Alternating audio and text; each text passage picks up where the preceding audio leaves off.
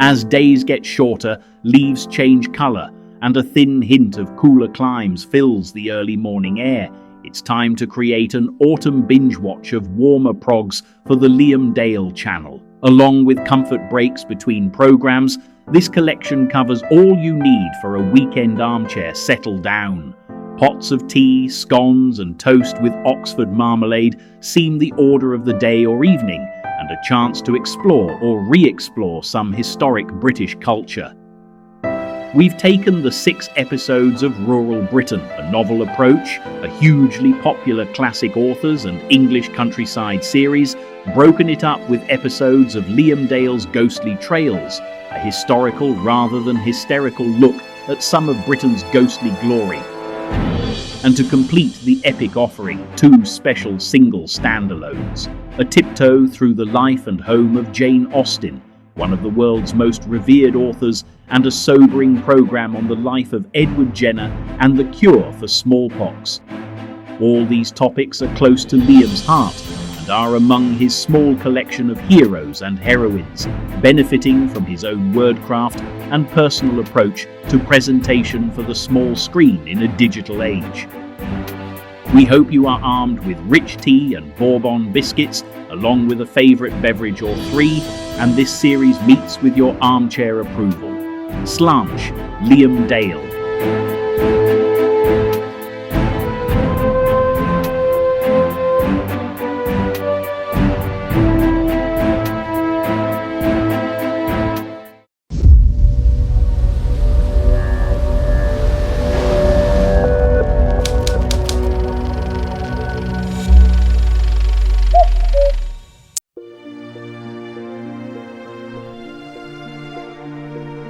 To travel around Britain in search of the rural landscapes that have inspired great writers to put quill to parchment will reveal some truly beautiful locations. From Thomas Hardy's Wessex to Jane Austen's Hampshire, George Eliot's Warwickshire, the Bronte sisters' Yorkshire, and D.H. Lawrence's Nottinghamshire. My name is Liam Dale, and I'd be delighted to escort you back in time in this programme to follow in the footsteps of Charles Dickens, one of literature's most esteemed heroes.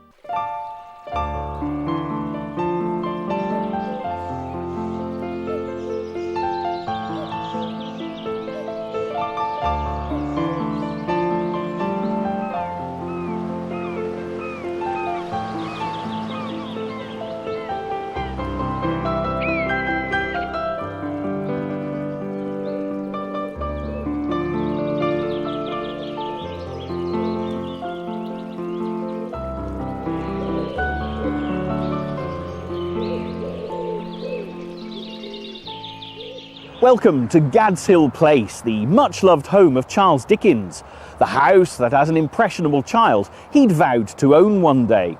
This truly is a rags to riches tale to rival anything the great man ever penned. And although it may seem rather strange to begin our journey where Charles Dickens died, rather than where he was born, Gad's Hill played such a significant role in our author's story, which makes it a great place to start. The setting is beautiful. The Kent countryside at its magnificent best, close to the historic town of Rochester. It was a landscape that would influence Charles Dickens his whole life long, and he spent much of his childhood in this district, while his father John was employed as a clerk in the Navy Pay Office based at Chatham, one of the neighbouring Medway towns of southeast England. And it was while out walking with his father as a child that Charles Dickens first encountered Gad's Hill Place. John Dickens, as you'll discover a little later, may not have been the ideal father, but he did tell his young son, as they stood gazing upon this magnificent house, that if he worked really hard and never lost sight of his dream, Gad's Hill Place could become his home.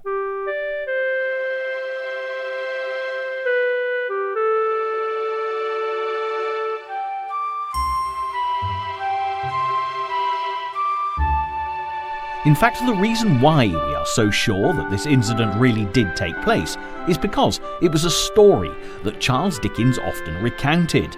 It actually found its way into print many years later in The Uncommercial Traveller, where you'll find these familiar words. Ever since I can recollect, my father, seeing me so fond of it, has often said to me, if you were to be very persevering and were to work hard, you might some day come to live in it. It's not difficult to appreciate how this charming piece of fatherly advice motivated Charles Dickens when he began to make his way in the world. But we are rather racing ahead of ourselves, because it would be many years before John Dickens' prophecy was fulfilled, and to find out how it happened, we need to head for Portsmouth.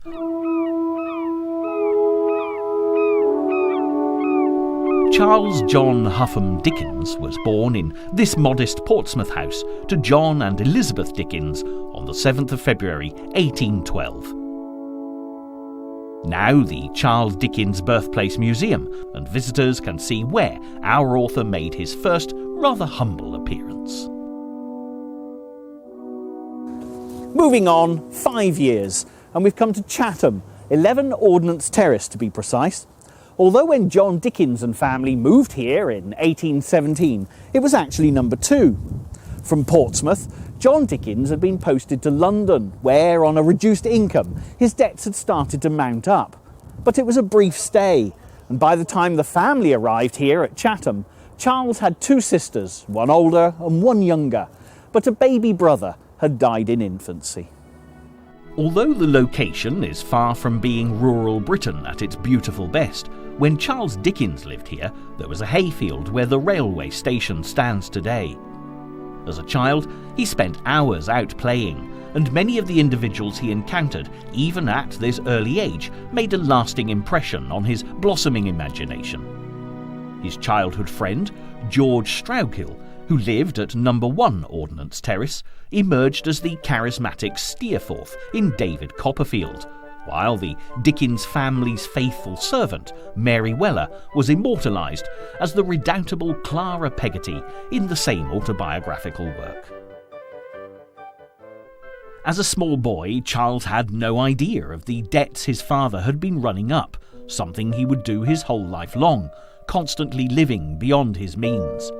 Nevertheless, the family grew in size, and inevitably, with hungry mouths to feed, it was necessary to move to more modest lodgings in Chatham. It would have been during this period in Charles Dickens's life that a walk to Higham, past Gad's Hill Place, resulted in John Dickens inspiring his son to make his mark on the world. And Gad's Hill was far from being the only place that captured the impressionable child's imagination. The lovely village of Cobham, where the Leather Bottle pub as popular today with Dickens enthusiasts as it was when our author was alive, is typical of this part of Kent. But there's one delightful church in the charming village of Cooling that is visited by those on the Charles Dickens trail even more often than the Leather Bottle.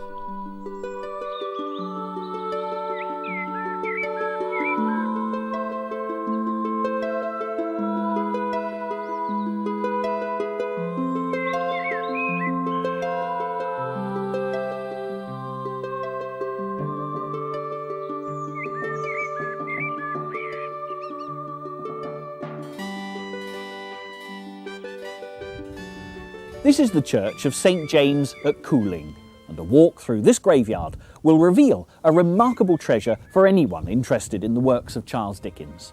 Thought to have been the inspiration for the sinister place where young Pip encounters the malevolent convict Magwitch in Great Expectations, the opening lines of this dramatic novel leave us in no doubt whatsoever that it's the same atmospheric location that Charles Dickens was remembering. Ours was the marsh country, down by the river, within, as the river wound, 20 miles of the sea. My first most vivid and broad impression of the identity of things seems to me to have been gained on a memorable raw afternoon towards evening.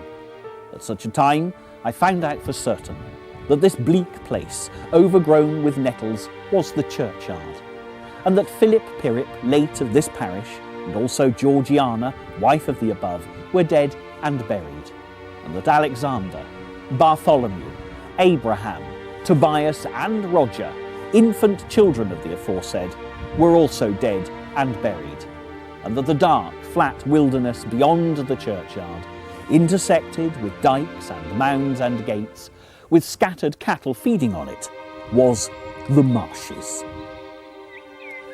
Dickens only talks of 5 tragic little graves in his novel, but there are 13 tiny tombs here at Cooling, and as the church is no longer in use, you certainly get a sense of a truly eerie landscape.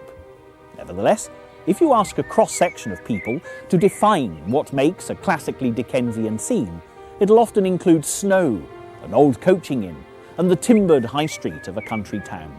And we don't have to travel far to find the very place that was such a favourite with Charles Dickens from his earliest childhood memories right through to his dying day.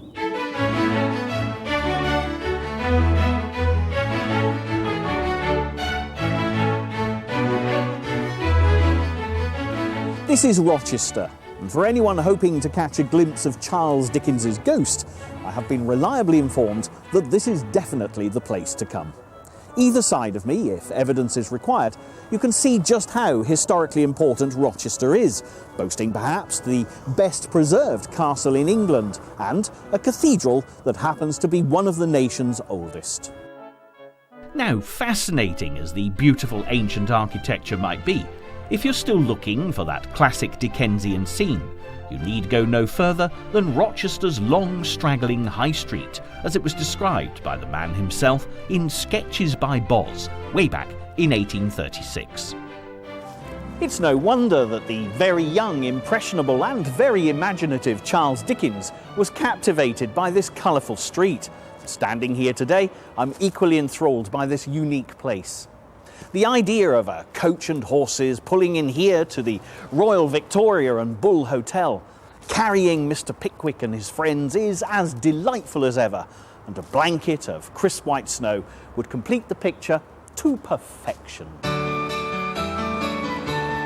Mr. Winkle, who sits at the extreme edge, with one leg dangling in the air, is nearly precipitated into the street as the coach twists round the sharp corner by the cheesemonger's shop and turns into the marketplace.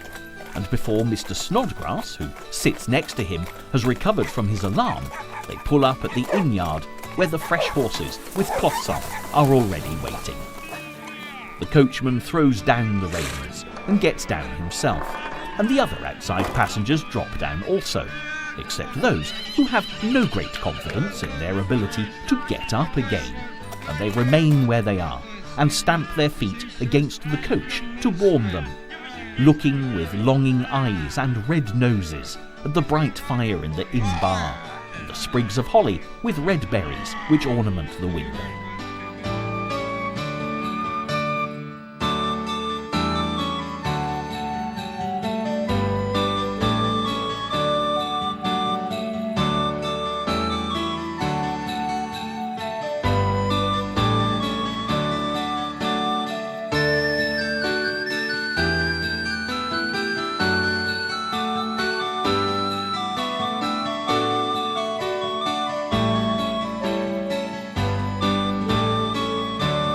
Again, I think we all now know exactly where the inspiration for this extract from the Pickwick Papers came from.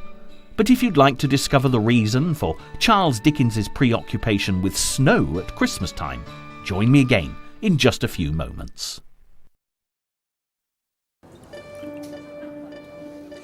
There's no chance of snow today, but if you come to Rochester for the annual Dickensian Christmas Festival, you're guaranteed snow, even if it does have to be of the artificial variety. But it's definitely memories of childhood that set the older Dickens writing about the pleasures of seasonal weather, because for the first 8 years of his life, it snowed every Christmas. But not all of Dickens's childhood memories were quite so happy, and in 1822, when he moved with his family back to London, the dark, dismal world that young Charles entered was as far removed from beautiful rural Kent as could possibly be imagined. Right from John Dickens's arrival in London, the financial troubles that had beset him for so many years got progressively worse, and any hopes young Charles had of receiving an education were dashed, not least because, as the oldest boy, he'd already been put to work in Warren's Blacking, a boot polish factory run by a relation of his mother. Then, to complete the humiliation of the sensitive child, John Dickens was arrested for debt and thrown into the Marshalsea prison, and the rest of the family joined him there, apart from Charles, who was left to work 10 hours a day in the factory. Eventually, an inheritance from a distant relation secured the Dickens family release, but Charles never forgave his mother for forcing him to continue at the blacking factory, although in the end, his father's determination that his son should go to school won the day, and for 2 years, while in his early teens, Charles attended the Wellington House Academy, which seems quite remarkable when you return to Gad's Hill Place. It's hard to believe as I sit here in the grand house where Dickens penned such classics as A Tale of Two Cities and Great Expectations, that such a brief education, coupled with a little schooling at Chatham courtesy of a neighbour, was enough to set Charles on his way.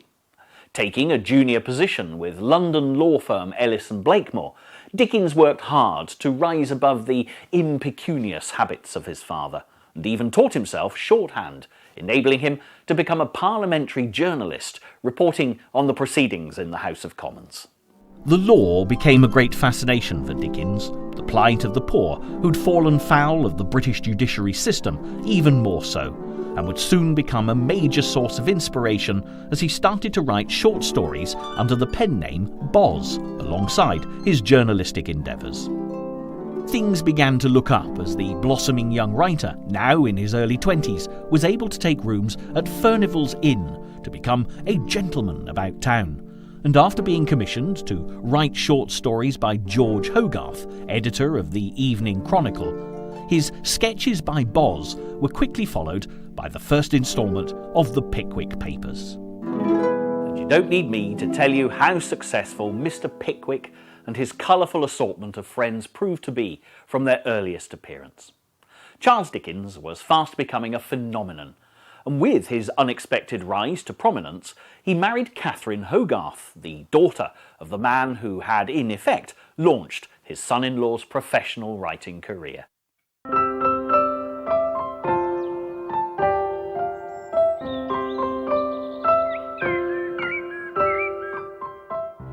When it came to choosing a honeymoon destination, Charles, as ever, reverted to the Kent of his childhood, and the newlyweds came here to Chalk, one of the loveliest English villages you're ever likely to see. This charming, timber-boarded cottage has a plaque claiming it was the house that Charles and Catherine stayed in, but it's been suggested that the original would have actually stood on the other side of the road. While here, Charles would have been writing further instalments of the Pickwick Papers, and you only have to look at the old forge to see that he was already collecting ideas that would last his entire writing career, as this is where it's believed Dickens found the inspiration for Joe Gargery's blacksmith's forge in Great Expectations. After their honeymoon, Charles and Catherine returned to Furnival's Inn, where they were joined by Catherine's younger sister, Mary. The couple's first son, Charles Jr., was born on the 6th of January 1837, but all was far from well, as Catherine slipped into what we would recognise today as postnatal depression. As Kent evidently had great restorative powers for Charles, Catherine, baby Charles and Mary came back to Chalk, while Charles Sr. commuted between London and his family as he continued to advance his writing career.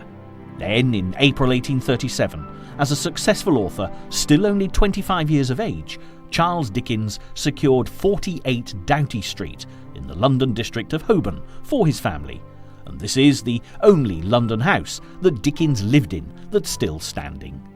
Today, it's the Charles Dickens Museum. However, it was here that tragedy struck just weeks after they all moved in, and it would influence Dickens's entire writing career, and very possibly damaged his marriage. On the 7th of May, 1837, 17-year-old Mary Hogarth, Catherine's sister, died in her brother-in-law's arms, and he was inconsolable. She became immortalised as Little Nell in The Old Curiosity Shop. But when Dickens had young, beautiful and good, inscribed on the unfortunate girl's headstone. Who can say what his wife must have thought?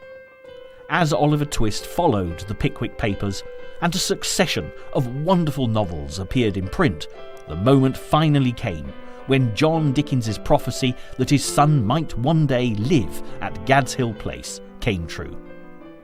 Charles Dickens, now in his mid-40s, was an international phenomenon. More than 30 years after his father's most astute words were spoken, Dickens' boyhood dream came true. By the time he bought Gad's Hill Place in 1856, he was already arguably the most successful novelist in the English language. And should you be wondering why I've brought you here to a tunnel of all places, there's actually a very good reason.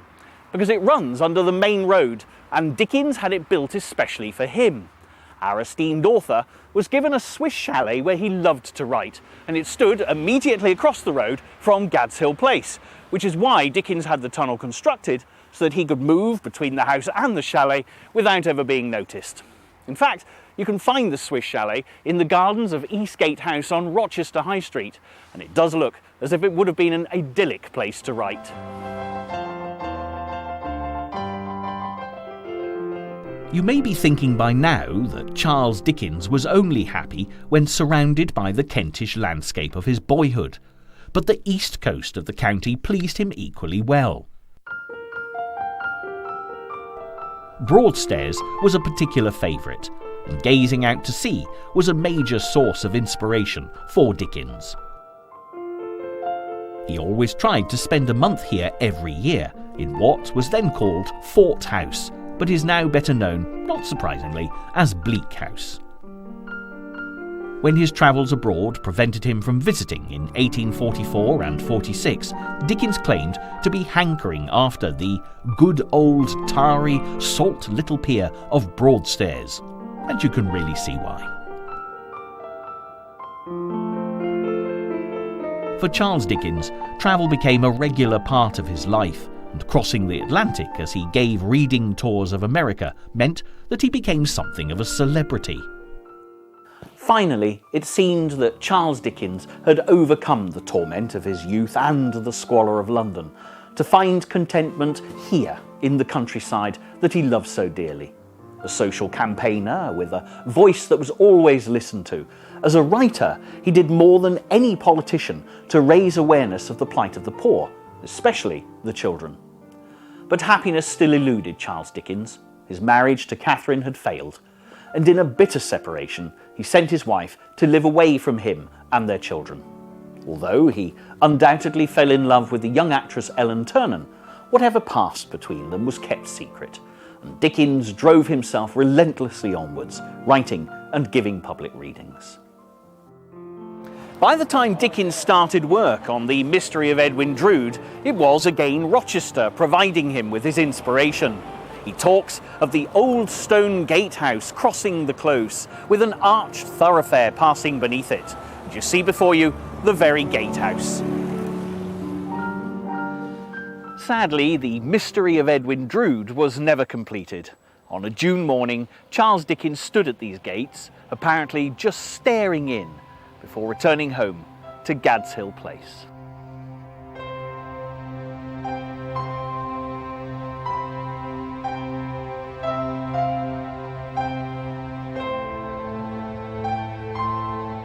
This is Restoration House, where Dickens took his inspiration for Miss Havisham's decaying mansion in Great Expectations, and it's impossible not to speculate, frankly, as to whether our author was bidding Rochester a fond farewell, because later the same day he had a stroke from which he never recovered.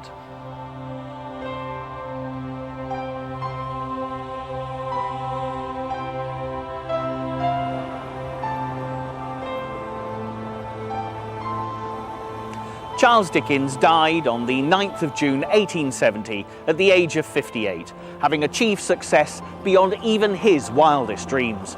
Characteristically, he wanted to be buried in Rochester Cathedral, but the nation demanded such a literary great, who they considered to be their own, be laid to rest in Westminster Abbey's Poets' Corner, or we can hope, standing next to this memorial plaque, is that the wonderful words spoken by Sidney Carton to conclude A Tale of Two Cities held true for their creator, Charles Dickens, leaving the man who had loved this part of rural Britain so much to rest in peace.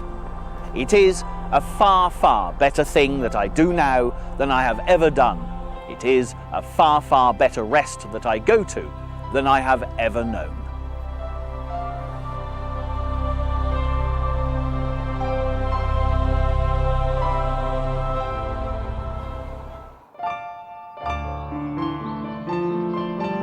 And on that poignant note, all that remains is to thank you for allowing me to be your guide through the evocative Kent countryside that so captivated Charles Dickens, and cordially invite you to join me again next time to visit another of Britain's beautiful landscapes, which inspired the creation of further great works of classic literature.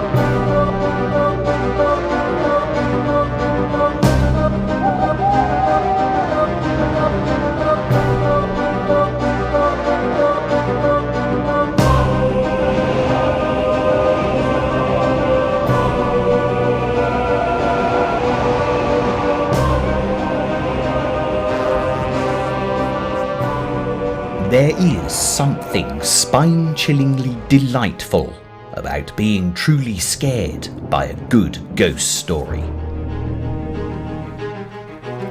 Whether it be headless horsemen, menacing monks, poltergeist, phantom or apparition, the great British tradition of dark tales recounted around a flickering fire is as irresistible today as ever.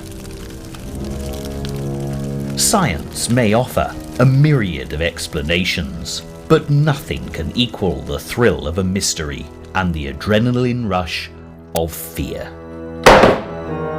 Believer and skeptic alike stop and listen to narratives embellished by generations of storytellers until it becomes impossible to separate fact from fiction. Like many who have an interest in ghosts, my earliest recollections come from childhood, when at the tender age of 8, I moved to Maryfield House in Cornwall. Looking at the red sandstone tower, I still feel a chill, remembering the hours spent sleepless in my turret bedroom. As a young tearaway, With a mother who adhered to the belief that sparing the rod spoiled the child, the place seemed a torture chamber, where punishment was liberally meted out for the good of my soul. Perhaps it was unhappiness and a general atmosphere of terror that precipitated the ghostly noises and the certain knowledge that I was not alone in my dark prison. But returning as an adult to what has since become a happy home, I am convinced that this house has a spiritual presence beyond my own miserable memories. However, there's an ironic twist to my days in this house, with my tenure marked as an indelible part of Maryfield's history. My naval officer father returned from one tour of duty with a gift for his errant son. It was a small oval china plaque, hand-painted with the words "William's Room" over a picture of a ship at sea.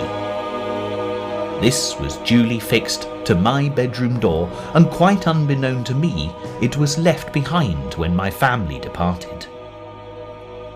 Whether an attempt to exorcise the past, or discover more about this fascinating house with a church in its front garden, when I return to Cornwall, I often drive past to look at the old place. About 10 years ago, I stopped and the house had been sold. Builders were working there, and I was amazed to find that they had been terrified by the ghost of William, said to be the illegitimate child of local gentry, hidden away in Maryfield's tower where he had died. I asked how they knew his name, and they replied that an old china plaque saying "William's Room" with a ship at sea remained upon his bedroom door, a tragic memorial to the little lost boy. It was an eerie feeling. Legend had made me a ghost in my own lifetime, and I was fascinated at how the story had grown. The stories featured in Ghostly Trails have all evolved with time, just as the tale of William's Room. Some stand up to investigation, with others perhaps owing more to fiction than fact. I can tell you for certain that the haunting china name plaque once belonged to me. But as for the rest of the ghosts, you'll have to decide for yourselves.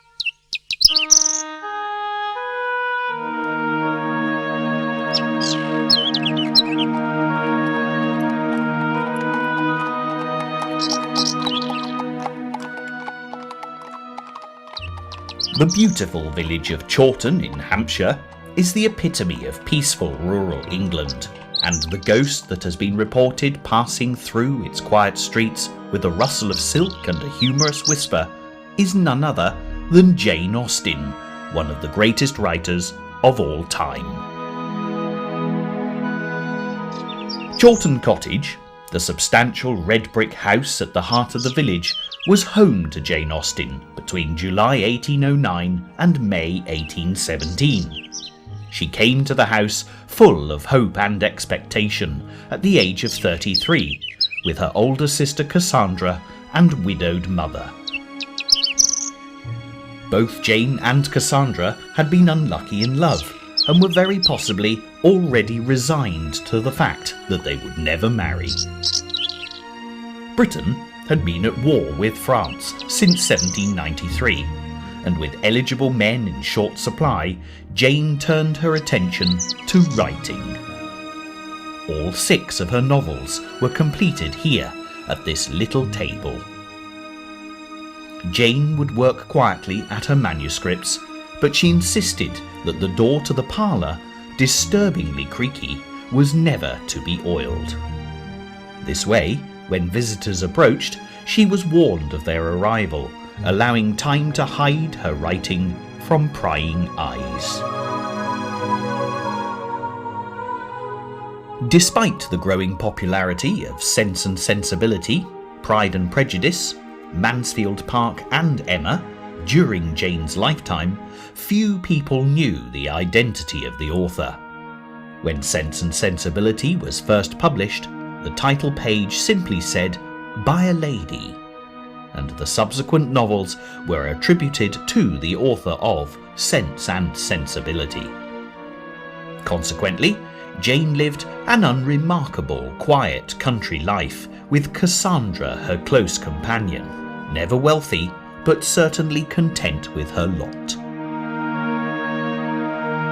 As was the fashion of the day, visits were made to London, Bath and the seaside, but whenever Jane and Cassandra were parted, the 2 sisters would write to each other, often daily. The surviving letters, many safely preserved at Chawton, paint a vivid picture of Jane Austen's character and the life she led. The 8 short years Jane Austen spent at Chawton were almost idyllically happy until she became ill with what was most probably cancer.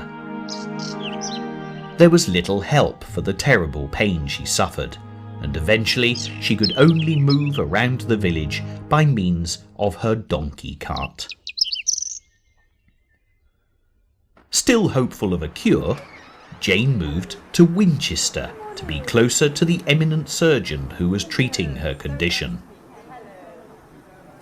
Sadly, Jane deteriorated rapidly, and she died in Cassandra's arms on the 18th of July 1817 at the age of 41.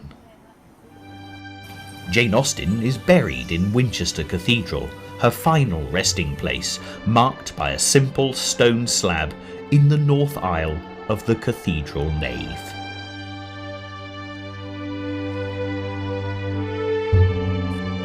Mrs. Austen and Cassandra remained at Chawton Cottage for the rest of their lives, and they're buried side by side in the little village churchyard.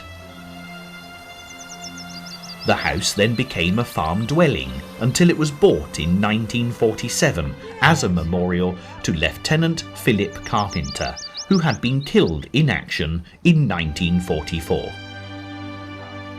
With the help of the Jane Austen Society, Chawton Cottage was restored and opened as a museum in 1949. Jane Austen's house has since become a unique and amazingly intimate experience for the thousands of visitors who come to Chawton each year.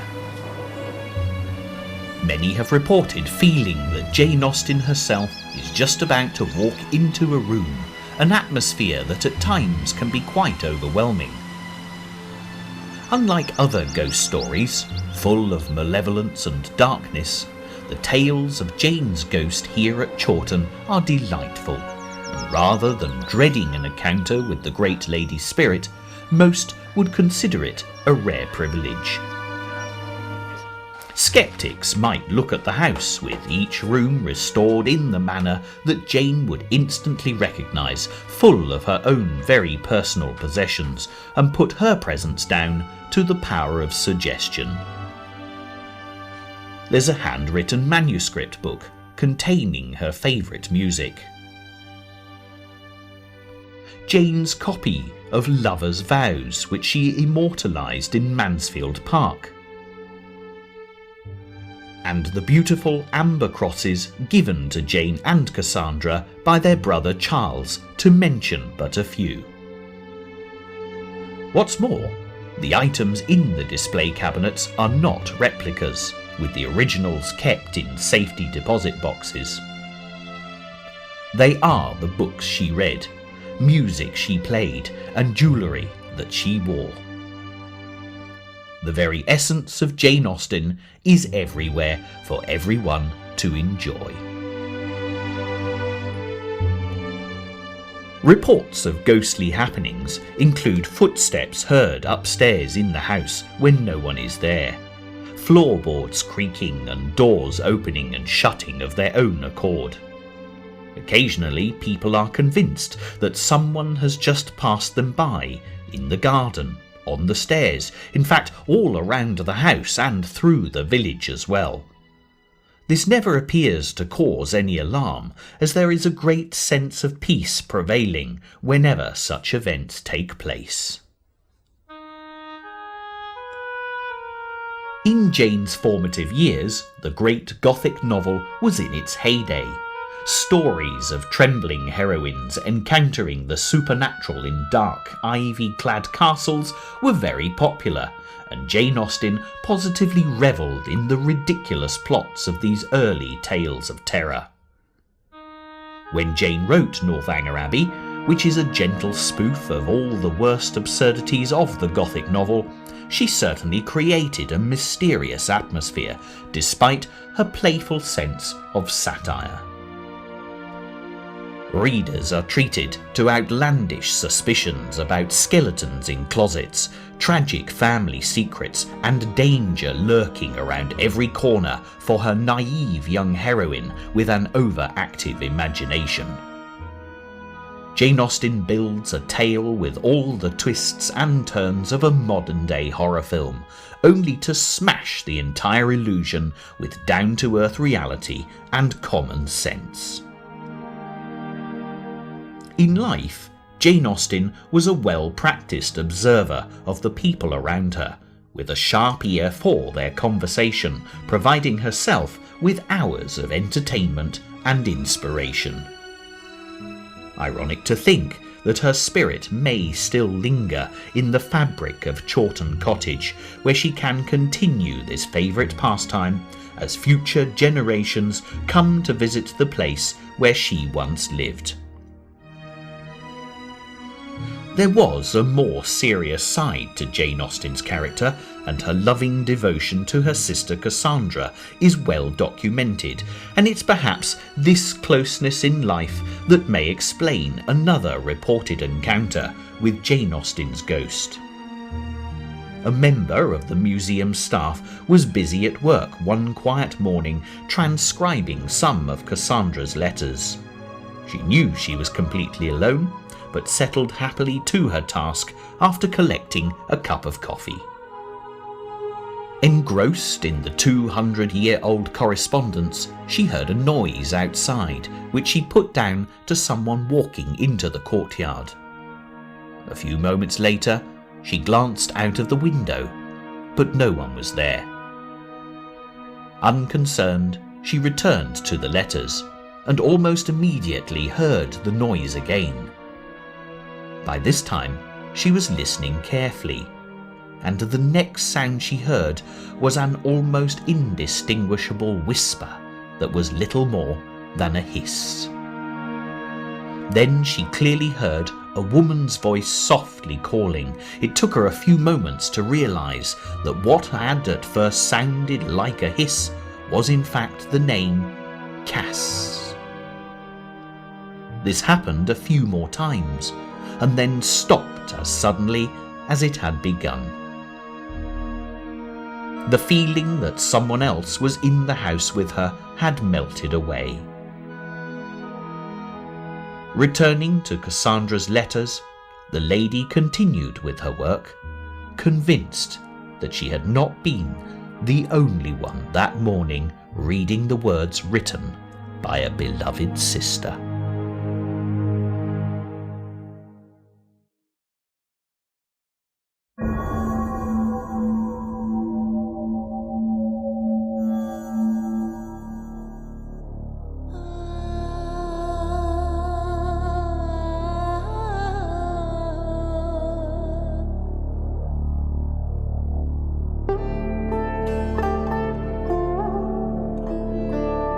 Lakshmana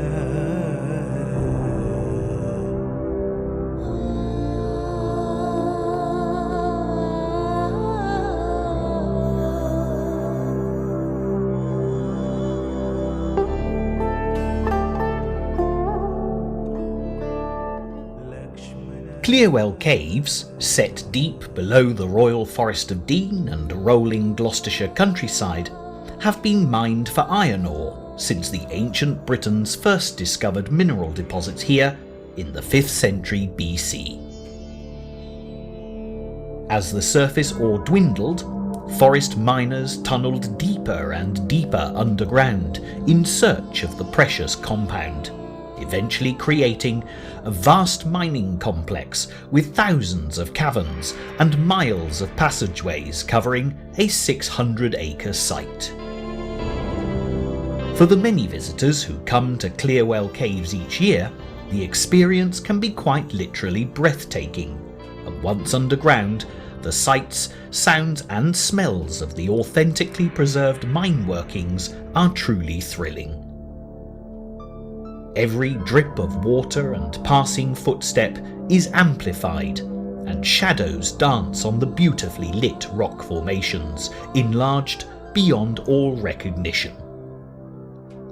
Hardly surprising then that many ghostly happenings have been reported deep down in the dark caverns, but the oldest of these ghost stories is persistently consistent. The miners at Clearwell have always talked about an old man who haunts the mine. Descriptions of his clothing are always the same in every detail, including his soft felt hat. It's hard to put a date on the type of costume he's wearing because miners' dress changed little over many centuries. The Freeminer brass, which has become synonymous with Clearwell Caves, dates from the 14th century, but when it's compared to this line drawing from about 1850, the clothing is almost identical.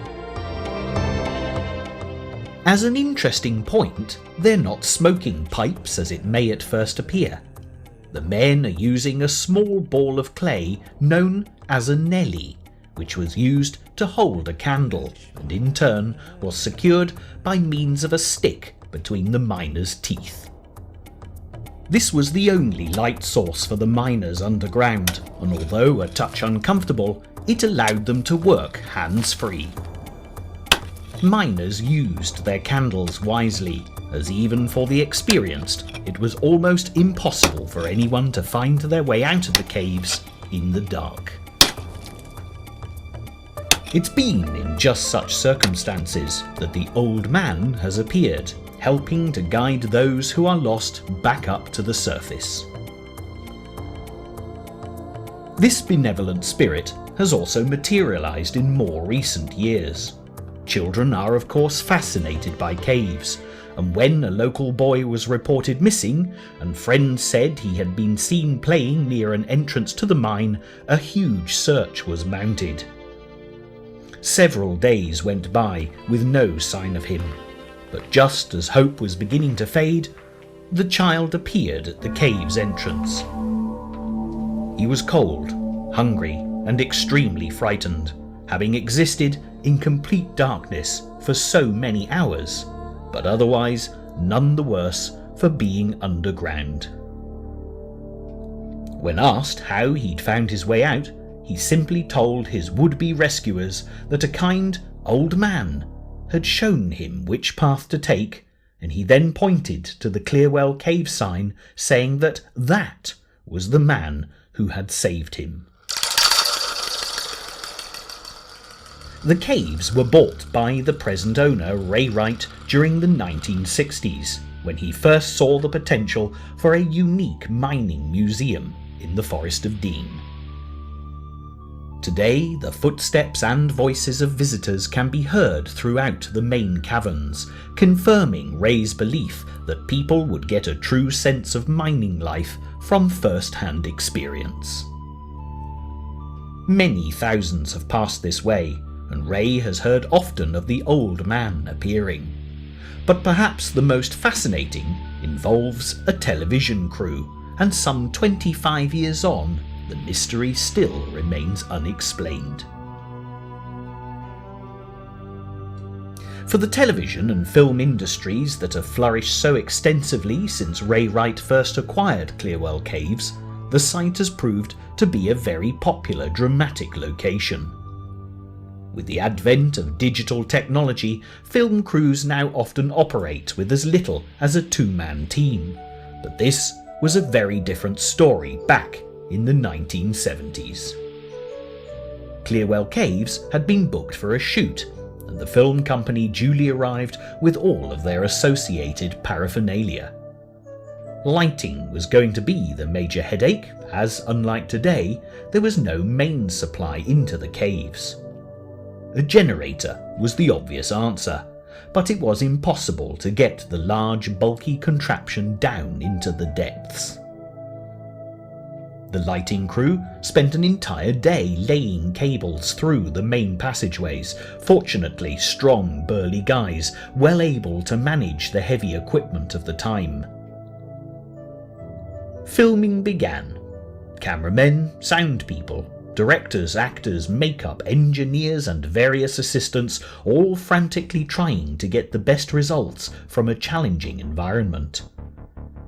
Time really was money with so many people involved, and when the lighting, so carefully planned, did not produce the right effect, the tension mounted. There was nothing for it. The lighting crew would have to lay yet more cable, so they set off towards the surface. It was at this point that the old man appeared. Thinking that he was a mine tour guide in traditional costume, they asked him which was the shortest route back up to the top to lay cable. He led them to this tiny tunnel entrance, a daunting prospect for large lighting guys, each over 6 feet tall and well fed at outside broadcast catering trucks. Although there was no way they could see where the tunnel was going to come out, if it did at all, they followed the old man, squeezing through the confined space. Eventually they emerged into a small cavern, which in turn led them out onto the main pathway almost at the surface. The short cut had saved them over 30. Gratefully, they turned to thank the old man, but he was nowhere to be seen. Hurrying to finish the task in hand, they decided to look for him again later. With lighting quickly set to new satisfactory levels, the day's filming was soon completed. It was only when everything was packed and ready to go that the lighting guys remembered the old man and tried to find him. When he didn't appear to be anywhere around, they popped into the office and asked that their thanks be passed on to him. The people in the office looked completely blank, explaining that there had been no one else in the mine that day, other than those involved with the film. Intrigued, the lighting guys took everyone to where the old man had led them, convinced that it would have been impossible to find if they hadn't been shown where to look. When asked to describe the man, they could remember very little, only his miner's tunic and soft felt hat. And although they were convinced that he'd spoken to them, they couldn't recollect his words. Having had the opportunity to follow the story to its exact location, it's almost incredible that two large men who didn't know the mine at all would choose to squeeze through such a confined tunnel without any guarantee of ever being able to get out again. A mystery indeed, and one that has become a much-loved addition to the folklore of Clearwell Caves.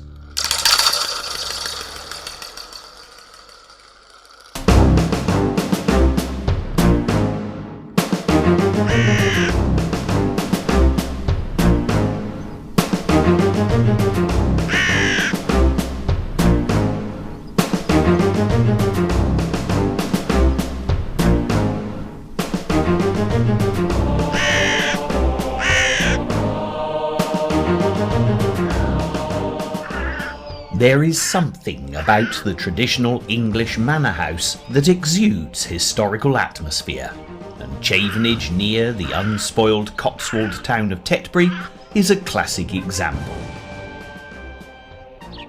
Predominantly Elizabethan in style, the house actually dates back to before the 14th century, with links to an ancient priory which stood at Horsley, just a few miles away. A sweeping drive leads to an impressive entrance, where a heavy wooden door creaks open to admit visitors to the house. Once inside, there is without doubt a ghostly atmosphere, and further investigation reveals a collection of spirits associated with Chavenage which spans the centuries. The house has been in the family of the present owner, David Lousley Williams, since the 1500s, and the most famous Chavenage ghost story involves his ancestor, Colonel Nathaniel Stevens, who was in residence here when the Civil War broke out in 1642. A distant relation of Oliver Cromwell and an MP, Nathaniel was a supporter of the parliamentarian cause. When Charles I and the Royalist army was defeated at the Battle of Naseby in 1645, there was much speculation about what should happen to the vanquished king. Oliver Cromwell has gone down in history as a brilliant but ruthless leader, and he was determined that the king should be put on trial and executed as quickly as possible. Nathaniel Stevens was moderate in his views and was against such a course of action because, like many others, he believed that Charles I, although a bad king, was in fact a good man, deserving better treatment than he was receiving at the hands of his captors. Nathaniel refused to give his support, and eventually Oliver Cromwell arrived in person at Chavenage to persuade him. The room in which Cromwell slept has been preserved, and visitors can see the actual bed where the great man passed the night. A copy of Charles I's death warrant is also in the room, a chilling reminder that Cromwell crushed all opposition, with the king eventually beheaded on the 30th of January 1649. The room is covered in heavy tapestries, and even on warm days is always cold. Footsteps have been frequently heard coming from the room when it's known to be empty, and on one occasion a guest using this room inexplicably upped and left in the middle of the night. With bags hastily packed, the lady in question walked 7 miles to Kemble Station alone through the dark country lanes, refusing to ever disclose what had happened to her the night she slept in Oliver Cromwell's bed. But back to Nathaniel Stevens. His daughter Abigail was horrified that her father had failed to stand firm against Cromwell. She was convinced that the family would be forever cursed as a result of his weakness, and when Nathaniel became ill soon afterwards, Abigail was sure that her fears had been justified. The legend that has grown around these events claims that as Nathaniel breathed his last, a magnificent phantom coach and horses drew up at the front of the house. The coachman, dressed in the royal livery of Charles I, eerily headless, sat motionless as the ghost of Nathaniel Stevens entered the coach. With great speed it then raced over the cobbled drive with a tremendous roar, and as it reached the manor gates, the apparition burst into flames before disappearing completely from sight. What's more, the legend also claims that any lord of the manor who actually dies in the house will be transported to the hereafter in the same ghostly style. There are those who talk of seeing the spectre of a carriage driven by a headless coachman pulling up to the house at the dead of night, and also those that are convinced that they've heard ghostly carriage wheels thundering down the driveway when there's not a vehicle of any description in sight. A strange story indeed. But other visitors to Chavenage have been surprised by equally bizarre supernatural experiences. Another famous guest to frequent Chavenage was Princess Marie-Louise, a granddaughter of Queen Victoria. Her lady-in-waiting was woken one night to see the ghost of a woman dressed in fine grey clothing. The spirit floated over to the bed where the princess lay sleeping, bent her head appearing to closely look at Marie-Louise before leaving the room as stealthily as she had entered it. When the lady-in-waiting told her story the next morning to the rest of the household, nobody seemed in the least bit troubled, as the Grey Lady had been encountered many times. The princess didn't see the ghostly figure, but for all the time that she stayed in that particular room, she complained of the door opening and closing for no apparent reason. A room in the newer part of the house was also exorcised at the same time that the priest was called in to the Oliver Cromwell room. On a number of occasions, a very strange ghost appeared, waking guests in the middle of the night. A swarthy man, dressed in military uniform with heavy gold braid epaulets, materialized, a mysterious character with long black hair and swirling black moustache. Who he was or why he should be there has never been discovered.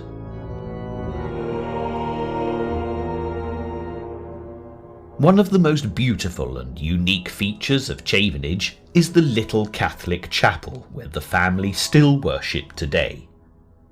Built some years after Henry VIII's dissolution of the monasteries, when the Augustinian monks at Horsley had been forced to flee the priory.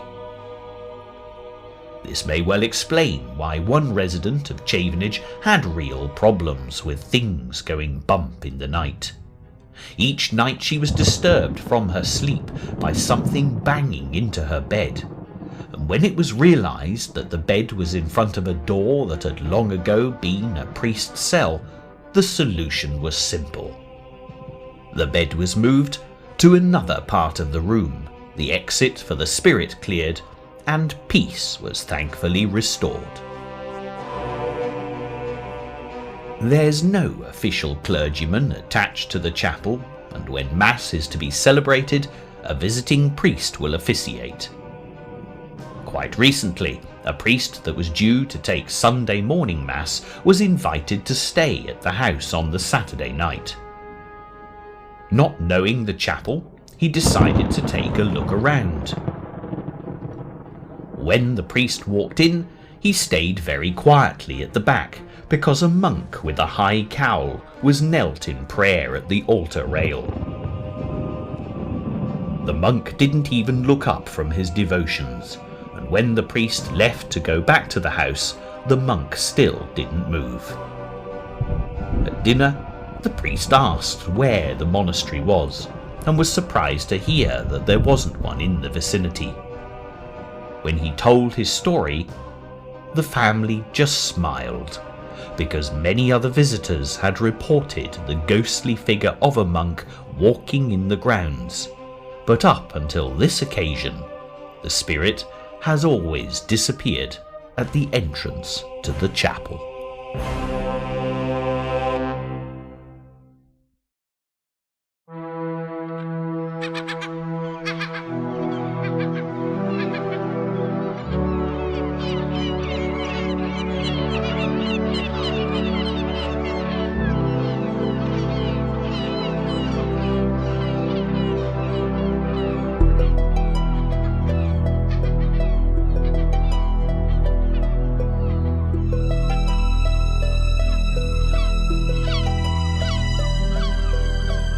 There's something undeniably romantic about the unspoiled fishing village of Polperro in Cornwall.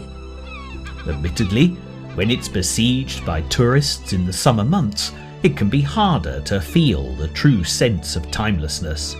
But with the narrow streets kept free of traffic, the atmosphere at least retains a flavour of the past. Sheltered in a cliff ravine, a fascinating jumble of fishermen's cottages rise steadily from the harbour. Many were designed almost as a ship made of stone, with a ground floor perfect for storing nets and salted fish, and the living accommodation in the loft above. There was a time when the poor of Cornwall relied upon the seasonal pilchard catch to feed them for the entire year. Fishing was a vital part of Cornwall's economy, and combined with mining for tin and copper, it was the regional mainstay. There's a traditional Cornish toast, which can still be heard in pubs today, of fish, tin and copper. However, the rugged Cornish coastline sustained a lucrative black economy, with smuggling supplementing the incomes of whole villages. Polperro has often been described as the smuggling capital of the district, and it's not difficult to imagine contraband furtively delivered under the cover of nightfall to the cellars and caches of the waiting houses. Ever since the Norman occupation after the Battle of Hastings in 1066, when William the Conqueror put much of Cornwall into the hands of tax-raising absentee landlords, avoiding what was perceived as unfair duty soon became a much-practiced skill as smuggling flourished. As the years went on, and England was constantly at war with France, sometimes Spain, and even transatlantic neighbours, piracy on the high seas and raiding parties in search of alcohol and tobacco were often coordinated from Cornwall. No matter how dangerous the hostilities between the nations, the smugglers of Cornwall still braved the elements to bring all manner of goods back to the hidden coves along the shoreline, always careful to avoid the watchful eyes of the customs men. Entire communities would keep the secret of the smugglers, and those not actively involved could be expected to turn away as the horses' hooves were heard on the cobbled streets at the dead of night. A walk through Polperro when darkness has fallen brings Rudyard Kipling's famous Smuggler's Song to mind, which offers very good advice. If you wake at midnight and hear a horse's feet, don't go drawing back the blind or looking in the street. Them that asks no questions isn't told a lie. Watch the wall, my darling, while the gentlemen go by. 25 ponies trotting through the dark, brandy for the parson, baccy for the clerk, laces for a lady, letters for a spy. Watch the wall, my darling, while the gentlemen go by. Smuggling was a dangerous business because the stakes were high, and many an informer was found with his throat cut and the culprits never apprehended. Also, many small boats were wrecked on the wild coast, drowning the occupants and consigning their treasure to the bottom of the sea. There are those who still today claim to hear ghostly screams through Polperro's streets of those who died horridly in search of a fortune. From time to time, ships would run aground in stormy weather, and local people often lit fires on the cliff tops to try and guide a stricken vessel to safety. The precious cargo, whether it be brandy, wine, rum, silk, tobacco or gold, was swiftly collected. But riots frequently broke out as men fought for a share of the spoils. In a poverty-stricken environment where life was cheap, gangs of wild, hard-drinking Cornishmen, well used to the perilous existence of the mines or at sea, thought nothing of lighting false fires to bring about a disaster. Known as wrecking, their intention was to destroy the ship and steal whatever was in the hold. There was no assistance for the survivors, just rows of men along the beach waiting to drown any soul who reached the shore. Eyewitness reports describe horrendous scenes as hundreds at a time were murdered in the icy cold depths. On a windy night, phantom cries begging for mercy have been reported on many occasions along the stretches of coastline where such unfortunate souls are known to have perished at the hands of the Cornish wreckers. The arrival of John Wesley in Cornwall and his Methodist preaching did much to check such lawless behaviour, but it did take over 40 years for the Methodist connection to reach the distant corners of the county. Today, the coastline is protected by lighthouses, never-fading beacons thanks to modern technology. Here at the Eddystone Lighthouse, many shipwrecks lie beneath the swirling waters, and as a dense mist descends from nowhere, the booming foghorn and flashing light are extremely comforting in such eerie surroundings. There are many wonderful ghost stories connected to the sea. Tales abound of ghost ships appearing to collect the souls of sailors who have died ashore, in the past more especially when the deceased happened to have been an old pirate. It's been known for modern-day sailors to avoid crossing water where shipwrecks lie for fear of being haunted by any long-lost souls that they may disturb. As with any other region of the country, the best places for ghost stories are the traditional Cornish pubs that very possibly benefited from the smuggling trade so many years ago. The Crumplehorn Inn at the top of the village of Polperro is a fine example of a haunted hostelry, and as the fires are lit and the night draws in, ghost stories are traded over the well-stocked bar. Nobody knows quite how long there's been a mill on this site, but it was mentioned in the Domesday Book of 1086, and corn was still ground here until the 1950s.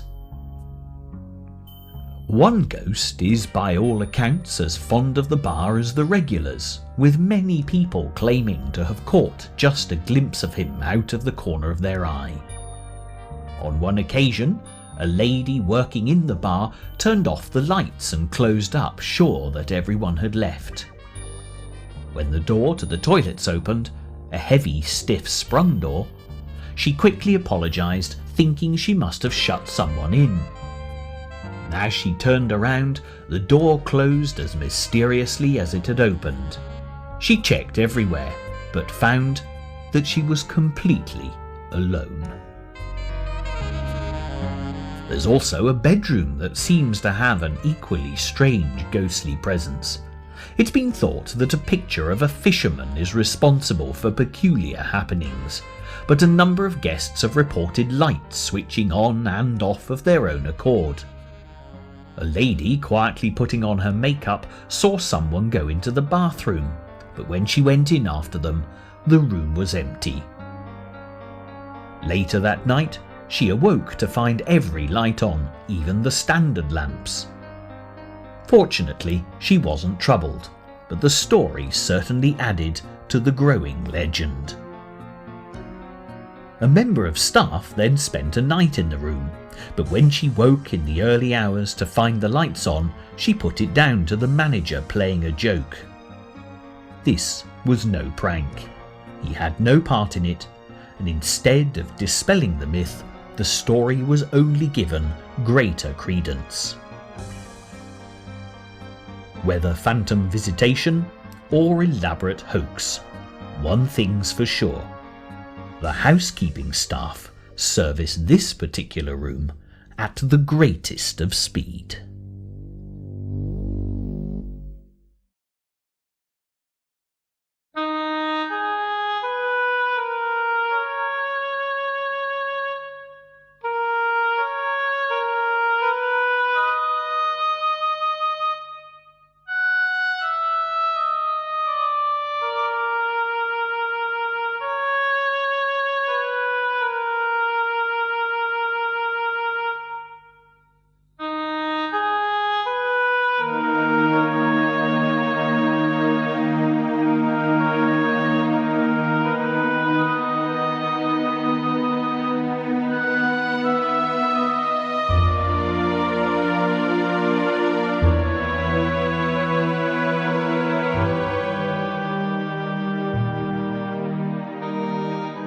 The quiet rural town of Berkeley is shadowed by the majestic grey walls of an imposing Norman castle, one of the finest examples of a medieval stronghold to be found anywhere in the country.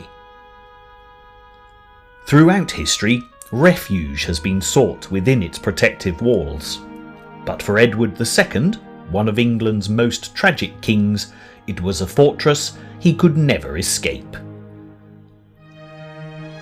The murder of Edward II is without doubt Berkeley's most notorious claim to fame, and walking around what now appears to be a stately yet very comfortable home gives few clues to the terrible deeds perpetrated under the Berkeley family's roof. Don't be fooled by the lavish furnishings, fine paintings and lovely gardens. The ghostly tale that follows has haunted the castle ever since, and will continue to do so for all eternity. Edward II was a deposed monarch when he arrived at Berkeley as a prisoner in 1327. His own 14-year-old son Edward III succeeded him, but the real power lay in the hands of the boy's mother, Isabella of France, the wife that Edward II had spurned in favour of homosexual liaisons which were far from discreet. Hell certainly has less fury as Isabella and her lover Roger Mortimer plotted to dispose of the unwanted husband. Thomas, the then Lord Berkeley, Mortimer's son-in-law, was happy to oblige the Queen as she restored lands to him that had been plundered by the King's favourites, the Despensers. He was Edward's jailer, sending him up these very steps to the awful dungeon where the King was to die. The dungeon is strategically built above a very deep pit where the castle's putrefied waste would have been allowed to accumulate. As this included everything from sewage to animal carcasses and the occasional troublesome human, the stench of the noxious gases was usually enough to kill anyone left in the dungeon above for long enough. Edward had lived a privileged life, and with a strong constitution he survived the perils of the pit for 5 months, but the hours spent in such unpleasant conditions must have taken their toll. But worse was to come. An unsuccessful rescue attempt sealed the King's death warrant, as a nervous Queen Isabella felt it necessary to speed up proceedings. On the night of the 21st of September 1327, a band of hired killers were let into the castle. He was still a strong man, and there was an almighty struggle as Edward tried to fight off his attackers, but all was in vain. Traditional disembowelment with a red-hot poker, a customary but gruesome death for homosexuals in the 14th century, was employed on that fearful night. The screams of the tortured man were heard for miles, and although there was not a mark on the twisted corpse, news reaching London, where the influential clergy of the day refused to offer the king's body holy burial. Eventually, the Abbot of Gloucester granted the mortal remains of Edward II a final resting place near the high altar in St. Peter's Abbey, now better known as Gloucester Cathedral. Isabella and her lover only ruled for 3 years, at which time Edward III seized power from his mother. Mortimer was tried and executed, and Isabella was forced to retire from public life. It's claimed that the Berkeley family, the 25th generation of which own the castle today, were away at the time of the murder and were not party to it. Their staunch support of the monarchy in the Civil War, which was to follow many years later, has allegedly been attributed to a sense of guilt. Perhaps. Who can say? Anyone who's heard this dreadful story is unlikely to forget it, and the inhabitants of Berkeley who have had the tragic tale passed down through numerous generations will sometimes claim to hear blood-curdling screams at the dead of night coming from a sinister, silhouetted castle. A few anonymous lines of poetry that have also been handed down with the legend suggest that nocturnal peace in Berkeley has been disquiet for a very long time. Shrieks that through Berkeley's roof did ring, shrieks of an agonizing king. A violent death of this type will often precipitate a wealth of ghost stories, with few people who die peacefully in their beds seeming to feature in tales of the paranormal. This second encounter with the ghost of Edward II was reported in more recent times, when a Saturday night out turned into an exceptional experience for a group of local Berkeley lads. A plentiful supply of beer in the local hostelry made for a lively walk home, and well used to the sight of a large grey castle looming out of the darkness en route, nobody paid any attention to it. Until one man suddenly stopped, his gaze fixed on a large door in the castle wall, which had opened. The others too stared in amazement, as ancient soldiers on horseback slowly advanced towards them. Foot soldiers then followed, as a funeral procession bore a draped coffin on a horse-drawn dray, with large wooden wheels out of the castle.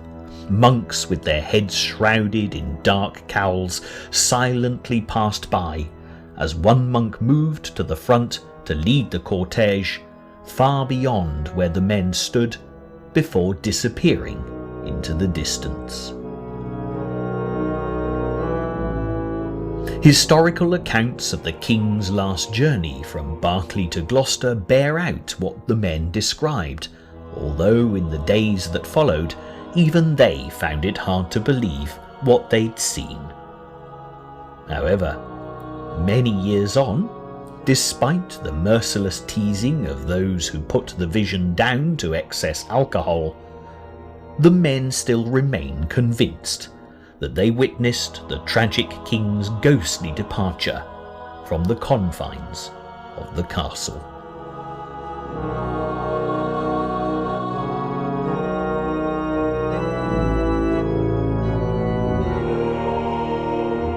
This has been a truly memorable look at ghost stories, giving me the chance to lay one or two ghosts of my own, starting out with the great haunted tower of my childhood at Maryfield House. There are places where I've felt a deep sense of mystery, others an overwhelming sadness, sometimes a comfortable acceptance, and frequently a healthy degree of cynicism. Overall, I have to say that I have no great explanations to offer and no proof that ghosts actually exist. Equally, I've found no evidence to the contrary. However, it's been a fascinating topic that will captivate our mortal imaginations for generations to come. And I, for one, will definitely be off in search of more ghostly trails as soon as I possibly can.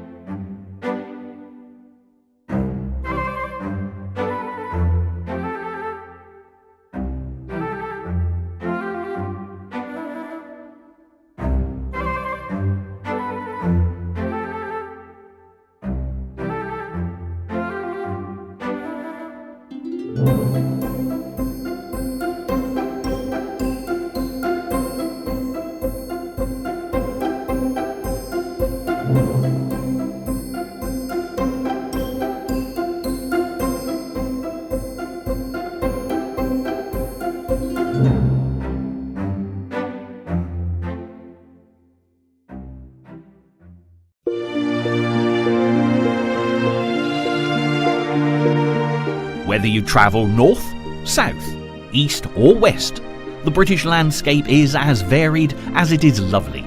And for the great authors of English literature, the countryside has always provided a rich tapestry of inspiration. From the Kent of Charles Dickens to the Hampshire of Jane Austen, there's always somewhere fascinating to visit. And with D.H. Lawrence's Nottinghamshire, George Eliot's Warwickshire, and Thomas Hardy's Wessex, there's no shortage of locations.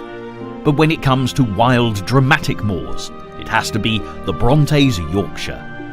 I'm Liam Dale, and I'd be delighted to show you around.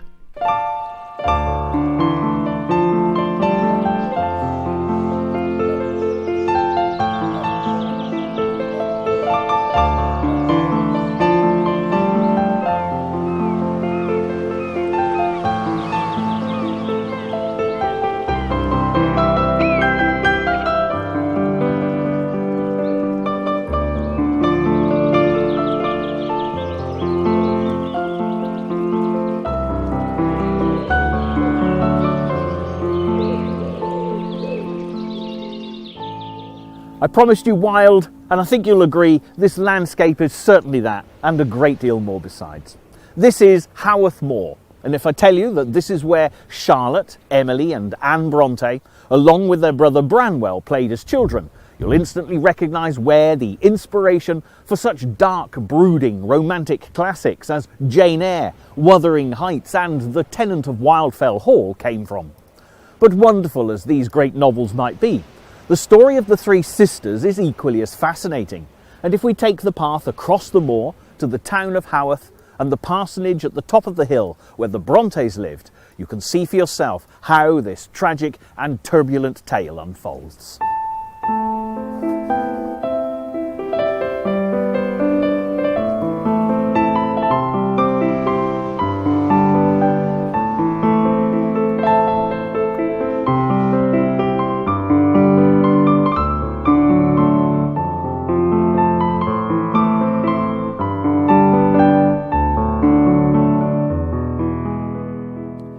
By the time the girls moved to Haworth, when their father, the Reverend Patrick Bronte, was appointed the perpetual curate of St Michael and All Angels, the family was definitely prospering. And you may be surprised to learn that there were two older sisters, Maria and Elizabeth, as well as our future authors. Maria had just turned 6, Elizabeth was 5, Charlotte, brother Branwell and Emily had been born in consecutive years, followed by Anne, who was just a few weeks old when the Brontes arrived here in February 1820. As Mrs. Bronte was kept busy with her brood of 6 children, her husband settled into his new parish, and his parishioners would have quickly realised that their new vicar was quite a unique character. Born into poverty in Ireland, young Patrick Bronte, as the family were known, was determined to make his way in the world, despite being one of 10 children. He was a clever boy and quickly realised that education was the best way to achieve his ambitions. Even so, being accepted at Cambridge to study at St John's College was remarkable, and as well as taking up a promising career in the church, Patrick also had aspirations to become a published author. He was actually quite an accomplished poet, and no doubt believed that changing his surname to the grander-sounding Bronte might help him progress. When his studies were complete, Patrick served as a curate, first in Essex and then Shropshire, before moving to Yorkshire. After a brief stay at Dewsbury, Patrick Bronte came here to Hartshead in 1811. It was an interesting time. Hartshead was at the epicentre of the Luddite protests. Many of Patrick's parishioners were part of the movement, rebelling violently against industrial progress. The threat to the mill owners in the area from workers who'd been laid off as a result of new machinery was deadly, and even the Reverend Bronte found it sensible to keep a loaded pistol to hand at all times. In later years, the Bronte children would be fascinated by their father's tales of the Luddites, and Charlotte would actually use Patrick's reminiscences to form the plot of her novel, Shirley. As the troubles subsided and peace was restored, Patrick found himself well respected and settled in the parish, and at the age of 35 turned his thoughts to marriage. When he met the lively Cornish-born Maria Branwell, the niece of an old friend, romance soon blossomed, and the happy couple were married in 1812. The family quickly grew with the births of daughters Maria and Elizabeth, but the ambitious Patrick, after 4 years, was ready to advance his career and was appointed as perpetual curate at Thornton Church, a short distance away. The church may not have been the prettiest, nor the accommodation provided for the Bronte family the grandest, but they soon settled happily into their new parish. If you take a closer look at the house they lived in, 74 Market Street, you'll see that there were 4 new additions to the family in quick succession. Charlotte was born in 1816, brother Branwell in 1817, Emily in 1818, and finally Anne in 1820. These were happy days. Patrick even enjoyed some local literary success with his poetry and prose, while his wife relished a delightfully busy social life amongst her friends and neighbours. But this was far from being a large house, and with 6 growing children, not to mention a couple of servants, it wasn't long before the Reverend Bronte, ambitious as ever, was looking around for a bigger parish, an increased stipend, and a more appropriate property to cater for his domestic arrangements. So when the living at Haworth, just 5 miles away, became vacant, complete with its large Georgian parsonage backing onto the moors, it was time to exchange the cosy comforts of Thornton for the wild landscape that would inspire such great literary creations. What a pleasure it must have been for the Bronte family to arrive here, although as for us today, in January 1820, it might well have been a tad chilly. But it's immediately evident that this substantial property was built to withstand whatever the weather threw its way. Getting on for 200 years later, what is now the Bronte Parsonage Museum is as welcoming as ever for visitors from all over the world.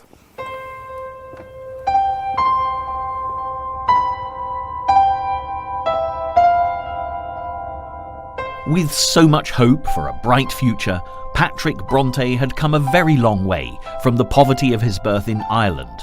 But within the briefest space of time, this fleeting joy would turn to sorrow and utter despair. Mrs. Bronte fell ill soon after moving into the parsonage, and it was a terrible blow for Patrick.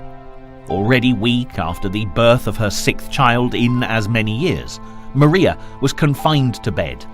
Despite her husband's tireless efforts researching cures and looking for medicine, nothing could combat the cancer that had taken such a speedy but secure hold. Then, when all of the children were struck down with what was then the deadly scarlet fever, Patrick's tenure at Haworth that had started with such promise seemed blighted as he faced losing his entire family. Fortunately, Mrs. Bronte's sister, Elizabeth Branwell, came to the rescue, arriving from Cornwall to take charge of the household, and soon the children had all been restored to health. But their mother, after suffering horribly, lost her battle for life on the 15th of September, 1821. She was heard to cry out, "Oh God, my poor children." and the sight of Mrs. Bronte's coffin being carried through this narrow gate to her final resting place in the family vault in the church must have been devastating to witness. Distraught, the Reverend Bronte shut himself away from everyone in his grief, becoming stern with the children, who were, by all accounts, grave and silent beyond their years. Elizabeth Branwell, a strict Methodist, considered it her duty to care for her sister's children, so she remained at the parsonage. Gradually, order was restored, and the children turned to each other as they played together out on the moors, where they would not disturb their father. One of the family servants described the touching scene. The 6 little creatures used to walk out hand in hand towards the glorious wild moors, which in after days they loved so passionately. Life did go on, but sadly for the Brontes of Haworth, worse was yet to come. Education had been the making of Patrick Bronte, and when he found a school for clergymen's daughters advertised, the 2 older girls were quickly dispatched, with Charlotte and Emily following a few weeks later. All that remains of the school at Cowan Bridge, about 50 miles from the parsonage, is a row of cottages that made up part of the establishment. And as delightful as the setting looks today, all was far from well back in the winter of 1825. The school had been started by a well-intentioned clergyman who'd been horrified by the number of weddings he presided over, where the bride could only make a mark in the register because she was unable to read or write. But sadly, the establishment was beset with difficulties, and it wasn't long before catastrophe struck. The first the Reverend Bronte knew of the tragedy about to unfold was when news came that Maria had fallen ill. Conditions were bleak at the school, and in the cold and damp, Patrick's eldest daughter had contracted tuberculosis. A typhus epidemic had also broken out, an episode that Charlotte would recall vividly in her novel Jane Eyre. But by the time Maria reached Haworth, it was too late. She died on the 6th of May 1825 at the age of 11 and was buried with her mother in the family vault. Then news came that Elizabeth was also suffering from TB, and when she reached Haworth, obviously very sick indeed, Charlotte and Emily were immediately brought back to the parsonage too. And if you want to know what happens to the girls, all will be revealed in just a few moments.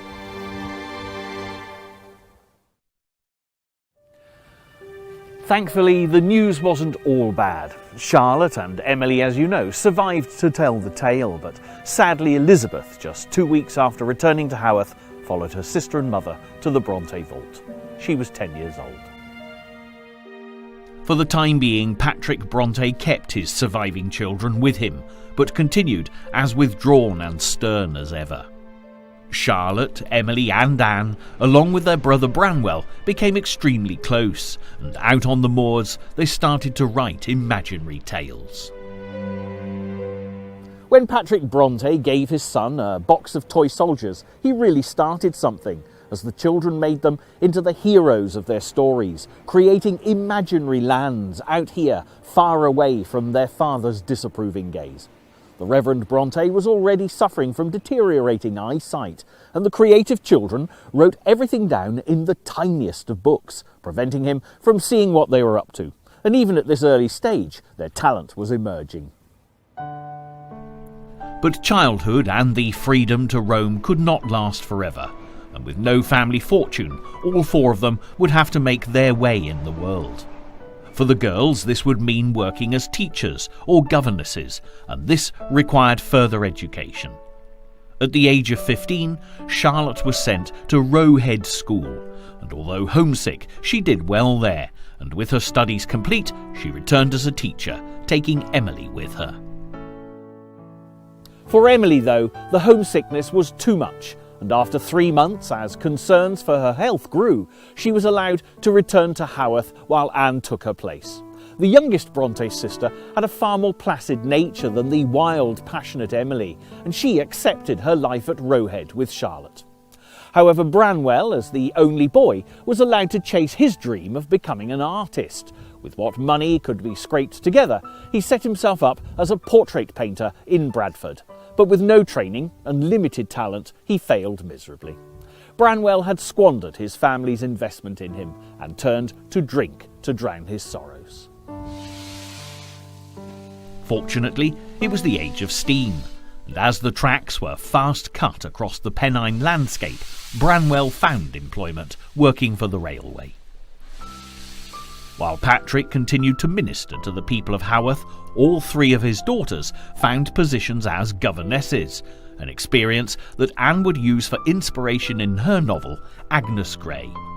However, Emily struggled again, and after 6 months returned to the parsonage, claiming she preferred the dogs to her pupils. It's interesting to note that here in the church there's a monument to William Waitman, who became Patrick's curate at about this time. The handsome young man sent a Valentine's card to the sisters in 1840, and although it seems that gentle Anne was his choice, there was a tragic end to the romance. As cholera was rife in Haworth, he contracted the disease and died in 1842.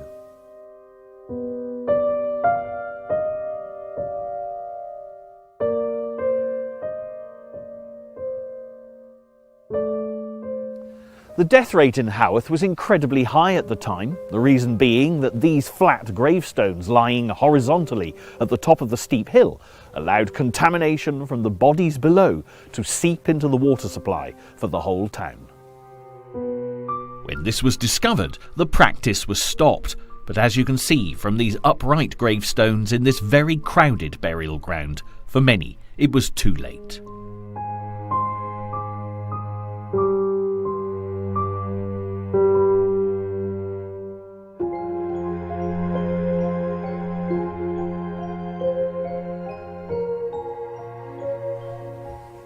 For the Brontes, these were dark days. We've come to the Black Bull on Haworth's cobbled High Street, which is where Branwell Bronte could all too often be found.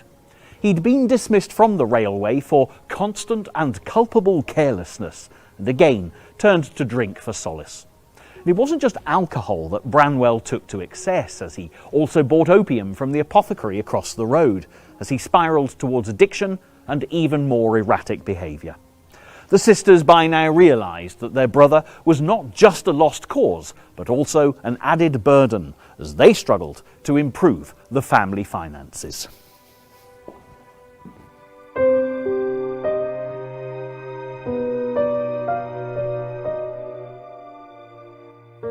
As time passed, though, the answer to their prayers took shape on their own doorstep, and plans for the Bronte sisters to open their own school here in Haworth took shape. Aunt Branwell offered to help finance the project, but the girls also needed to offer a varied curriculum, including modern languages. So Charlotte and Emily set off for Belgium to attend a boarding school in Brussels. The stay was shortened as Aunt Branwell fell ill, but died before the girls reached Haworth, and the ever-homesick Emily remained to keep house for Patrick while Charlotte returned to Belgium. She was totally besotted with Monsieur Hager, the school's head, but her passion was unrequited. What's more, his wife took a very dim view of the young English girl pursuing her husband, and Charlotte's second visit was also cut short. Even so, the girls were now equipped to open their own school, and they advertised accordingly. But they failed to attract a single pupil, leaving Charlotte to come up with an alternative strategy to generate an income. All three of the sisters had written poetry, and although it took all Charlotte's powers of persuasion to get Emily to agree, they presented their work for publication under the male pseudonyms Currer Ellis and Acton Bell. Few copies were sold, but it was the beginning of the Brontes' literary career, and as Charlotte accompanied her father to have eye surgery, which required weeks spent in a darkened room, she started work on Jane Eyre. It was her second novel, as she'd already written The Professor, based on her experiences in Belgium, which had been turned down by various publishers, but Jane Eyre was taken immediately by Smith, Elder & Co. Emily, meanwhile, had been working on a novel too, the wild and passionate Wuthering Heights, with Heathcliff and Cathy falling in love against the dramatic backdrop of the moors. It's believed by many that she based Wuthering Heights on Top Withins, once a solitary farmhouse that would have suited Heathcliff perfectly.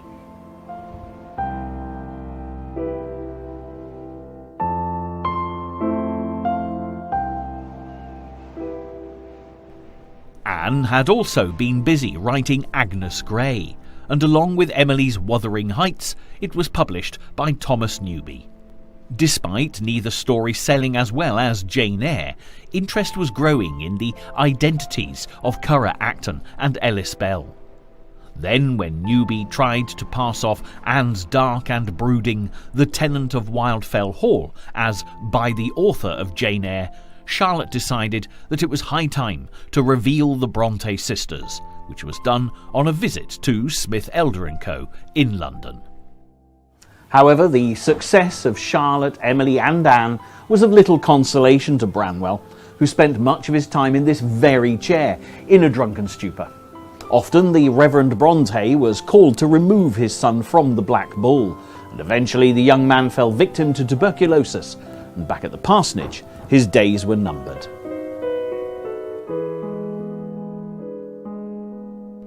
Branwell died on September the 24th, 1848.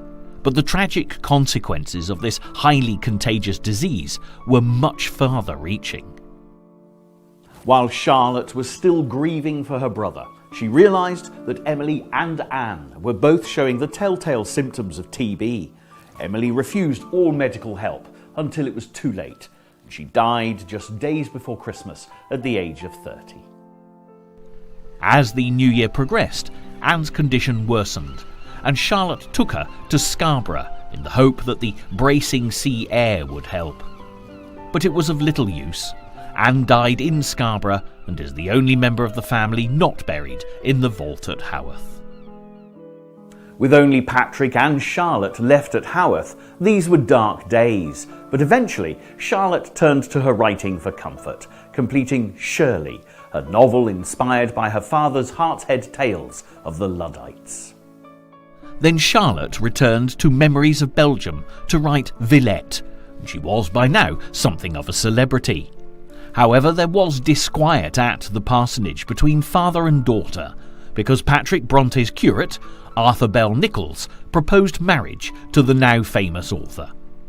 Patrick refused to give his permission, and Charlotte turned Arthur down, but eventually she agreed, and on condition that the newlyweds remained at the parsonage, the Reverend Bronte finally gave his consent, and they married in 1854. There was to be no happy ending, though. Charlotte fell ill, possibly in the early stages of pregnancy, and sadly by now you can probably guess the outcome. Patrick Bronte's last surviving child died on the 31st of March 1855, leaving him to live out his days here at Haworth with only the widowed Nichols for company. Nevertheless, the fact that I'm standing here today, where thousands of visitors come from all over the world to find Bronte country, means that the legacy of these truly remarkable writers lives on. So it's only right that we should leave the last word to the ladies, with Emily's beautiful poem summing up the very essence of this unforgettable place. There is a spot mid barren hills where winter howls and driving rain. But if the dreary tempest chills, there is a light that warms again. The house is old, the trees are bare, and moonless bends the misty dome. But what on earth is half so dear, so longed for, as the hearth of home?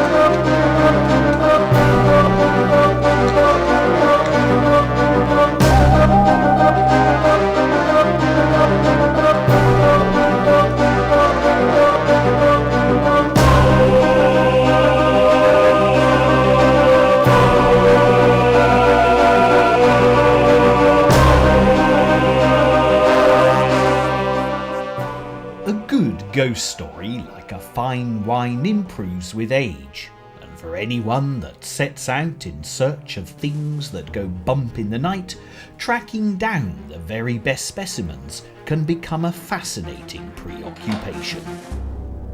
What's more, a ghostly tradition is attached to the imposing castles, deserted battlefields, historic houses and coaching inns that Great Britain is famous for, with the nation's inhabitants quick to retell ghost stories that have incited a delicious state of terror for generations.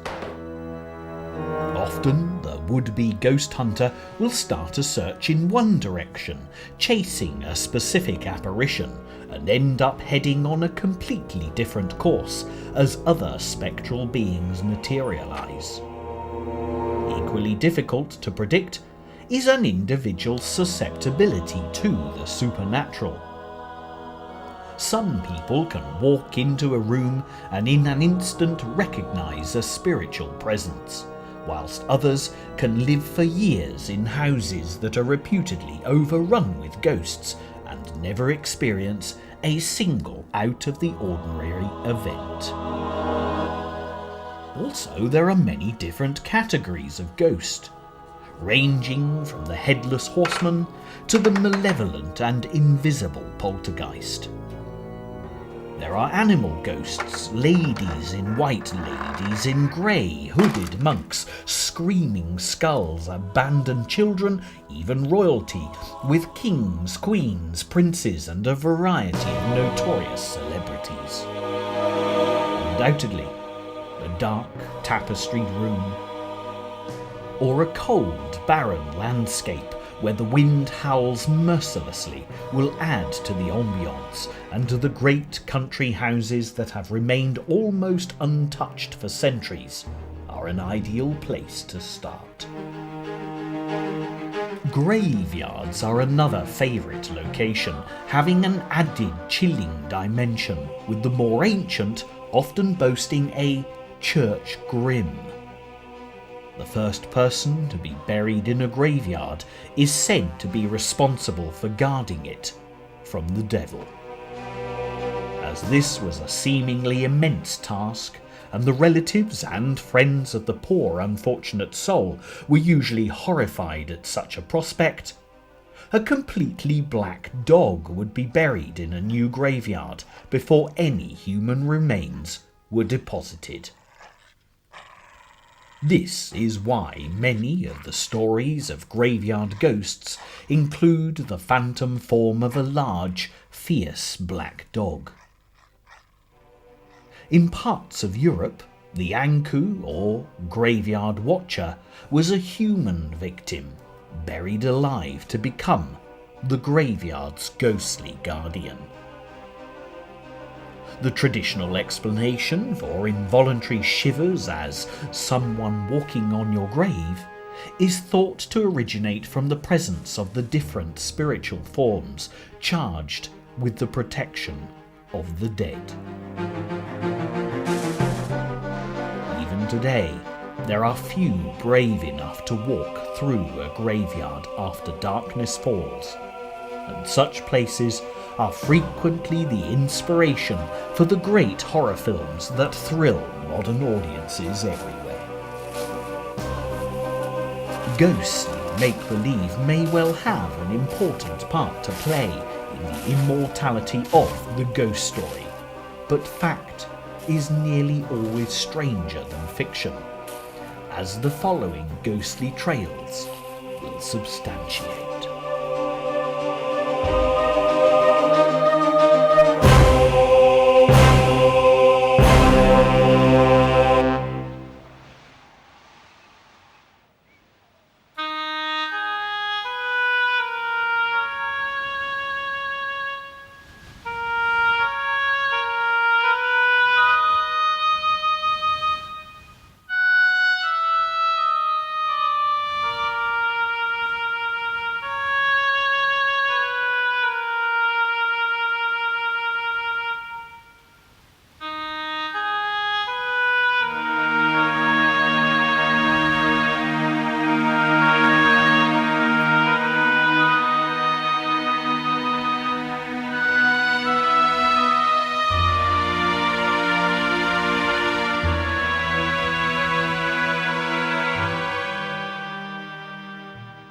The wild moorland countryside of Yorkshire is chillingly beautiful, and thanks to numerous film adaptations, few can fail to conjure up the image of a dark, ghostly Heathcliff scaling rock and dale to meet the spirit of his long-lost love, Cathy, in this truly dramatic setting.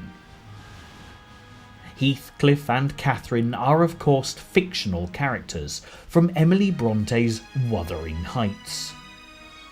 It was a shocking novel in its day, and the reading public found it difficult to accept that the creator of this terrible tale was the respectable daughter of a country clergyman. However, for the many who visited the parsonage at Haworth, where Emily lived with her famous literary sisters Charlotte and Anne, there was a strange sense of foreboding that concealed a real-life drama of equal magnitude and terror as the classic novel itself. When the Bronte family moved to Haworth Parsonage in 1820, there were 8 of them. The Reverend Patrick Bronte, his wife Maria, 5 daughters and 1 son, Branwell. Although a promotion and a much larger house, tragedy struck swiftly. Within 5 years, Mrs. Bronte had died of cancer, and the 2 elder daughters, Maria and Elizabeth, had also died, rapidly following their mother to the family vault in the Church of St. Michael and All Angels. It was a terrible blow for Patrick. Left alone, with 4 small children, and the bond that developed between the surviving young Brontes was a strong one. They spent hours together, out on the moors, creating wild stories of the faraway lands that they'd read about, writing and illustrating their tales in tiny little books that their short-sighted father was unable to read. Growing up in a house that overlooked the church and graveyard, death was never far from the children's thoughts. But nobody at that time realised that it was the situation of the graveyard at the top of the hill that was contributing to the terribly high death rate in Haworth. Unfortunately, all of the water for the town flowed through the graveyard, and the more people they buried one on top of the other under flat gravestones, the more contaminated the water supply became. Cholera, typhus, and tuberculosis were rife. But it was only after the Babbage Report of 1850 that the people of Haworth realised what was making their life expectancy considerably worse than those living in the London slums. The Bronte children would have seen neighbours buried on a weekly basis, with the tall grey memorials blighting their every waking moment, let alone their troubled dreams. Hardly surprising that they escaped to the beautiful open countryside at every possible opportunity. Despite its tragic memories, the Brontes loved their home, and for Emily, being removed from Haworth was unbearable. When Emily and Charlotte were away at school, Charlotte actually wrote home saying that she feared Emily would die of homesickness if she was not permitted to return. The family hopes were placed firmly upon the shoulders of Branwell, who set off for London with enough money to become a portrait painter. Coupled with the fact that Branwell was not actually very good at painting, he was also addicted to alcohol and opium, and the money was quickly squandered. He returned to Haworth in disgrace, and after other equally unsuccessful attempts to make a living, he remained at the parsonage, terrorising anyone who denied him the means to sustain his habit. Charlotte, Emily and Anne quickly realised that they would need to earn their own livings, and after unhappy attempts at teaching and being governesses, they turned to writing to make their fortunes. Charlotte was the most successful, with Jane Eyre in 1847, and in the same year Anne's Agnes Grey and Emily's Wuthering Heights were published. But all was far from well at the parsonage at the top of the hill. Branwell's health deteriorated, and he died of tuberculosis, aged 31, just a year later. Emily only lived a further 3 months, dying of the same disease at the age of 30. Anne survived, although also suffering from TB, until May 1849, dying during a visit to Scarborough with Charlotte. For Charlotte, although suffering the loss of all her siblings, life eventually began to improve. Further novels were published to great literary acclaim, and in 1854 she married her father's curate. Happiness was, however, short-lived, as Charlotte died, thought to be in the early stages of pregnancy, in 1851. The terrible fortunes of the Bronte family and the great popularity of the now famous novels has turned Haworth into a tourist attraction, with thousands walking the sloping cobbled streets from all over the world. As people stop for a drink at the Black Bull, Branwell's favourite watering hole, there are those who report seeing his slight, ghostly figure walking out through the door. His other main destination used to be the apothecary's shop for bottles of laudanum, the form of opium that he was addicted to. If Branwell's ghost walked into the shop today, now called the Rose Apothecary, he'd be surprised by how little has changed. The authentically recreated atmosphere is a joy, and although laudanum has long since disappeared from the well-stocked shelves, he'd undoubtedly find a good selection of natural hangover remedies. Much has been written about the Bronte sisters, but it's perhaps Emily that still remains the most elusive. She certainly went out of her way to preserve her anonymity.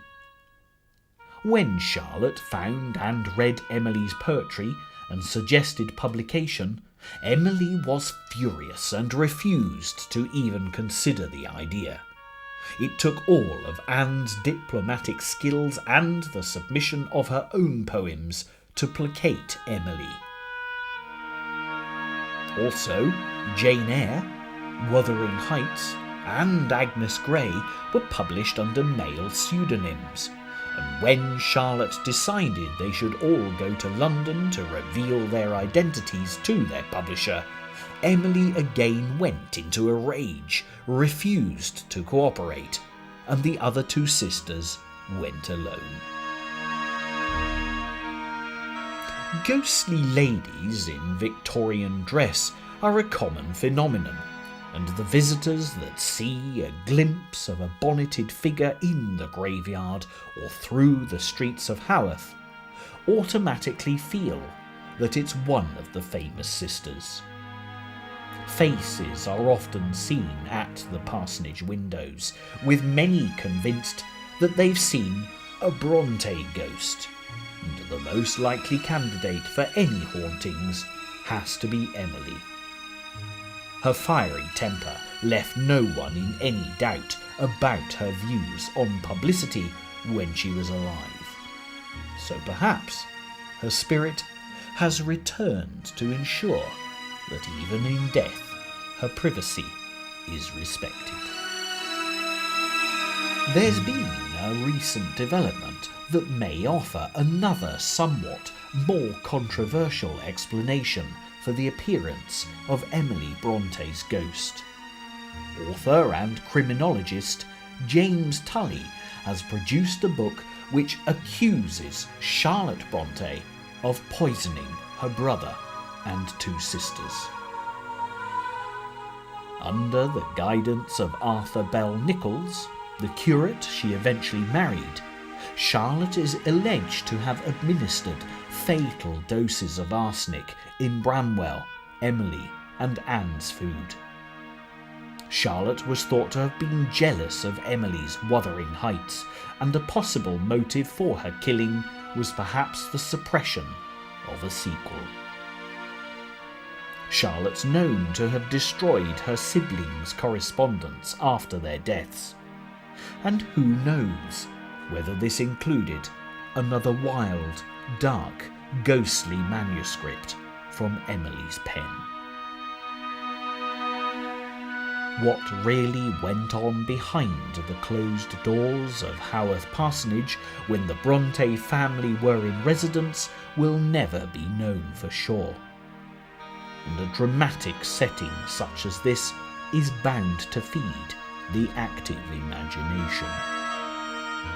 After all, the place and its location inspired Charlotte, Emily and Anne Bronte to write some of the finest and most eerily thought-provoking novels to be found anywhere in the world of literature.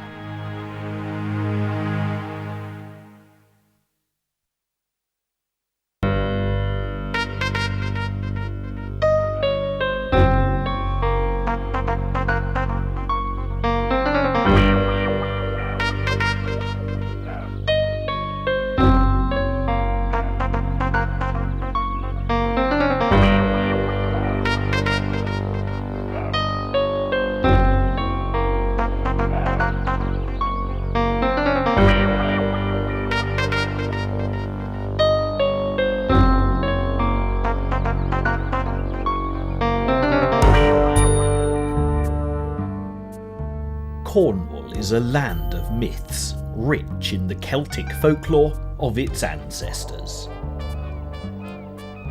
Whether stunning coastline, or further inland, high on the wild moors, there's a wealth of legend and supernatural atmosphere for the ghost hunter to investigate. Stones and monuments are scattered in seemingly random fashion all over the county, but there is always a reason for their presence, though on occasion this will owe far more to the creative imaginations of ancient Cornishmen than it does to historical fact. And when the two become intermixed with the passage of time, the resulting ghost stories can be eerily convincing. This first port of call is King Doniet's Stone, a memorial to an ancient ruler of Cornwall who wanted to ensure that his spirit would rest in peace. All that's left today are the carved bases that would have held wooden crosses, with a Latin inscription that translates as "Doniet ordered this cross for the good of his soul." It also asks that prayers be said for him. King Doniet drowned in 875 AD, a death sudden and unexpected, with his subjects perhaps afraid that he'd return to haunt them. There's an unusual aura about this place, despite the busy road that it stands next to, and it's well worth stopping to take a closer look. One of the most mystifying stone circles in Cornwall can be found close by. Collectively known as the Hurlers, these gnarled grey slabs stand in one of the most barren, windswept stretches of the county. The most logical explanation is that they were, like Stonehenge, part of some ancient religious rite. But with no archaeological finds in the vicinity, there's no way of knowing for sure. But a local legend offers a far more romantic explanation. Hurling was an ancient game, something akin to modern-day rugby, and the people of this area were fanatical players. Rivals from nearby settlements often threw out challenges, and honour was battled for on this flat expanse of ground. One Sunday, when the priest and resident saint, St. Clear, found the church empty, he went off in search of his missing flock. He found them hurling against the men of St. Ive, and he demanded that they desist in their Sabbath-breaking forthwith. St. Clear was told, in no uncertain terms, that he could return to his praying if he wanted, but the two teams continued with a vengeance. Infuriated, St. Clear raised his staff and cried that if they preferred hurling to God, then they could stay where they stood forever. And with that he lowered his staff, instantly turning them all to stone. This, people say, explains the strange positions of the stones, and also the ghostly screaming and wailing that many claim to have heard out here when the spirits of the tragic men cry out to be released. Walk in any direction, away from the appropriately named hurlers, remnants of the once lucrative Cornish tin industry can be seen. Ruined wheelhouses and chimneys are silhouetted for miles, the only visible marker of the labyrinth of mine tunnels carved deep into the ground below. The mines of Cornwall are traditionally home to the ghostly knockers, fascinating and usually benevolent spirits that guide miners to the richest lodes. Mining in Cornwall called for a particularly tough breed.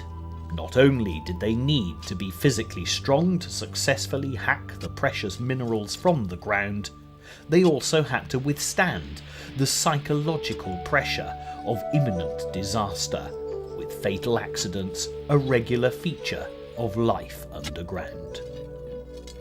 Miners were extremely superstitious.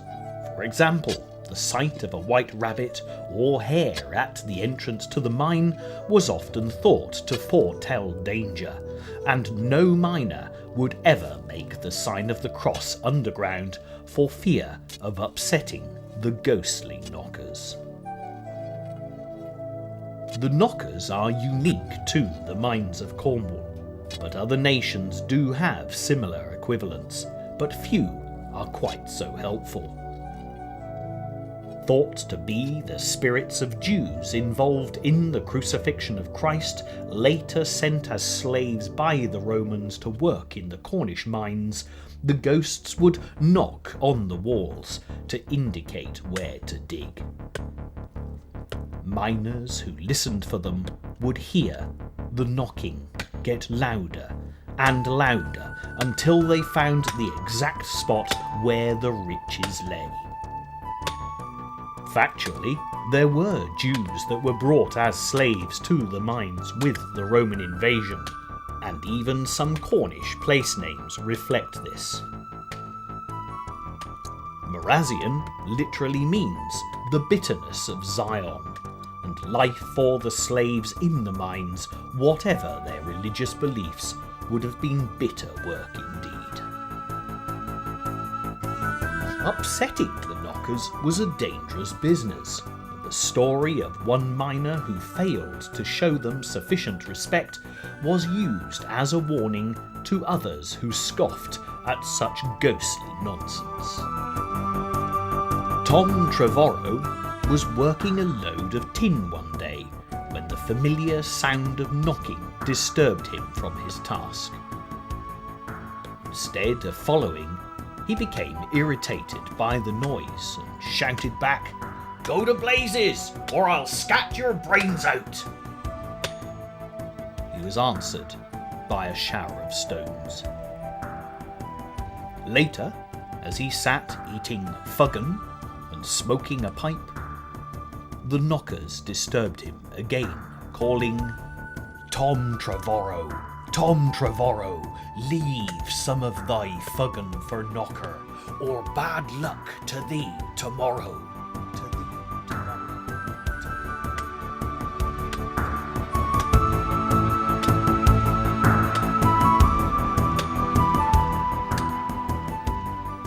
miners would always leave a portion of whatever they were eating whilst underground for the knockers. But Tom Trevorrow ignored the request, ate all of his food, and went to sleep. He awoke to find himself surrounded by the miserable, ugly little old men that he'd offended. Although only about 3 feet tall, they were a frightening collection, with bulging eyes and large hooked noses, and they poked at him with sharp, claw-like fingers. The knockers mocked and tormented him until they disappeared into curling smoke before his eyes. Next day, Tom Trevorrow was nearly killed when he was involved in an accident in the mine where he lost all his tools. When he eventually returned to work, the knockers constantly plagued him until he fled the area, never to be heard of again.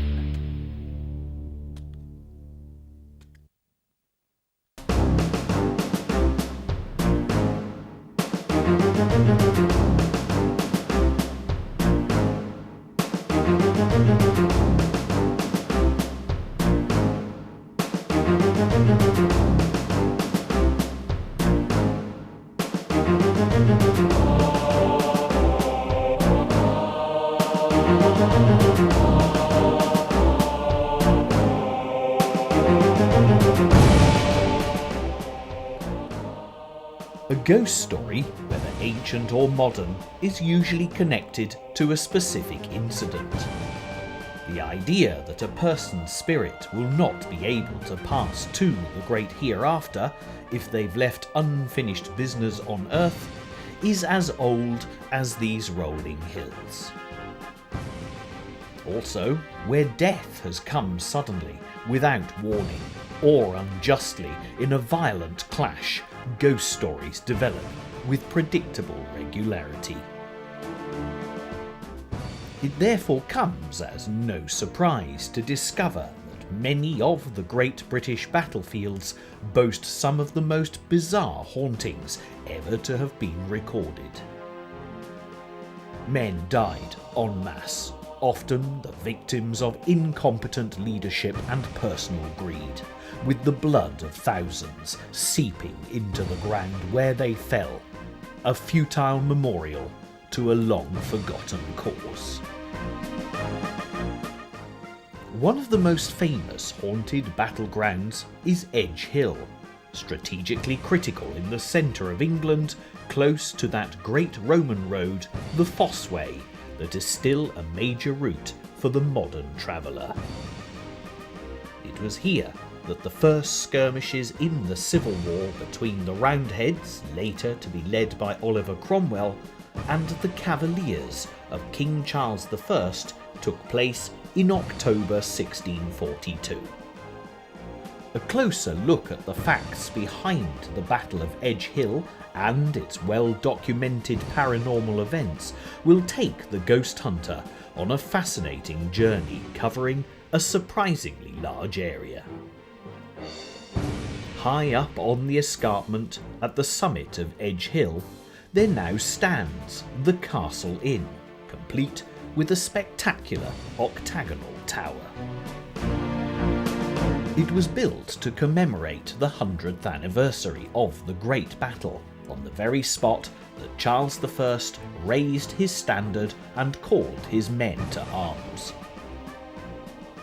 This programme is about ghosts rather than history, but a brief outline of what actually happened here all those years ago will certainly shed some light on the strange events that followed.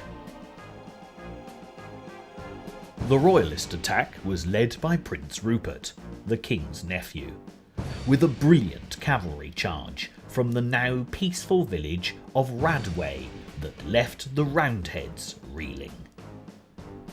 Victory seemed imminent, so the prince left his foot soldiers, took the cavalry to loot the enemy's baggage train. It was a tragic error of judgment. The Roundheads rallied, and the royalist infantry suffered heavy losses. It's hard to put a precise figure on the casualties, but it's thought about 1,500 men were lost unnecessarily before Prince Rupert returned with the cavalry to prevent further annihilation. At the end of the day, honours were even, and the battle proved inconclusive. The royalist standard-bearer, Sir Edmund Verney, showed immense courage when captured, refusing to give up the colours, defiantly shouting, "My life is my own, but my standard is the king's." He was slain, but when the Roundheads tried to take the standard, his grip was so firm that they had to hack off his hand. Sir Edmund's body was never recovered, but his severed hand was returned to his family home in Buckinghamshire, where it lies today in the family vault. The first signs that the terrible battle had left the area haunted came on the Christmas Eve of 1642, when a group of shepherds, countrymen and travellers on the road to nearby Kinnerton, where the Roundheads had been garrisoned, encountered a ghostly reenactment of the hostilities. The beating of a distant drum got progressively louder, and the noise of battle with guns firing, horses neighing, and men screaming made them convinced that they were in the midst of the skirmish. Then, out of nowhere, the two armies appeared in the skies above them, and the bloody fight continued to its horrific conclusion. Throughout, the men had been unable to move, but when the apparitions disappeared, they rushed to Kinnerton to tell their incredible story. It was, of course, the talk of the neighbourhood, and the following night many others joined them, including local dignitaries, at the place where the vision had appeared. And the same thing happened all over again, exactly as before. The whole story, including the continuation of these apparitions over the new year, appeared in a pamphlet published by Thomas Jackson entitled A Great Wonder in Heaven. The king, who was now encamped at nearby Oxford, sent his own officers to investigate the situation. When the men witnessed the eerie battle in the sky, they were able to recognise many of the ghosts, including Sir Edmund Verney, the brave-hearted standard-bearer. Although nobody was able to offer an explanation for the appearance of the phantom armies, local people began to wonder if there were bodies left unburied at some yet undiscovered location on the battlefield.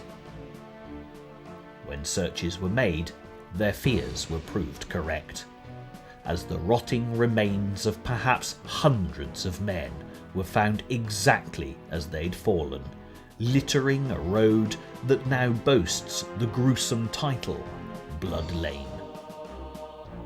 Christian burial of the corpses seemed to quiet the restless spirits, and peace was thankfully restored to the area. This was not the end of the Edgehill ghosts, and there have been plenty of strange sightings since to satisfy the curious ghost hunter. From the village of Radway, there have been sporadic reports of ghostly soldiers on horseback lining the ridge up towards the Castle Inn and its distinctive tower. There is without doubt an unusual aura covering the entire area, perhaps accentuated by the occupation of the site by the Ministry of Defence, still maintaining a military stronghold.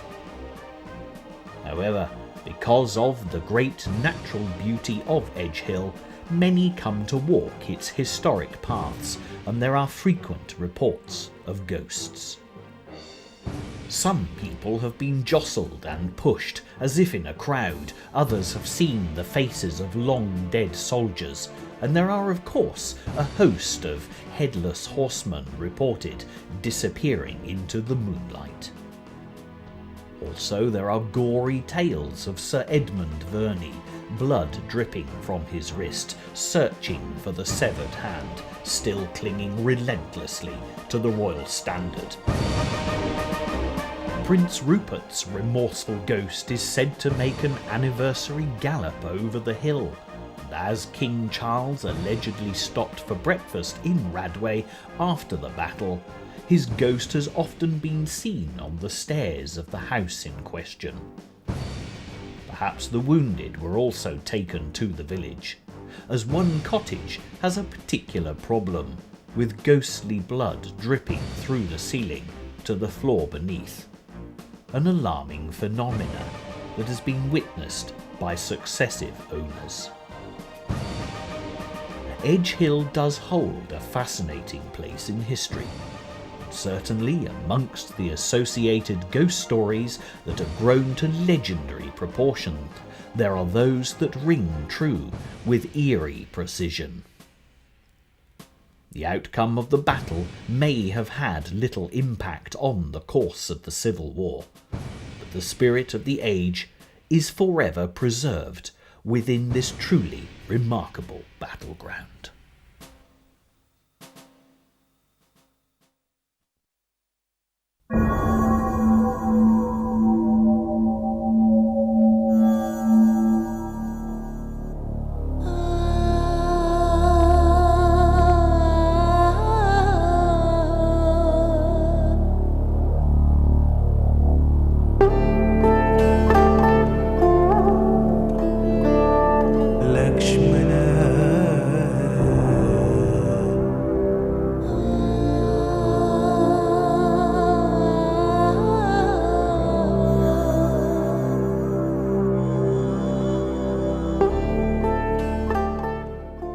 The village of St Breville's, nestling peacefully in the borderlands between England and Wales, is not the kind of place you'd expect to encounter an almost perfectly preserved ancient castle, complete with imposing gatehouse, towers and portcullis. What such a spectacular fortress is doing seemingly dropped into such a tranquil location is rather a mystery. However, further investigation will quickly reveal St Breville's sometimes turbulent but always strategically important past.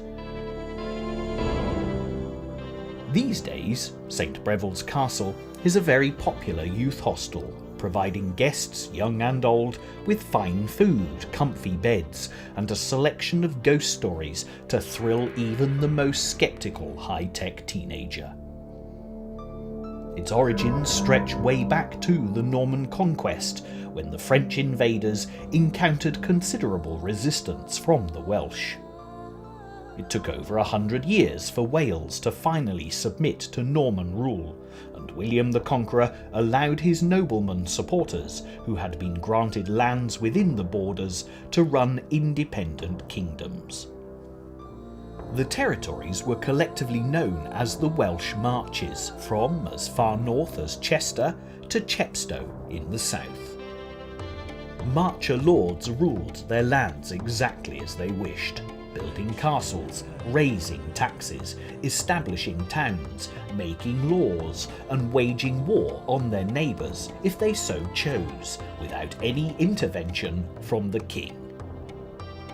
This was one such castle, and there's still a king's seat carved high up in one of the stone walls, where the royal personage would sit when he came to visit, trying to maintain some sense of authority over his often wild and lawless subjects.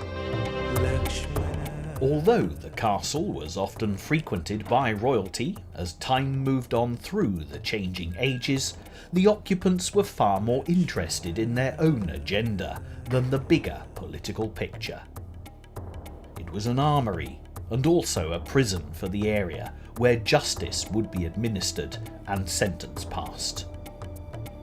This room is covered in the graffiti of prisoners dating back to the 17th century.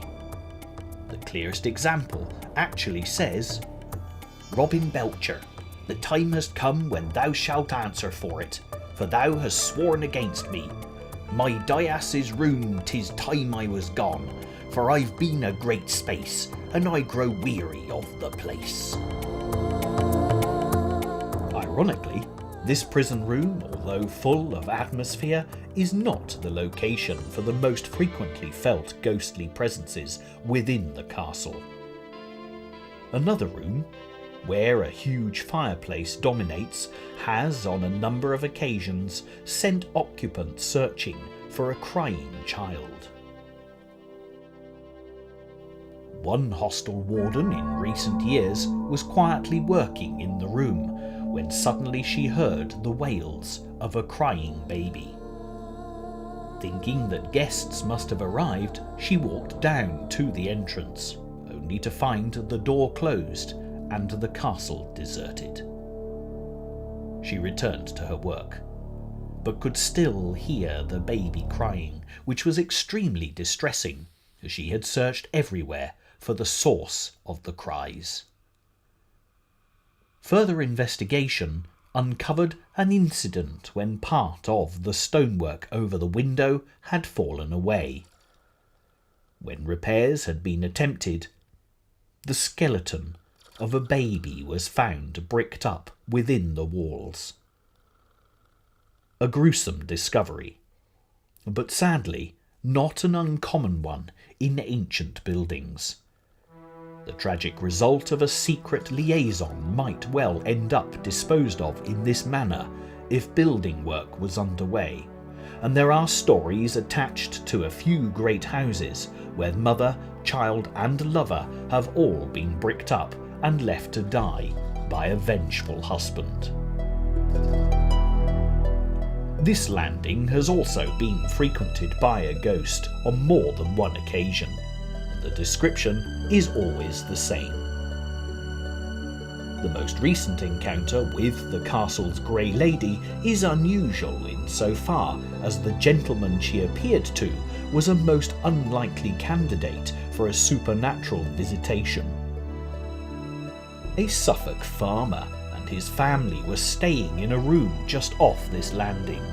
He was a large man, at least 6'4", certainly not of a nervous disposition, nor in possession of an overactive imagination.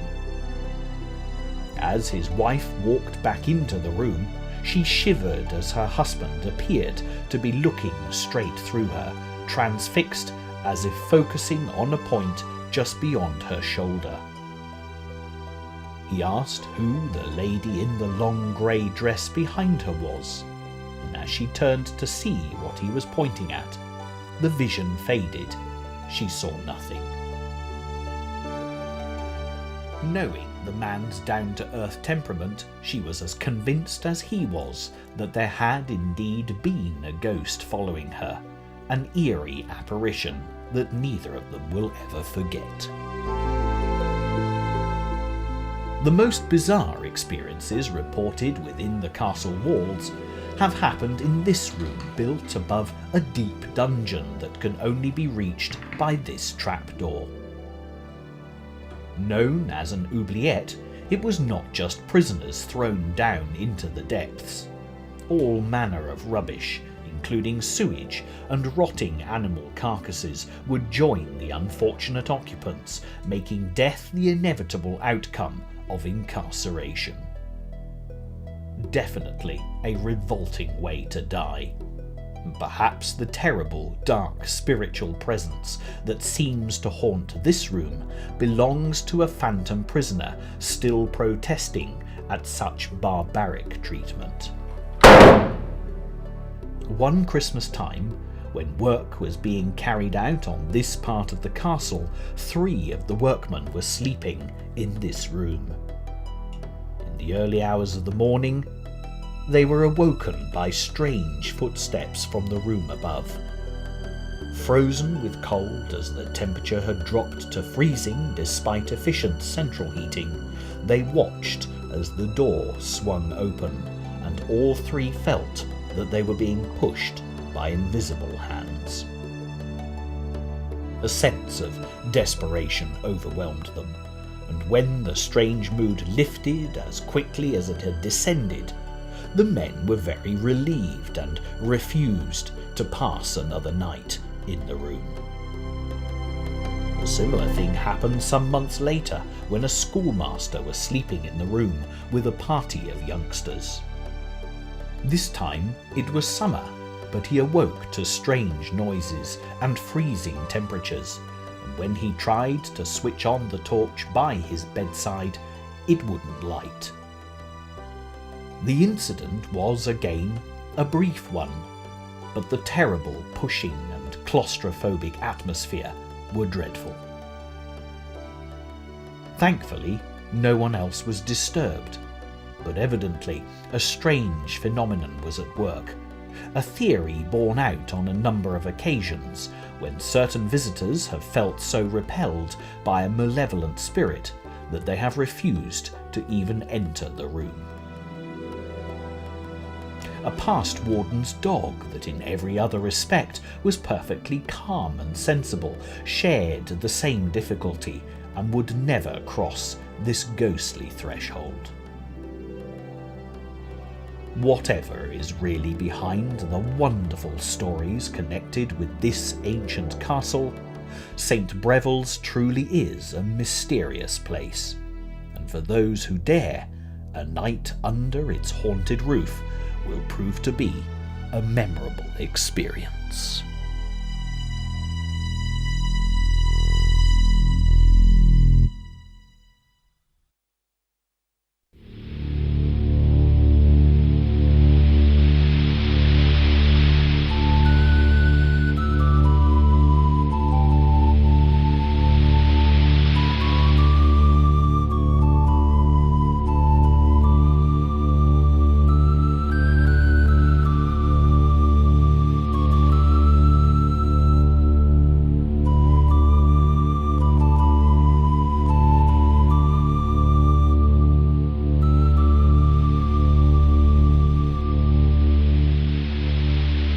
This elegant country house set peacefully in the rural town of Berkeley can boast the presence of a very special ghost.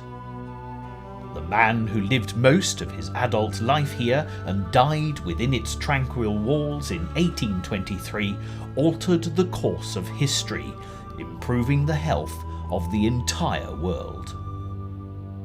Edward Jenner was an exceptional doctor at a time when medicine had a highly dubious reputation, but his tenacious determination to learn and apply scientific theory to the terrible diseases of the day made him a rare pioneering spirit in a profession where financial gain was usually the major motivation. Smallpox was a common condition that Jenner had to treat on a daily basis, although there was little he could do to alleviate such terrible suffering. Whether a patient would live or die was in the lap of the gods, and children were particularly vulnerable, a fact that constantly haunted Jenner. As a young surgeon's apprentice, Jenner had noticed that the local milkmaids never seemed to catch smallpox, although they did frequently contract cowpox, a much milder infection. He became convinced that it was the cowpox that afforded them the protection, but it would take him over 30 years to prove his theory and convince the medical experts that vaccination was a vital weapon in the war against the speckled monster. The Chantry, Jenner's beloved home, is now a museum, and visitors can see where he carried out his experiments. There are his drawings of the cowpox pustules belonging to Sarah Nelms, the milkmaid who provided the means for his first vaccination, and there's even a portrait of Blossom, the cow that infected her. Reported sightings of Edward Jenner's ghost are a regular occurrence, particularly when people walk into the house. It's as if the great man still likes to know what's going on, watching over the very private home that has become a public memorial.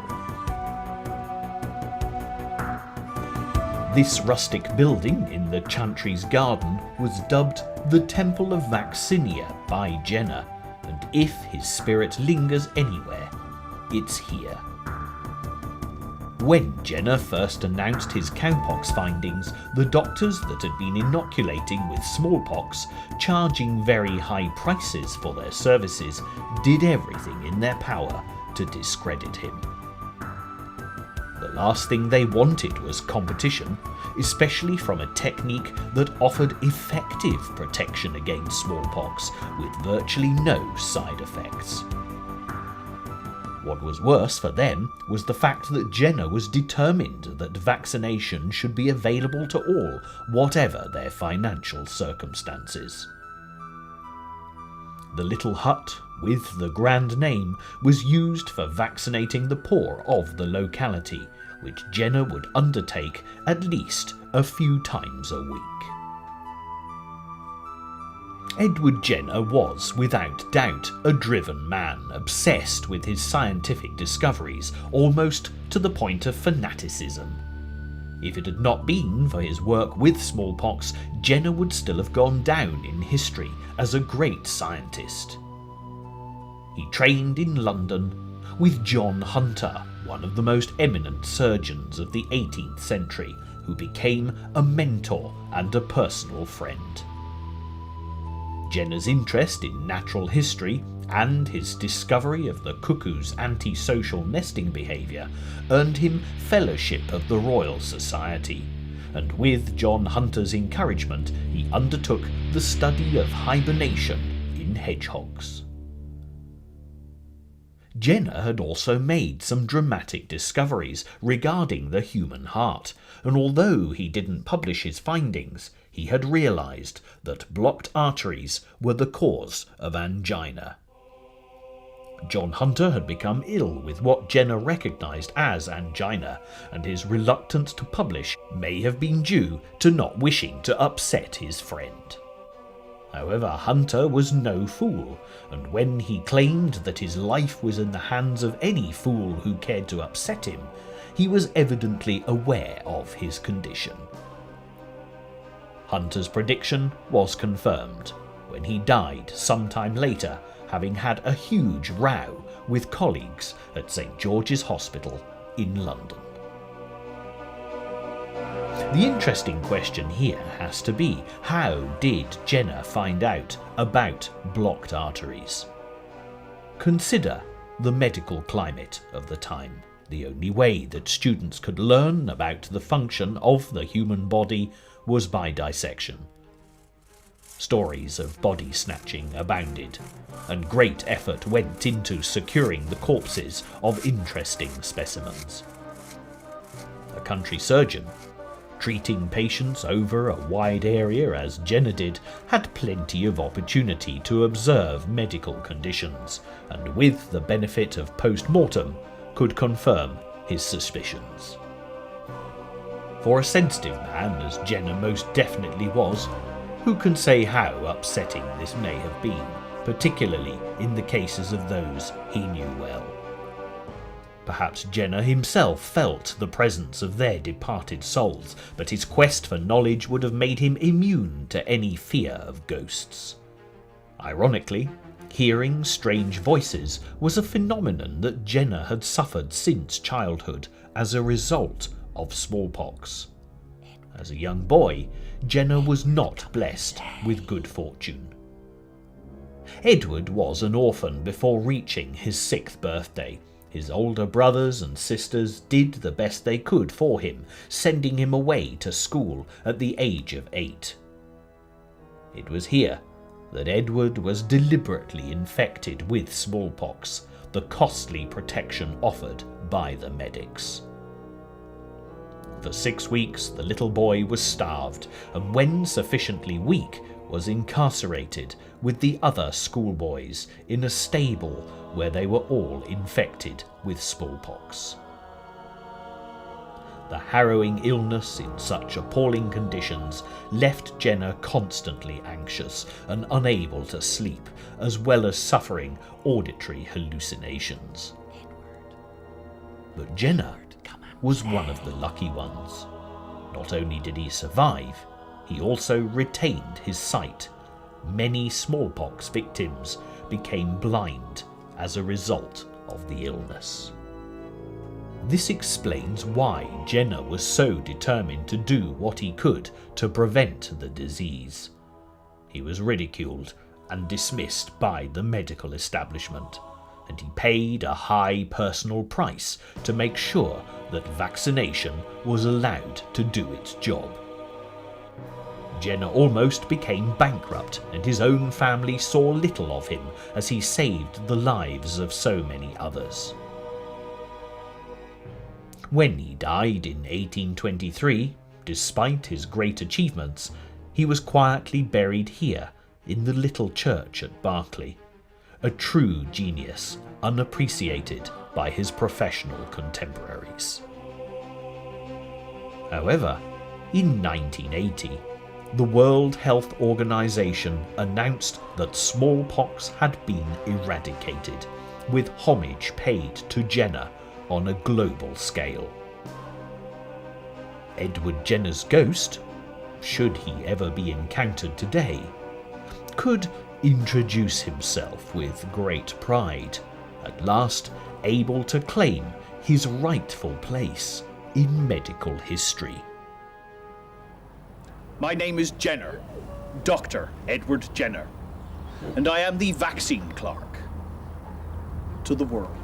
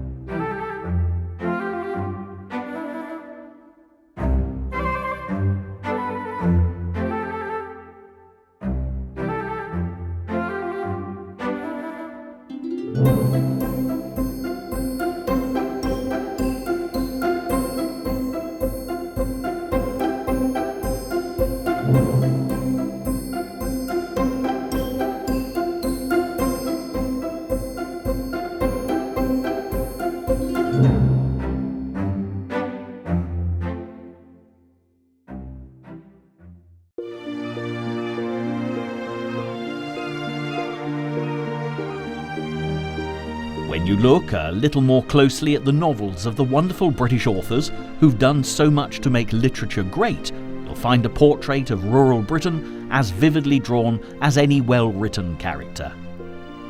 Whether the Kent of Charles Dickens, George Eliot's Warwickshire, D.H. Lawrence's Nottinghamshire, the Bronte sisters' Yorkshire, or Thomas Hardy's Wessex, there are so many wonderful places to explore.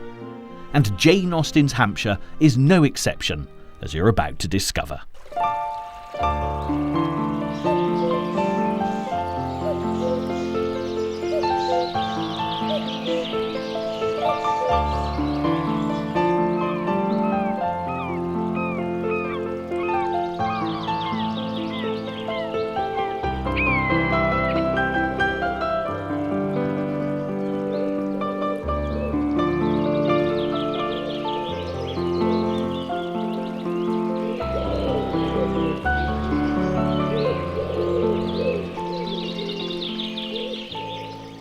If I tell you that for many people where I'm now standing is considered to be nothing short of hallowed ground, you might think I've just spent a few hours in the pub.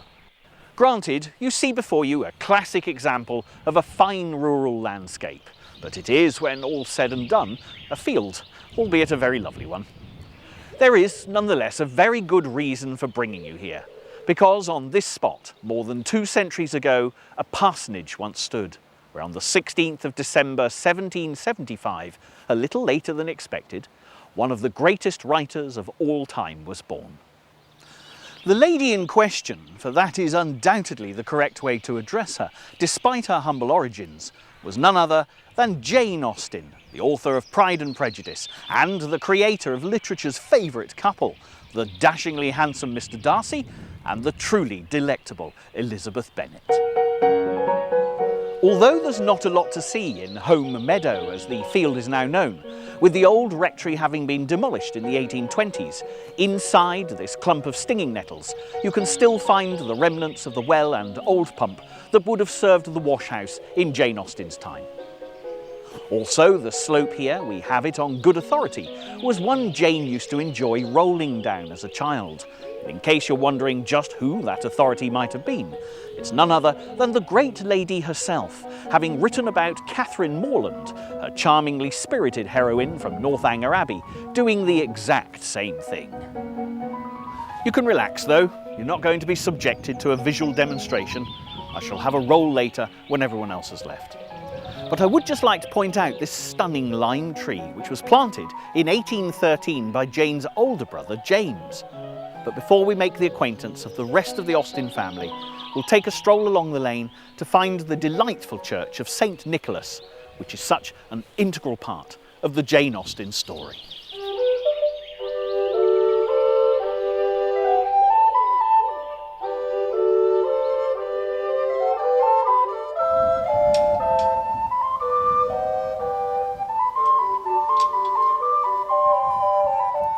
From the moment you arrive at the church, you can't fail to notice Miss Austen's presence, because it was here that her father, the Reverend George Austen, served as rector throughout her childhood and youthful years. In fact, Jane's brothers James and Henry were subsequent rectors of Steventon, as was her nephew William Knight, resulting in a family tradition that spanned an incredible, uninterrupted 114 years.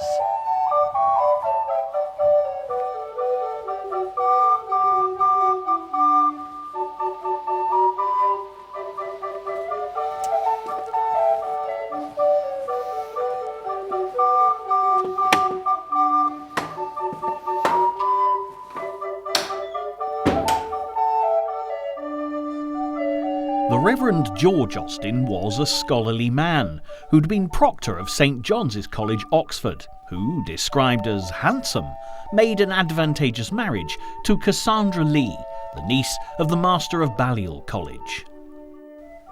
So, if you've ever asked yourself why there are so many clergymen in Jane Austen's novels, you now have the answer, because, as you see, the church was the very foundation of the world in which she lived.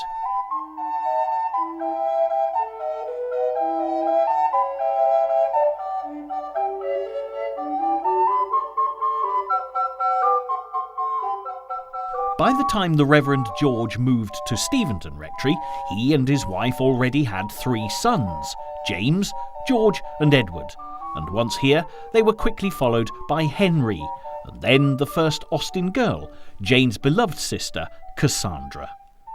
Brother Frank arrived before Jane's birth in 1775, and last but not least came Brother Charles to complete the family.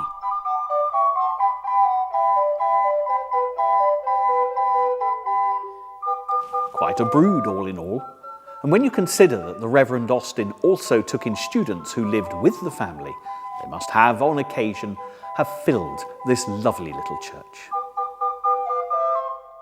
Even in her youth, living here at Steventon, Jane started to write. By the age of 15, when she penned A History of England by a partial, prejudiced and ignorant historian, she was already extremely well read, especially when it came to novels. Also, as Jane grew into a fine-looking young lady, she, along with her sister Cassandra, had certainly attracted the attention of the young men in the district, if the words of their cousin Eliza are to be believed, when she described them as two of the prettiest girls in England. It was at this time that Jane started to experiment with novel writing, and her experiences at assemblies and balls held locally, along with social events when visiting relations, all helped to provide the blossoming author with a wealth of romantic material. In 1795, Jane actually attempted a novel of her own, Eleanor and Marianne. And if the names sound familiar, it's because they would evolve to become the Dashwood sisters of Sense and Sensibility fame. A year later, she wrote First Impressions, which so impressed the Reverend George Austen, he sent his daughter's handiwork to a publisher. Sadly, his enthusiasm was not shared by the recipient, who turned it down flat. But as it would reappear as Pride and Prejudice some years later, such fatherly approval was certainly justified.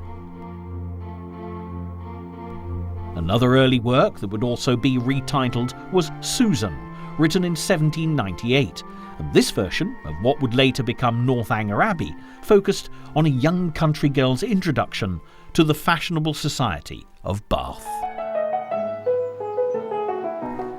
This beautiful city, often associated with Jane Austen, provided much inspiration. However, it can come as something of a surprise to discover that Jane actually disliked Bath, although in fairness, this was not altogether the fault of the city.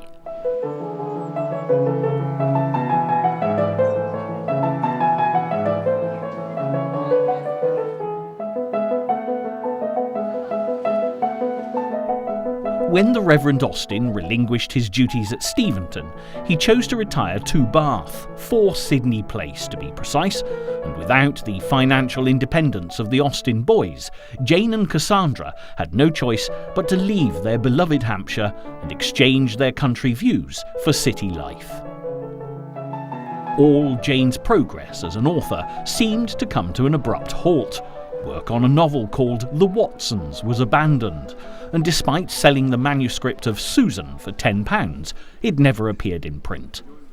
The financial constraints on the Austens made life harder than it had ever been at Steventon, and without the advantage of homegrown produce and livestock, these were far from happy times, and matters very suddenly went from bad to worse.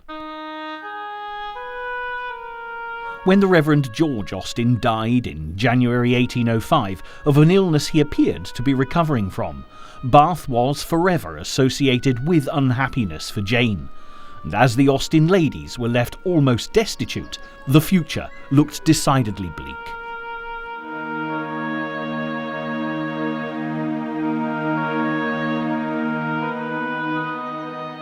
But during her Bath years, Jane did enjoy one great advantage.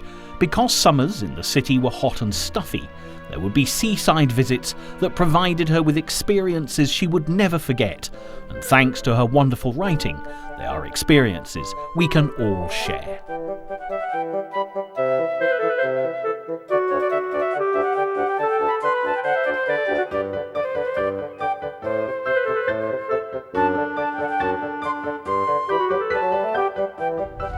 I'm here at Lyme Regis, walking on the Cobb, immortalised by Jane in her final novel, Persuasion, where her deliciously drawn character, Louisa Musgrove, takes a near-fatal tumble.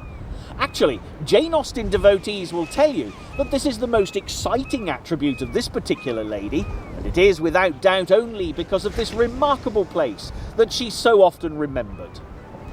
Even the great Victorian romantic poet Alfred Lord Tennyson, when visiting Lyme, cried out at his guide, "Don't talk to me of the Duke of Monmouth, show me the steps from which Louisa Musgrove fell," proving beyond all doubt just how evocative Jane Austen's description of the event truly was. There was too much wind to make the high part of the new Cobb pleasant for the ladies, and they agreed to get down the steps to the lower, and all were contented to pass quietly and carefully down the steep flight, excepting Louisa. She must be jumped down them by Captain Wentworth. Of course, we all know exactly what is about to happen, and we are not disappointed. She fell on the pavement on the lower cob and was taken up lifeless. There was no wound, no blood, no visible bruise, but her eyes were closed. She breathed not. Her face was like death. The horror of that moment to all who stood around. And if you want to know what happens next to poor headstrong Louisa, you'll have to join me again in just a few moments. Welcome back. The news I can report for Louisa Musgrove is good. The rival for the heart and hand of Captain Wentworth, the true love of Persuasion's timid heroine Anne Elliot, Louisa, is granted her survival. But in classic Austen style, she learns the error of her wild ways, leaves Captain Wentworth to the deserving Anne, and becomes engaged to a fine fellow, more suited to her reformed character. But what, I hear you ask, of Jane? Well, we know that things must have started to look up for the destitute Austen ladies. After all, there are 6 fabulous novels, still in print to this day. And if you'd like to discover where they were written, we need to return to Hampshire and the picturesque village of Chawton.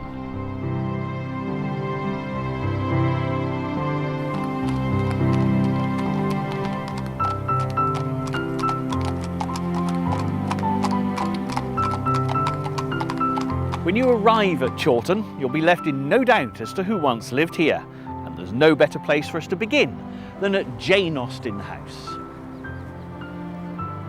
Now, as much a living memorial to the lady in question as it is a museum, Jane moved into Chawton Cottage in 1809, and in this letter to her brother Frank expresses perfectly her hopes and her fears. As for ourselves, we're very well, as unaffected prose will tell. Our Chawton home, how much we find already in it to our mind, and how convinced that when complete, it will all other houses beat. This improvement in fortunes for Jane came as a direct result of her brother Edward's rise to prominence as a wealthy gentleman.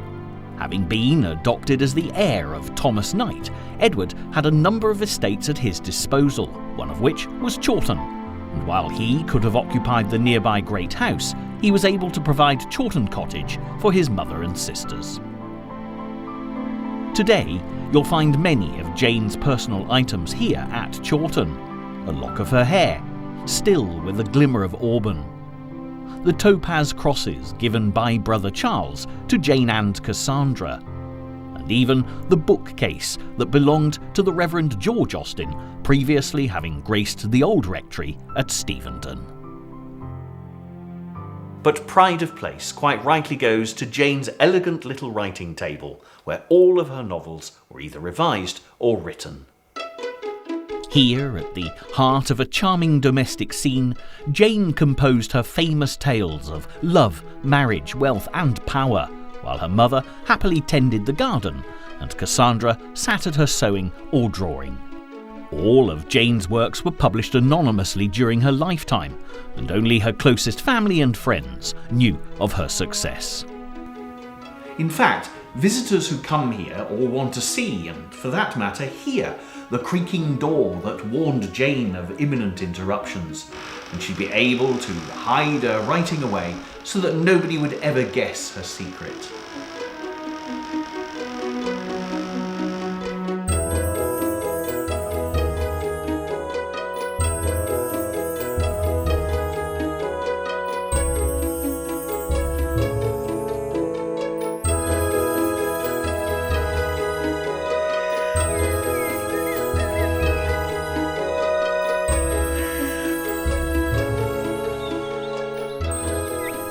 Looking around this delightful garden, it's evident that Jane Austen, with her love of the rural landscape, would have been much happier here than in the middle of a big city, no matter how elegant it might have been. By the time Jane reached Chawton, she would also have been all too aware that her chances of marrying and having a family of her own were now gone, which would have made attending all the society balls and assemblies that would once have entertained her all the harder to bear. In no time at all, accepting her lot in life, Jane set to work, transforming Eleanor and Marianne into Sense and Sensibility, turning to her memories of the Devon coast as a setting for her tale. Published in 1811, this work by A Lady was a success, and she followed it in 1813 with Pride and Prejudice, perhaps her finest work. Bright, light, sparkling and full of wit and wisdom, the opening lines serve notice that this is an author with a story worth the telling. It is a truth universally acknowledged that a single man in possession of a good fortune must be in want of a wife. However little known the feelings or views of such a man may be, on his first entering a neighbourhood, this truth is so well fixed in the minds of the surrounding families that he is considered as the rightful property of someone or other of their daughters. Later, when Jane was asked for advice on novel writing by her niece Anna, she explained that 3 or 4 families in a country village is the very thing to work on. And with the phenomenal success of Pride and Prejudice that does this very thing, it was evidently advice that was well worth taking. And you only have to take a walk around Chawton, wander amongst the graves at the churchyard where both Mrs. Austen and Cassandra's can be found, to see where so much of her inspiration came from, building on her earlier experiences at Steventon, when the ideas for both Sense and Sensibility and Pride and Prejudice had first taken shape.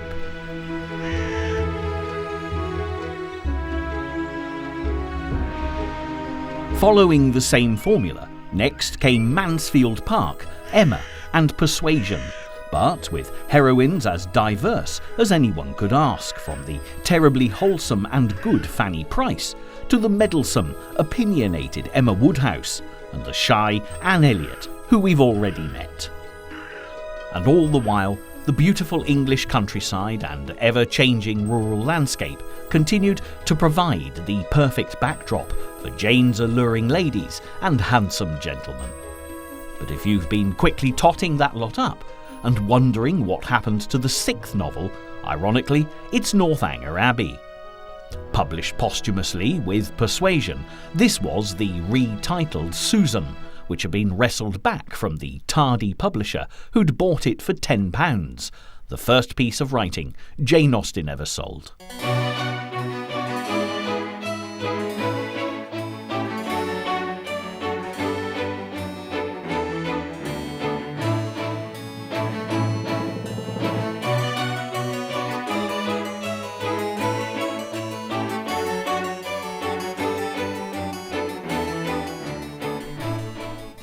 But there was to be no happy ending for Jane. No Mr. Darcy or Captain Wentworth to whisk her away when all hope of romance was gone. Jane fell ill while working on Persuasion, and although it's now believed she was probably suffering from Addison's disease, there was nothing known of the condition or how to treat it back in the early 1800s. From struggling to walk and even ride in the donkey carriage that's been so lovingly restored here at Chawton, Jane was taken to Winchester for the best medical care available.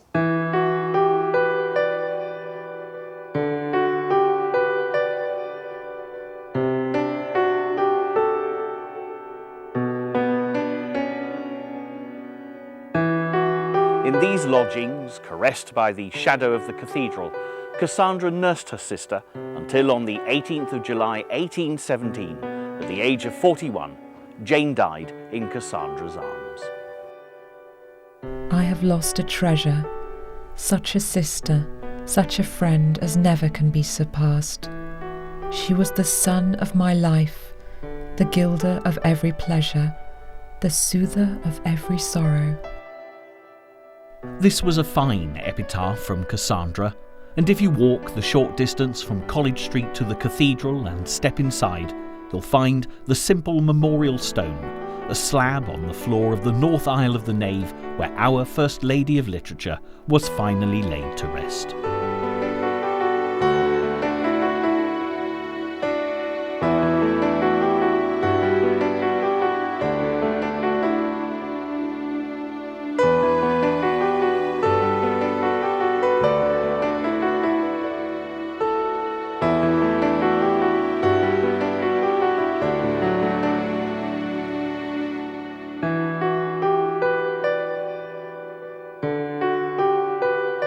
But to complete our literary journey through Jane Austen country, we'll return to the cherished home of our authoress and let her words speak out for themselves one more time.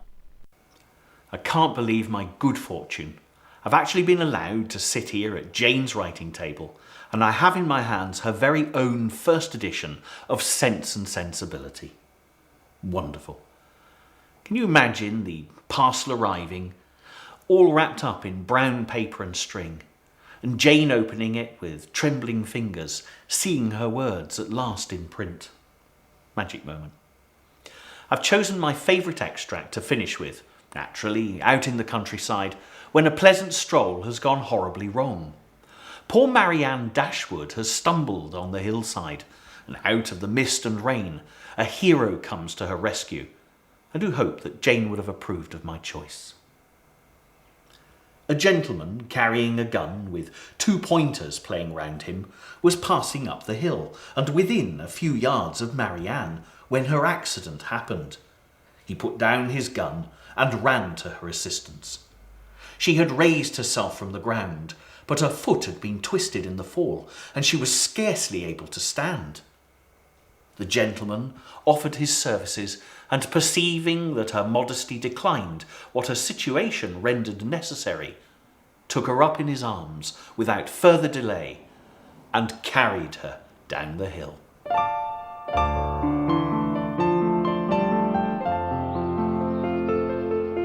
I do hope you've enjoyed this journey through Jane Austen's Hampshire. I never tire of visiting this beautiful countryside. But if you'd like to continue this exploration of rural Britain, join me next time when we'll be discovering another of the nation's finest landscapes, responsible for inspiring more of literature's best-loved classics.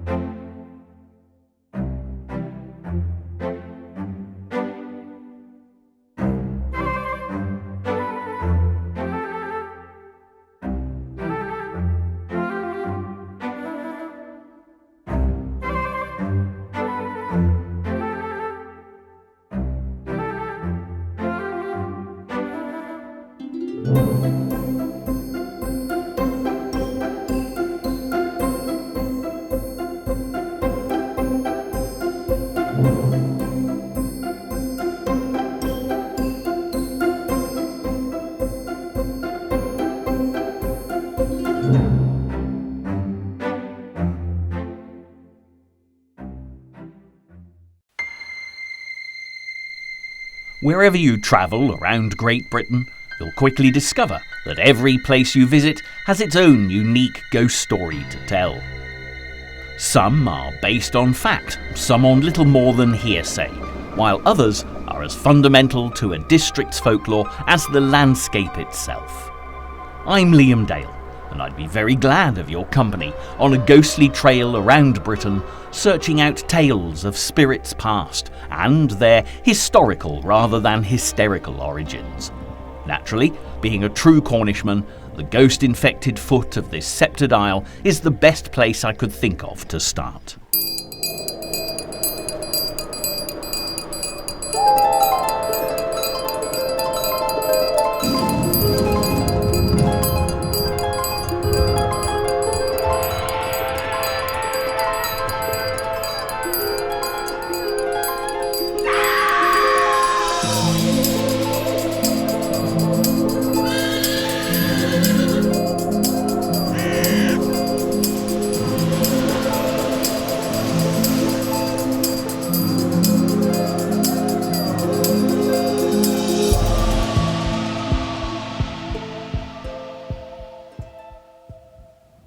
Cornwall was described by that great storyteller of English literature, Thomas Hardy, as a region of dream and mystery. And you only have to stumble across an ancient monument like the Hurlers on the outskirts of the Minions village to discover why. Dating back to about 1500 BC, high up on Bodmin Moor, the Hurlers are 3 stone circles in line, and although the southernmost circle is incomplete, the other 2 have been carefully restored. In true Celtic style, there may be a perfectly logical historical explanation for these Bronze Age standing stones, but there's also an intriguing supernatural version of events too. The idea of the stones moving or even crying out might seem fanciful, but when you hear that each one is believed to be a man turned to stone for playing the traditional ball game of hurling on a Sunday, you could be forgiven for letting your imagination run riot. Nonetheless, I've been warned not to try and count the petrified hurlers, which, legend has it, is all but impossible due to the stones having a playful tendency to move around. If I were to succeed, by all accounts, a terrible fate would befall me, though I have no idea what that actually would be. And as we're only at the very beginning of our ghostly trail around Cornwall, I think it best not to tempt fate or the spirit world just yet. For some, Cornwall is proudly regarded as a separate nation, and it certainly has its own unique character. The landscape is as beautiful as it is diverse, stretching from the wild, wind-swept open moors to the rugged coastline, where the sea is such an intrinsic part of Cornish heritage. Wherever you travel, you'll find ancient mysteries and monuments with all manner of hidden tales to tell.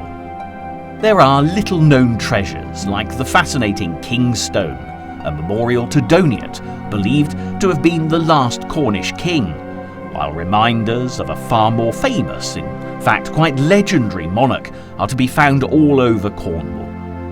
Stories of King Arthur delight visitors to Tintagel, and the high vantage point of the castle ruins on the cliff top overlooking the sea are truly evocative of a land of myths and legends.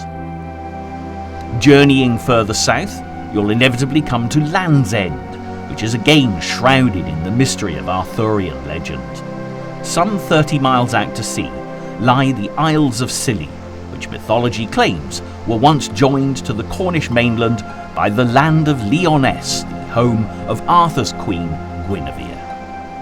Lyonesse was lost in a flood, with the inhabitants all drowned while sleeping, and fishermen in Mounts Bay still report hearing ghostly church bells ringing on clear moonlit nights.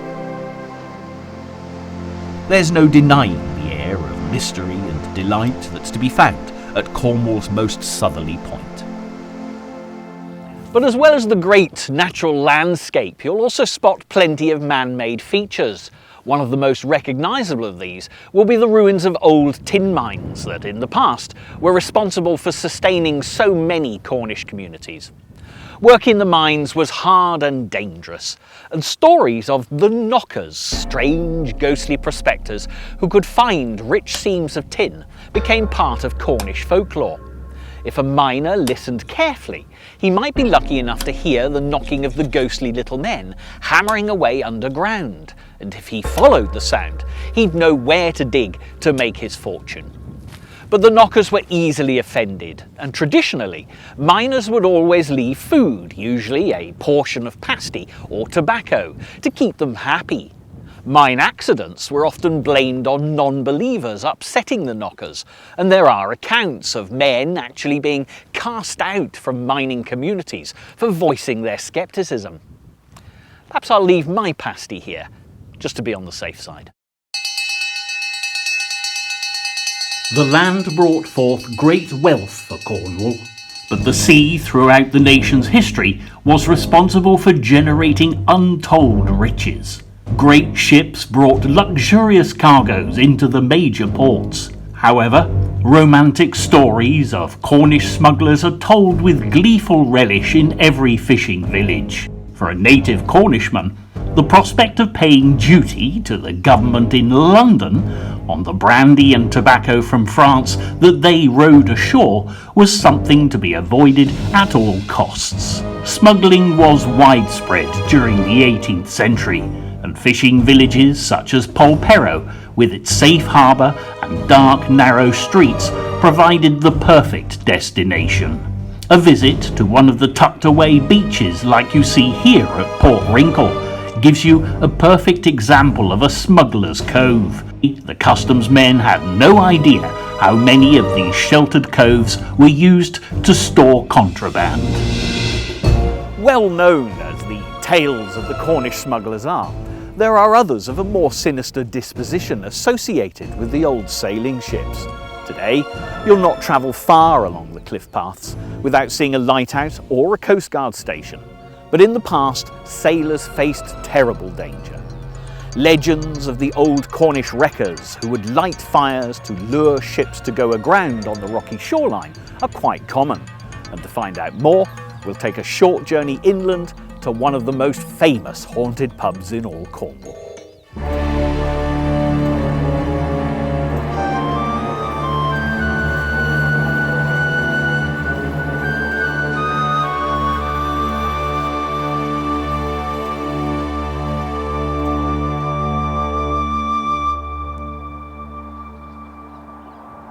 There's no location more associated with wreckers than Jamaica Inn, made so famous by Daphne du Maurier's novel of the same name.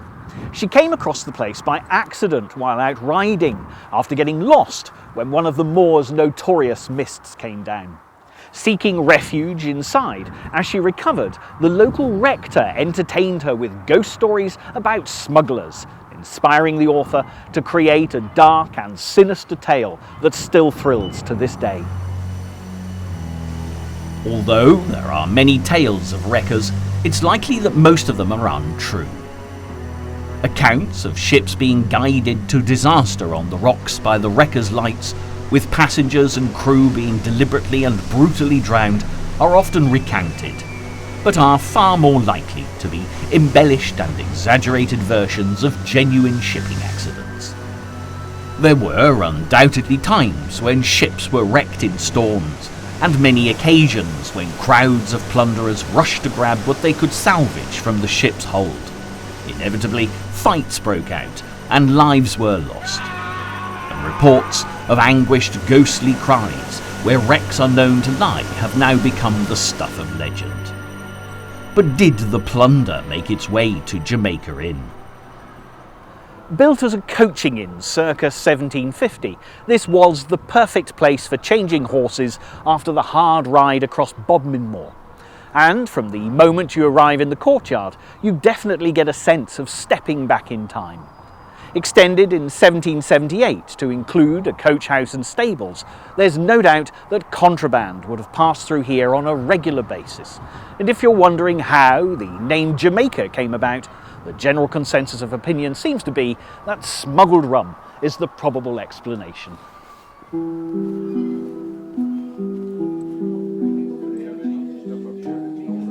One of Jamaica Inn's most well-known ghost stories is that of a smuggler who's regularly seen at the bar or sat on the wall outside.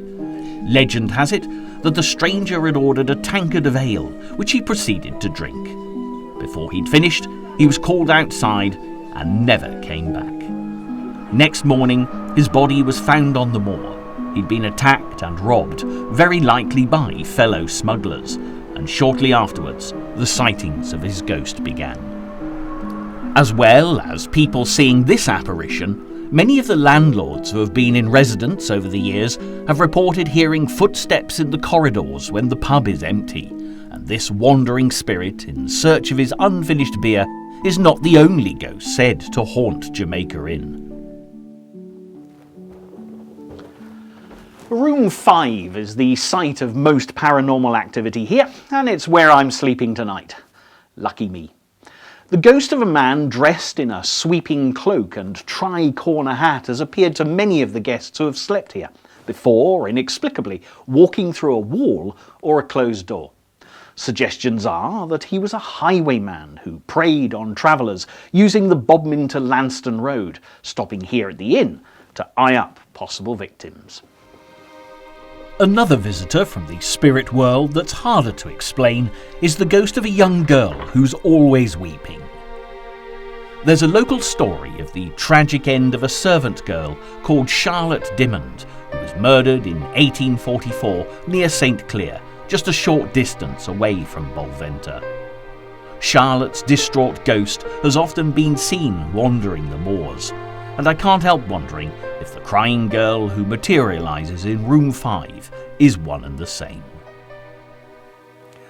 There have also been sightings again in this room of a mother in great distress cradling a baby. Well, at least I now know what or whom I might encounter during the night, but for the moment this is a great opportunity just to get rid of my walking boots.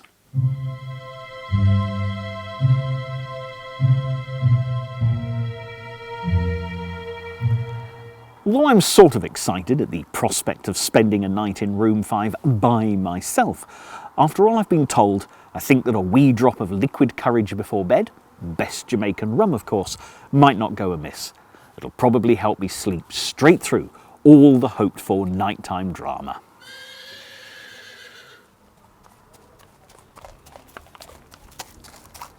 Reality equals cobbles, legend equals gravel. People hear carriage wheels on gravel. And on that strange note, I'd better bid you all a very good night and see you in the morning. Hopefully.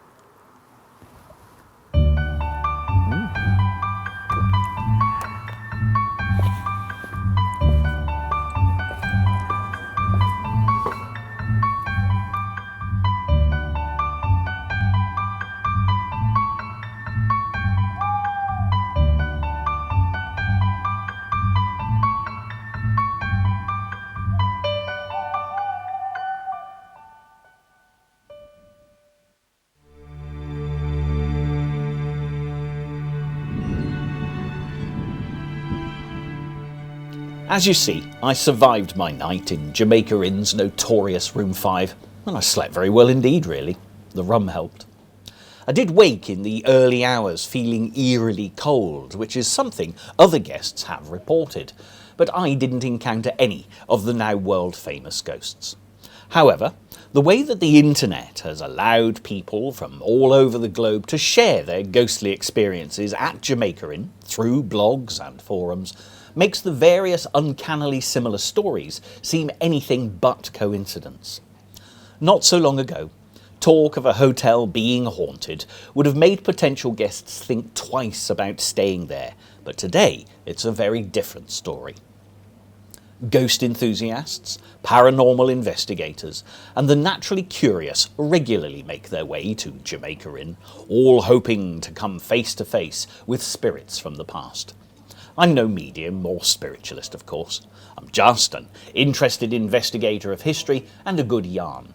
But I do have a few thoughts about this location. When I'm not scaring myself senseless, the rational side of my brain tells me that any building as old as Jamaica Inn is going to have ghostly possibilities, because it's historically a meeting place of strangers, travellers, and indeed the smuggling connection. The addition of mischief and foul deeds to the mix is a further catalyst for any possible paranormal activity. Crime, death, and much drama will have taken place here over the centuries. Alcohol will have played its part, of course, and therefore what better sort of place for stories, or indeed the real thing, to manifest itself. Standing well off Jamaica Inn, you can get a true sense of how isolated this place would have been in times gone past.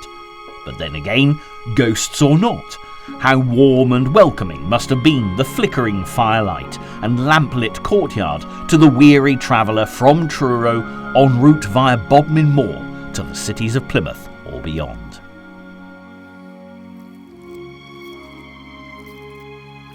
My journey, just a few miles across the moor, has brought me to Dosemary Pool in search of a great Cornish ghost story. I've been given the job of emptying Dosemary Pool with a limpet shell. I'm already wondering if I'd be quicker doing it with two of them at once.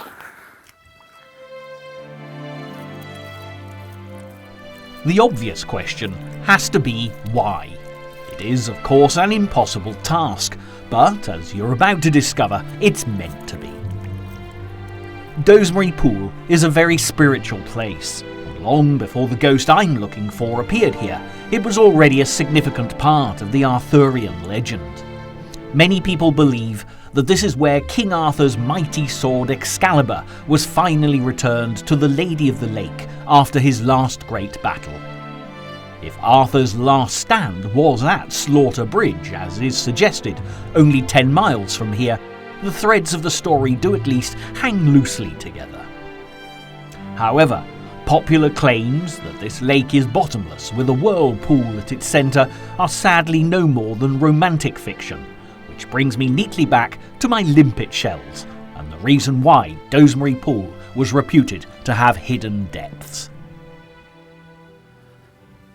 Around these parts, there's a chilling supernatural tale of the most evil ghost in Cornwall, namely one Jan Tregagle.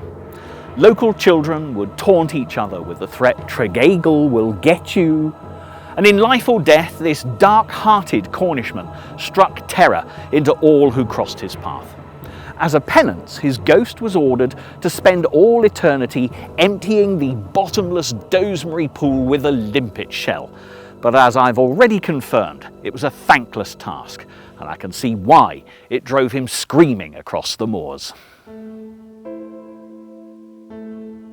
Like many good ghost stories, there's fact mixed with fiction regarding Tregagle's tale. There was indeed a real Jan Tregagle who lived here at Trevorder in the 17th century, a ruthless businessman and very possibly a lawyer. Acquiring all sorts of property by dubious means, Trevanion Manor being a prime example, Tregagle nevertheless prospered and even became a magistrate. Those who stood against him found Tregagle's brand of justice brutal, and by the time he died, he was universally hated. Stories tell us that his first return as a ghost was when a defendant in a court case rashly called for him as a witness, and Tregagle demanded that those who'd summoned him save his soul from the devil's clutches. Cornish holymen intervened, and it was agreed that as long as Tregagle continuously served his penance, emptying Dosemary Pool with a limpet shell, he would be spared the fires of hell. The devil bombarded Tregagle with all that he could to stop him emptying the lake, and after a night of terrible storms, thunder and lightning, Tregagle's ghost fled with Satan's hellhounds in hot pursuit across Cornwall.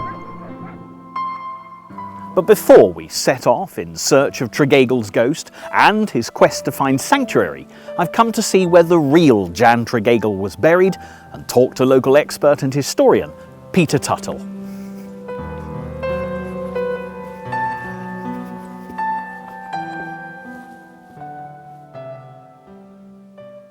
St Breot Church near Wadebridge. Jan Tregagle, bad guy or bad press?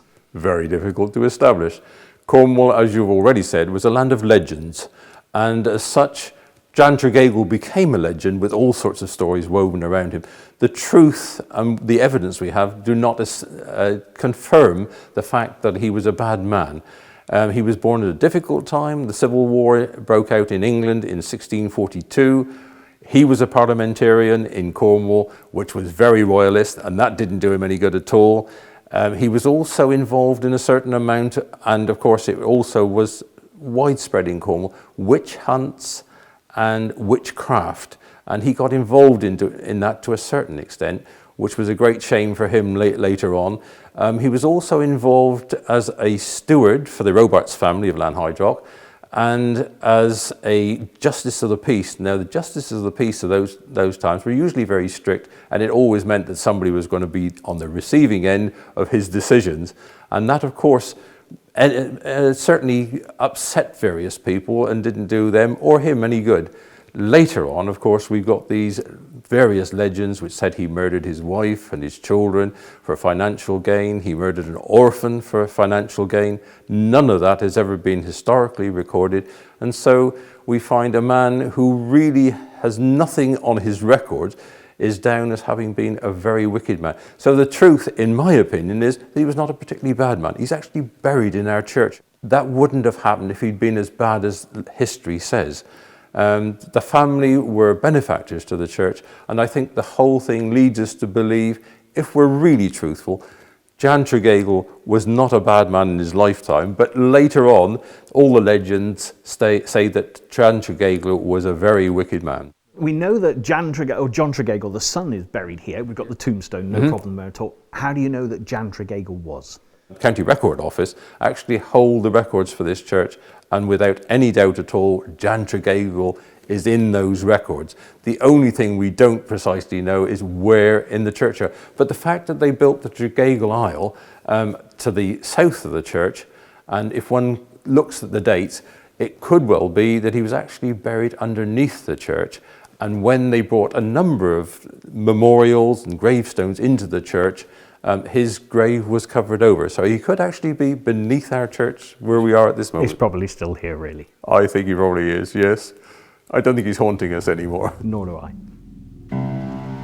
With no facts to wade through, perhaps we can wallow in a bit of fiction and pull the tale of Tregeagle a little harder. Legend has it that his ghost ran afar that thunderous night, with the hellhounds baying for his soul. The story goes that he arrived at this place some 8 miles or so from Bodmin, where at the top of a great granite outcrop he finally found a place of refuge. Roach Rock has a wild eeriness, jutting out of the green and pleasant landscape, and it'll come as no surprise that it has more than its fair share of ghost stories. The Hermitage Chapel of St. Michael, built in the early 1400s at the summit, appears to emerge from the rock, and is where local legend has it that the leper St. Gonand hid himself away to prevent his terrible disease spreading to the nearby village. Having the protection of the Cornish holyman, Tregeagle believed that if he could get into the chapel, he would be safe from the hellhounds. Thrusting his head through the chapel window in his haste, eager to reach safety, Tregeagle found himself well and truly stuck. With Satan's hellhounds tearing at the rest of his body, Tregeagle's screams echoed around the district.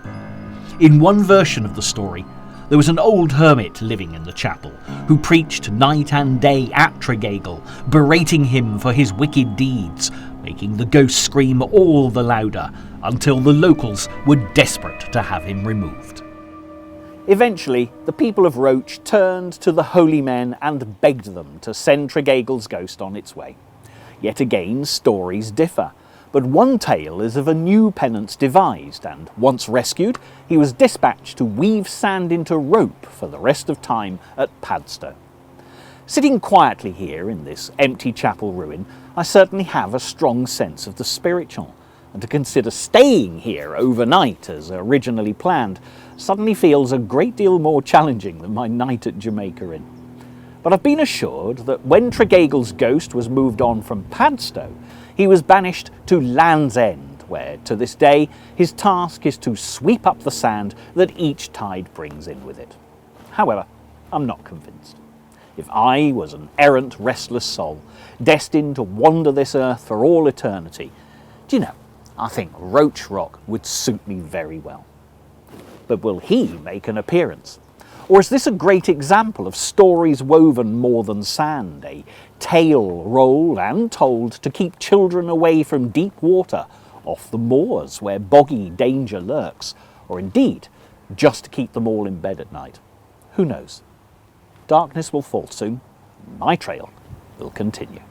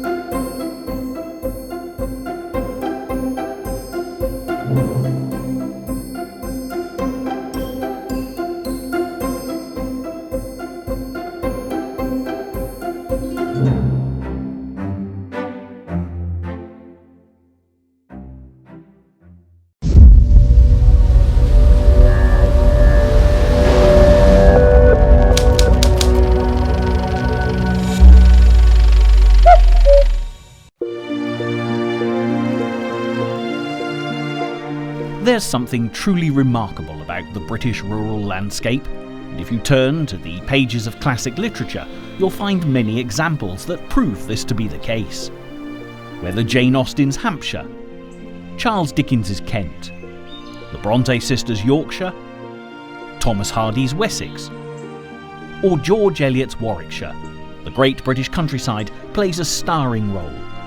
I'm Liam Dale, and if you'd like to see for yourself, join me as I reveal the Nottinghamshire of D.H. Lawrence.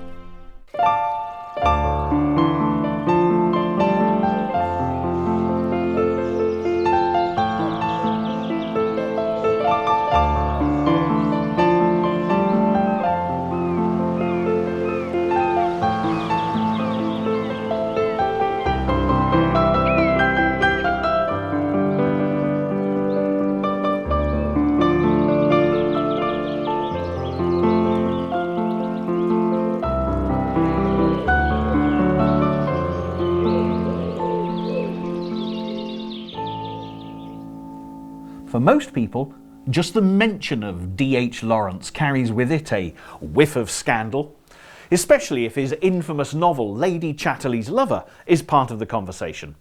But this truly great British author, who was never fully appreciated in his own lifetime, wrote about a landscape that he described as the country of his heart, and it all started here in Eastwood, on the outskirts of Nottingham.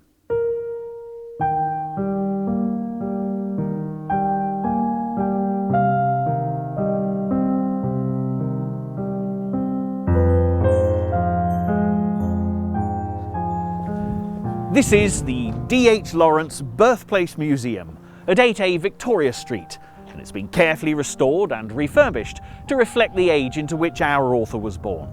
Today, it certainly has a Victorian charm, but realistically, when David Herbert Richards Lawrence was born in the front bedroom on the 11th of September 1885, life in this miner's terrace was anything but rural and far from idyllic. As childhoods go, young Bert Lawrence, as he was always known, had a pretty tough time. His mother Lydia considered herself a lady and had married his father Arthur, a gregarious but poor miner, to escape her family's genteel poverty, believing him to be much better off than he was. By the time she realised the truth, it was too late, and the mismatched couple fought bitterly and would provide the inspiration for the warring morals in Lawrence's autobiographical Sons and Lovers. Arthur Lawrence worked here at Brinsley Pit, spending his life underground along with the majority of the men in the district. They had to be tough to survive, and for the refined Lydia, his rough manners and tendency to spend his few hours above ground and his wages in the pub caused violent rows. Bert was their fourth child, arriving after George, Ernest and Emily, and was quickly followed by another daughter, Ada. All of the children took their mother's side, turning against their father, and when Lawrence remembered Arthur in later life, his words were chilling. I was born hating my father as early as ever I can remember. I shivered with horror when he touched me. It's hard to imagine what it must have been like living in this tiny house with 4 children plus another on the way, and 2 adults who were constantly fighting.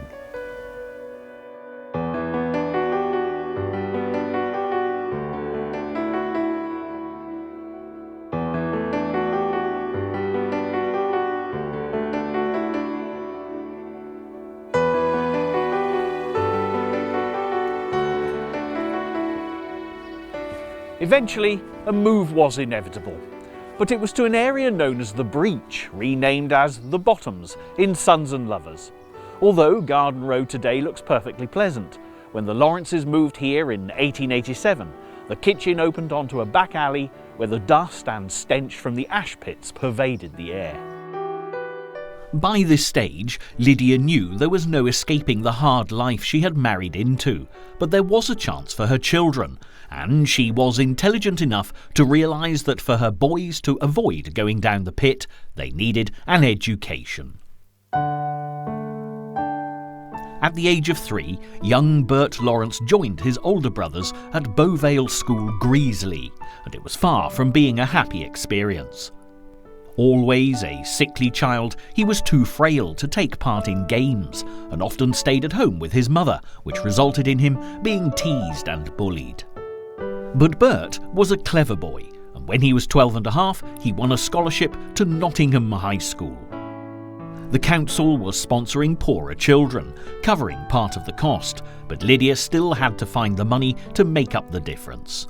Even so, she must have been delighted at her son's success, although the stigma of being a scholarship boy resulted in him being shunned by his classmates. Lawrence's sense of not belonging was heightened. Like his mother, he'd been educated above the community he lived in, while that very background prevented him from being accepted in the middle-class environment of the high school. To begin with, though, the boy from The Breach did well, even winning prizes. But when a family scandal hit the headlines, Bert's schoolwork went into a sudden decline. Arthur Lawrence's brother, Walter, had been tried for killing his 15-year-old son in a drunken accident, and the newspapers exposed the whole sordid story. It marked the end of Lawrence's time at the high school, as he left that summer and never returned. While Bert had been struggling at school, his older brother Ernest had been bringing a good wage home to his mother, and he'd become the apple of her eye. Ernest was employed in an office, thanks to his clerical skills, earning him not only a good living, but also a rise to the middle classes, and Lydia's prayers for a better life for her children had been answered. Lydia must have been overjoyed when, some years later, Ernest got a position in a London solicitor's office, and when he returned to visit in his top hat, frock coat and kid gloves, he was every bit the gentleman. However, tragedy struck when Ernest went back to London, as he fell ill with an inflammatory disease and died. Lydia rushed to his bedside, but it was too late. All she could do was bring her beloved son's body back to Eastwood for burial. For Lawrence, the loss of his brother, coupled with his mother's overwhelming grief, made this a very dark chapter in his life, and he took a job in a factory to help with the household income. The family had long since moved from The Breach to Walker Street, and it was here that the troubled young man fell gravely ill. In her pleasant bay-windowed home, Lydia was suddenly jolted out of her grief for Ernest by her concern for Bert, and she nursed him so attentively that the bond between them became almost oppressive. In fact, in later years, Lawrence acknowledged that his relationship with his mother was beyond the normal boundaries for parent and child. "We have been like one, so sensitive to each other that we never needed words. It has been rather terrible, and has made me, in some respects, abnormal." As Lawrence convalesced, he discovered something truly wonderful. Just a short distance from the coal dust-covered confines of Eastwood lay the beautiful Nottinghamshire countryside, and a new chapter opened in the life of D.H. Lawrence. Lydia set great store by religion and attended the nearby Congregational Chapel, and it was here that she met Anne Chambers. So when her new friend moved to Hag's Farm near Underwood, the Lawrences were invited for a visit. The impression the countryside made on Lawrence was phenomenal, and that first walk he took from his home to Hag's Farm with his mother has been immortalised in Sons and Lovers. The mother and son went through the wheat and oats over a little bridge into a wild meadow. Peeweets with their white breasts glistening wheeled and screamed about them. The lake was still and blue. High overhead, a heron floated. Opposite, the wood heaped on the hill, green and still. But it wasn't just the landscape that appealed to Lawrence. The boisterous Chambers family took him to their hearts. He became firm friends with the Chambers brothers and developed a relationship with their sister Jessie that would inspire him to create the character of Miriam Levers in Sons and Lovers. Although at first their friendship was perfectly acceptable, by the time Lawrence was 20, his family gave him an ultimatum: either become engaged to Jessie or leave her alone. With his whole life ahead of him, and knowing he was not in love with Jessie, he decided upon the latter option. But Jessie was terribly upset when he told her of his decision, as she had fallen head over heels in love with Lawrence. Leaving Jessie and Hag's Farm behind him, Lawrence again trying to make his way in education, winning a place at Nottingham University College, studying to become a teacher. When he arrived, he was full of hope and great expectations, and in his novel, The Rainbow, his heroine, Ursula Brangwen's first impressions of attending university were without doubt his own. The big college, built of stone standing in the quiet street, with a rim of grass and lime trees, all so peaceful. She felt it remote, a magic land. But the magic soon wore off. The university was subject to an angry attack by Lawrence with these words: spurious Gothic arches, spurious peace, spurious Latinity, spurious dignity of France, spurious naivety of Chaucer.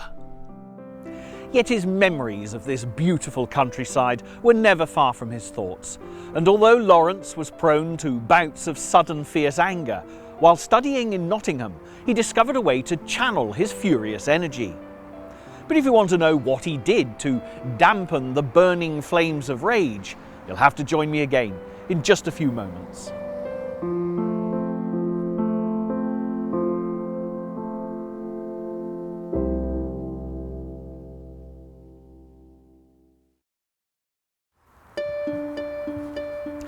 While the other students scribbled their notes during lectures, Lawrence allowed his mind to drift back here as he started writing his first novel, The White Peacock.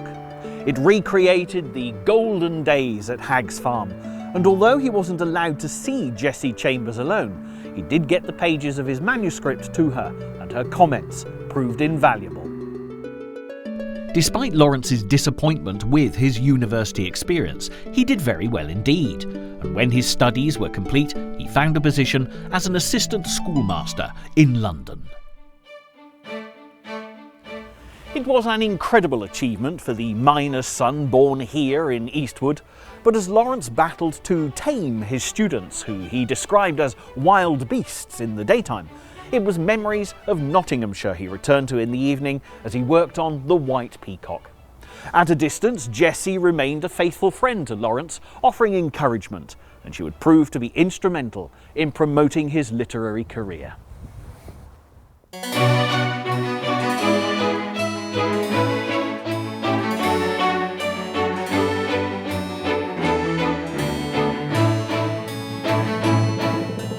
As Lawrence settled to city life, visiting theatres, museums, and soaking up the cultural atmosphere, the novelist and editor Ford Madox Ford had founded a journal called The English Review. The works of such luminaries as Thomas Hardy and H.G. Wells had been published in the review, and when Jessie sent some of Lawrence's poems to Ford, he was keen to meet the budding author. Not only did Lawrence get his poems published, but also Ford believed the young man had genius and suggested he send The White Peacock to Heinemann. When the publisher accepted the manuscript immediately, paying the not inconsiderable sum of £50, Lawrence was set fair for a glittering literary career.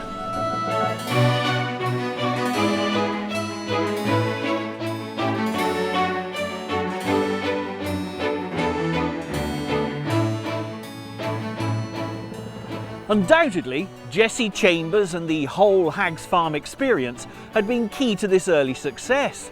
And when he returned to Nottinghamshire for visits, the pair became closer, and Lawrence sought a physical relationship with the girl he'd not been prepared to marry. It proved to be disastrous for both of them, and a few months later, Lawrence finished the affair.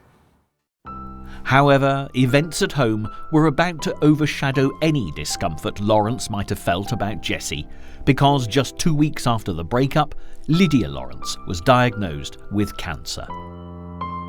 The family were, by this time, living in Lincroft, just around the corner from the house in Walker Street, and Lawrence was given permission to leave his teaching post in London to go home and care for his mother.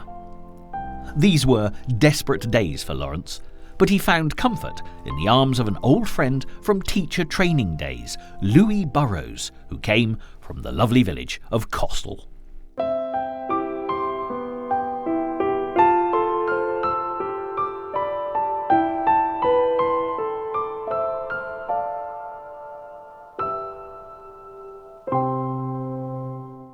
Louis's family home was Church Cottage, next to the lovely church. And at this terrible time for Lawrence, the place must have had quite an impact on our author. It would play a huge part in perhaps his greatest novel, The Rainbow. But for the time being, all his thoughts were focused on Lydia. In fact, although Lawrence proposed to Louis and she accepted him, he never told his mother of the engagement, fearing that it would upset her. But within days of the proposal, Lydia died and was buried with her son Ernest in Eastwood Cemetery. It was December 1910, and as the year came to an end, Lawrence returned to his post in London. And as he continued to teach, he poured his troubled thoughts into his autobiographical Sons and Lovers. Isolated and depressed, Lawrence had serious doubts about his engagement to Louis, but at that time fell ill with pneumonia. The illness meant the end of Lawrence's teaching career, and when he recovered, he called off the wedding. As we return to the house Lawrence drew so much inspiration from for Sons and Lovers, we enter another key period in our author's life. His first draft of the novel was never completed, no doubt due to his mother's death. But after giving up teaching, he resumed work on the novel, as events led Lawrence in a very different direction. Lawrence had always been keen to travel, and as he had German cousins, a plan was proposed for him to go and visit them. Remembering his old German professor, Ernest Weekly, Lawrence decided to go to Nottingham to ask his advice. When Lawrence arrived, Weekly was not at home, but his wife Frida was happy to entertain her husband's guest. There was an instant connection between the unlikely pair, and within minutes they were deep in conversation. Frida was German by birth, totally uninhibited, and Lawrence was instantly captivated. Frida quickly became the love of Lawrence's life as they embarked upon a wild and passionate affair, often meeting in the countryside around Eastwood.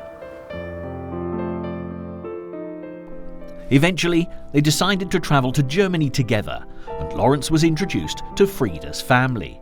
Her father, a baron and a military gentleman, was horrified and described his daughter's lover as an ill-bred, common, penniless lout.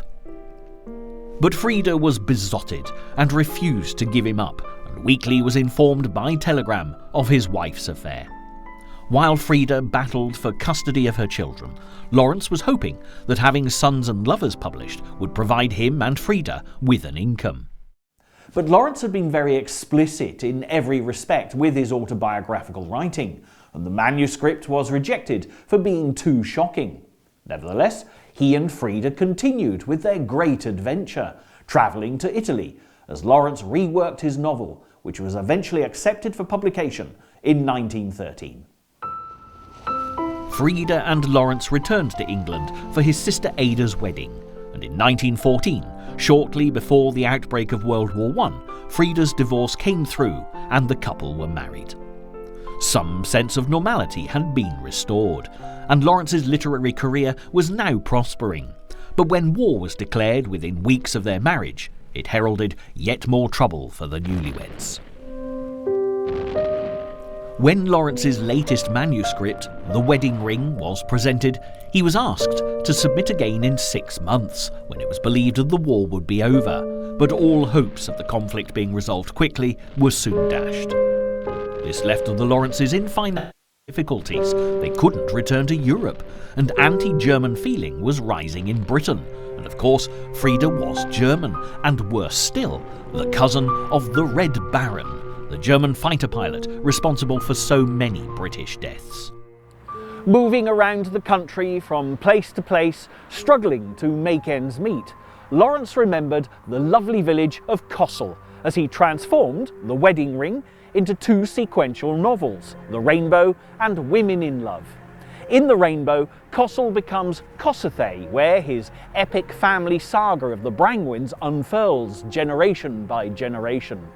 However, when it was published in 1915, there was a public outcry at the explicit sexual nature of sections of the novel, and it was removed from the shelves under the Obscene Publications Act of 1857. Lawrence's reputation lay in tatters. But as the new year of 1916 was rung in, the couple were offered a holiday house on the Cornish coast, and for Lawrence it was the perfect place to retreat from the public gaze.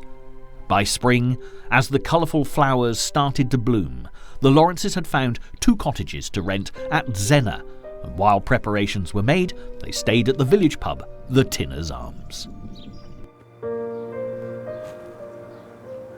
When Lawrence was in Zennor, he wrote to a friend and he said, "It is all gorse now, flickering with flowers.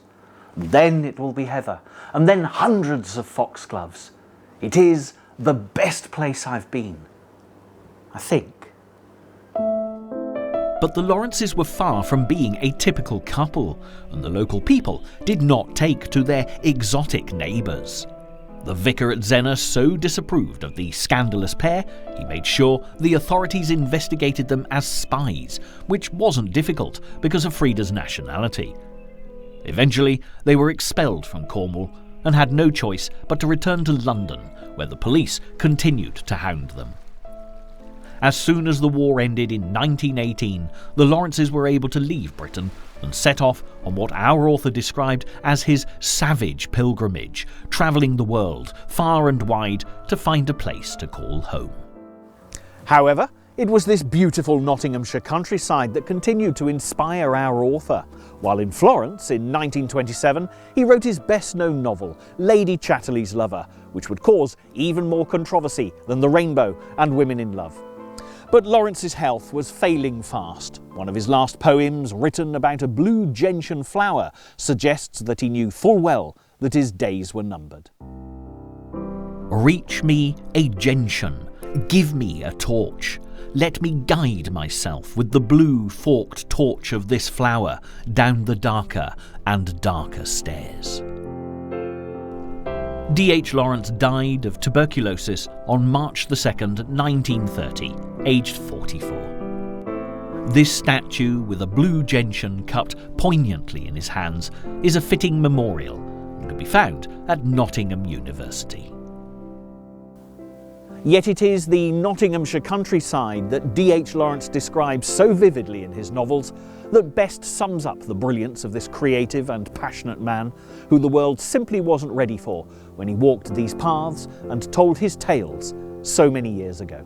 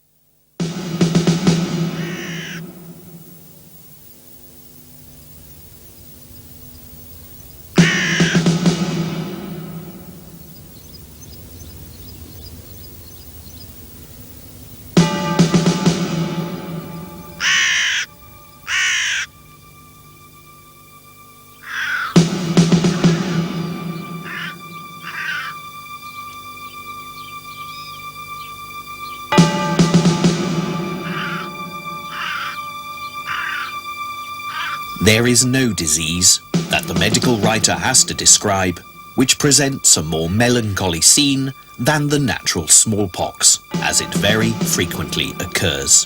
Stated a medical textbook published in 1803.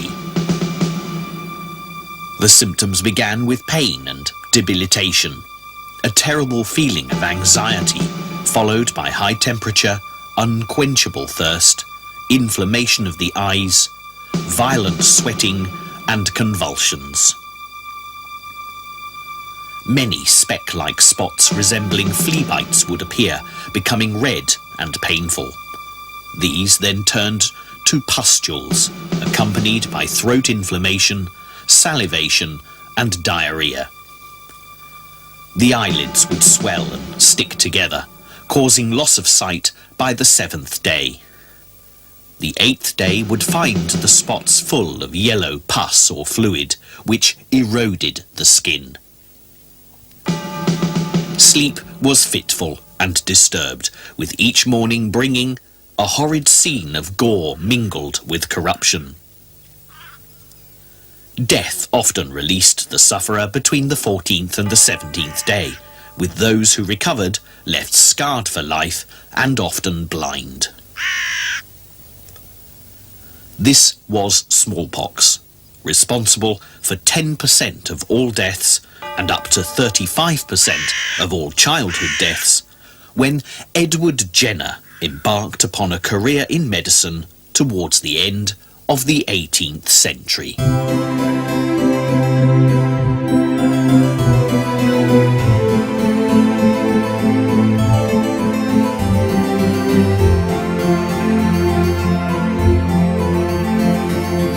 The country town of Berkeley in Gloucestershire has more claims to fame than anyone would expect at first glance. The landscape is dominated by an imposing 12th century Norman castle, famous for its part in the gruesome murder of Edward II. In more recent history, the Berkeley nuclear power station brought controversy to disturb the town's rural tranquility.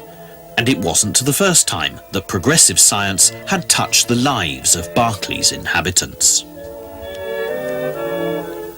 200 years ago, this house, the Chantry, in the shadow of Berkeley Castle and overlooked by the church, was the setting for one of the greatest scientific discoveries of all time.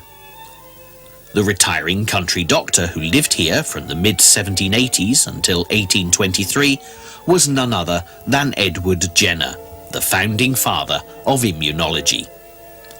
His inquiring mind and great observational skills were put to good use, and when he published a medical paper in 1798, he changed the course of history.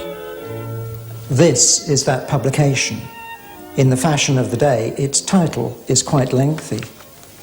An inquiry into the causes and effects of the variolae vaccinae, a disease discovered in some of the western counties of England, particularly Gloucestershire, and known by the name of the cowpox. It's been estimated that this publication by Edward Jenner has saved more human lives than the work of any other person. It's seen by many as the very foundation on which has been built one of medicine's most important cornerstones, immunology. Immunology gives us the basis of our understanding of vaccination, allergy, transplantation, and diseases such as AIDS and rheumatoid arthritis. But in most people's eyes, this document has made an even greater impact on this planet. It began the process by which one of the most feared diseases that mankind has had to endure was scientifically hunted down and destroyed. It has led directly to the total worldwide eradication of smallpox, the first major disease for which this could be claimed. Dr. Edward Jenner is very rightly honoured throughout the world as the man who began this path to knowledge and success in medicine. Yet, remarkably, I would contend that even if smallpox had never existed to challenge Jenner's intellect, we would still remember him today for many other achievements. For this shy country doctor who lived here 2 centuries ago also made important contributions to our understanding of bird migration, the hibernation of the hedgehog, the nesting habits of the cuckoo, and the connection between hardening of the arteries and angina. He was the first person in Britain to launch a balloon, and he discovered the first dinosaur skeleton in Britain, a plesiosaurus. Edward Jenner was born in 1749 at the Old Vicarage, Berkeley. His father was the Reverend Stephen Jenner, Vicar of Berkeley, and his mother, Sarah, herself the daughter of a clergyman, suffered the terrible heartbreak of child mortality, an experience shared by many of their fellow parishioners. But by today's standards, Edward Jenner's childhood can only be described as tragic. 2 weeks before Edward was born, Sarah, heavily pregnant, had buried her fourth son, also named Edward, aged just 5 years. The fact that she'd lost another son at the age of 2.5 in 1736 would have made this even harder to bear, and whether the arrival of a second Edward was a consolation or a sad reminder of the little boy's lost, we can only guess. Certainly the surviving children, Mary 19, Stephen 17, Henry 13, Sarah 11 and Anne 8, were old enough to have felt the loss of a brother, and the girls would have been enlisted to help with the care of young Edward. Tragedy didn't strike the family again until the winter of 1754, when in October Sarah gave birth to a 9th child, a boy christened Thomas on the 8th, but buried the next day. Sarah died the following day, the 10th of October, aged 46. Stephen Jenner only outlived his wife by 2 months, dying on the 9th of December at the age of 52. Devastating as this was, it was nothing out of the ordinary for the time, and Edward, orphaned at the age of 5, was fortunate in having sisters to care for him and brothers to look after his financial needs. In 1757, Mary, the eldest sister, married the Reverend Charles Black, who had succeeded her father as Vicar of Berkeley. This coincided with the beginning of 8-year-old Edward's education. For all of his difficult start in life, Edward had enjoyed living in the country, having developed a keen interest in wildlife and fossils. It was an interest that would remain with him for the rest of his days. The Latin and Greek which schools in Wootton-under-Edge and Cirencester had to offer came a poor second.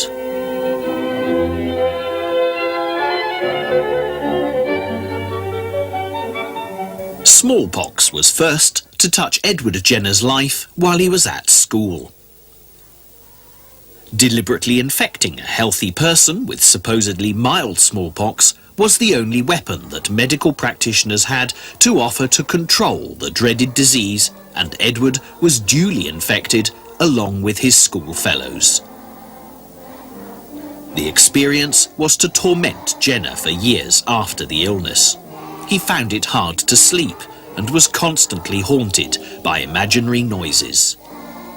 Physically, he escaped with a mild case of smallpox, but without the comfort of his family, shut away with other boys who had been infected with the disease, the psychological implications were horrendous. The memories were never to leave him, and no doubt contributed to Jenner's preoccupation with smallpox in later years. By the age of 12, it had become evident that following his brothers to college at Oxford wasn't an appropriate course for Edward.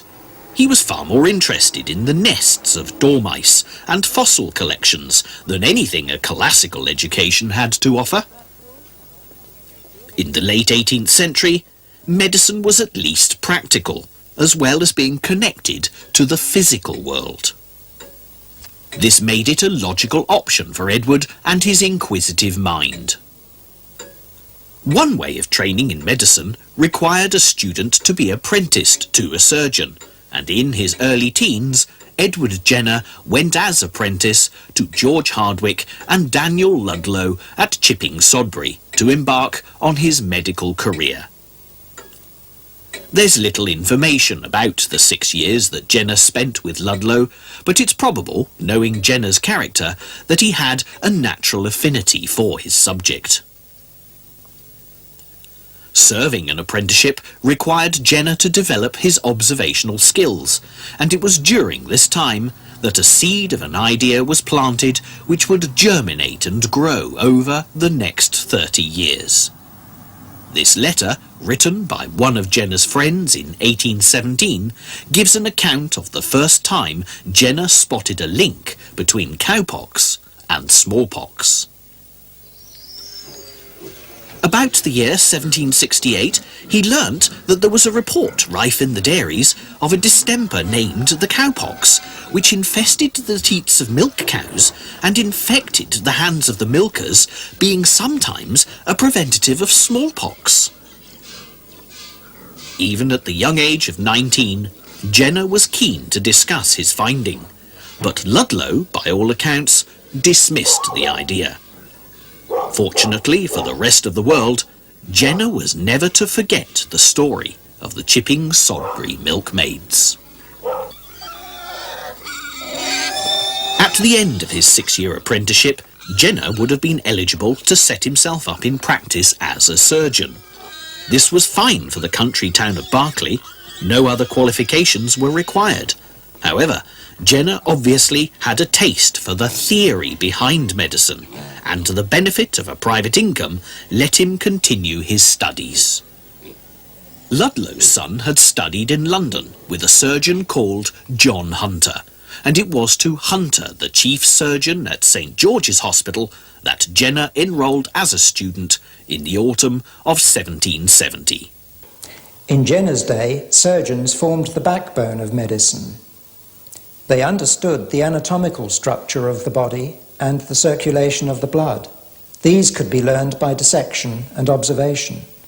They used this knowledge to perform corrective surgery, without the benefits of anaesthetics, of course.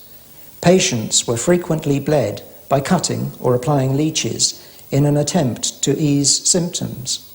Without a knowledge of antisepsis and antibiotics, amputations were often the only remedy for the consequences of even minor injuries. The subtleties of the functions of organs in health and disease were much less understood. John Hunter was one of the first to promote the idea that changes to the organs in disease could be important aids to diagnosis and perhaps treatment.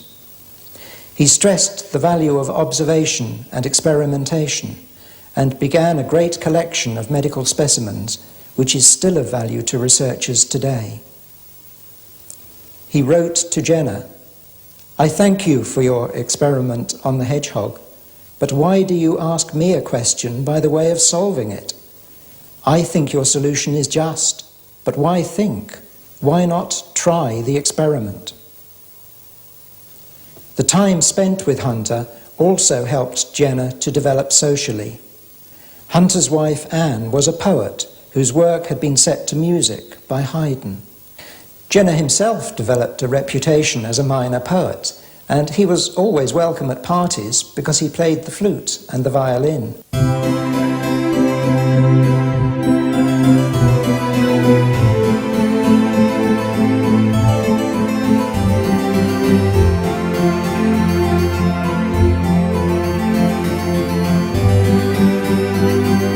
It's evident that Hunter held his pupil in high esteem, and there was an incident while Jenner was with him which highlights this. In 1771, Captain Cook returned to England aboard his ship the Endeavour after his first great round-the-world voyage of scientific discovery, which had lasted 3 years. The chief botanist, Joseph Banks, known to John Hunter through the Royal Society, had brought back thousands of specimens and hundreds of drawings by the ship's artist. These all needed cataloguing, and as Jenner was skilled in anatomical presentation and dissection, Hunter recommended his pupil to Banks. Joseph Banks seems to have been well pleased with Jenner's work, and when Captain Cook planned a second voyage, Banks asked Jenner to accompany him. Jenner declined the offer, telling a friend that he was very attached to the rural scenes and habits of his early youth, as well as feeling that he owed it to his family to return to Berkeley. This was precisely what he did, and at the age of 23, Edward Jenner may well have been the most qualified doctor that Berkeley could ever have boasted. He dealt with disease and fever, as well as the common digestive, skin and heart problems of the day.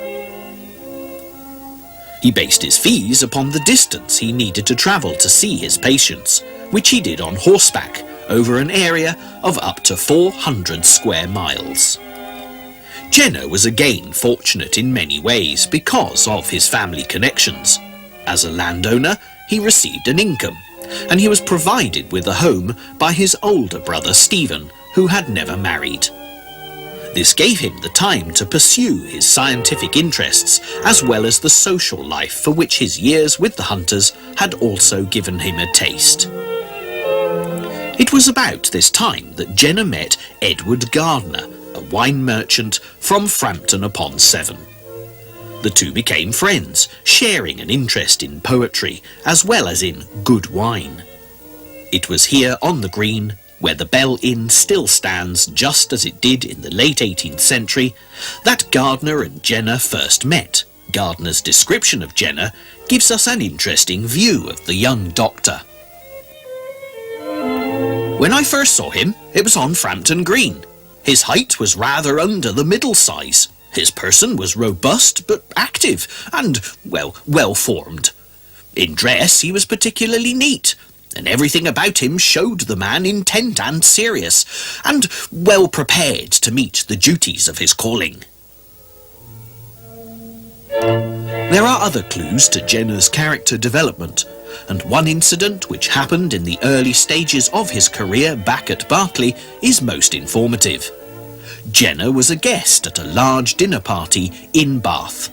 A discussion arose about which part of the candle flame was the hottest. This is an account of what happened. Jenner desired the candle to be placed near him, and immediately put his finger into the flame, suffering it to remain some time.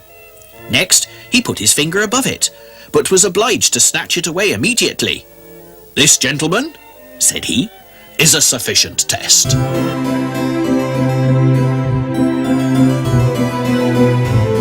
Experiment and observation had been put to good use. The next day, one of the guests, a General Smith, who had been most impressed by Jenner's scientific approach, offered him a medical appointment in India. This would have been a wonderful opportunity for Jenner, but yet again he declined, preferring to remain in Berkeley rather than travel the world. Despite the distance between Berkeley and London, Hunter did not allow his former pupil to neglect his studies.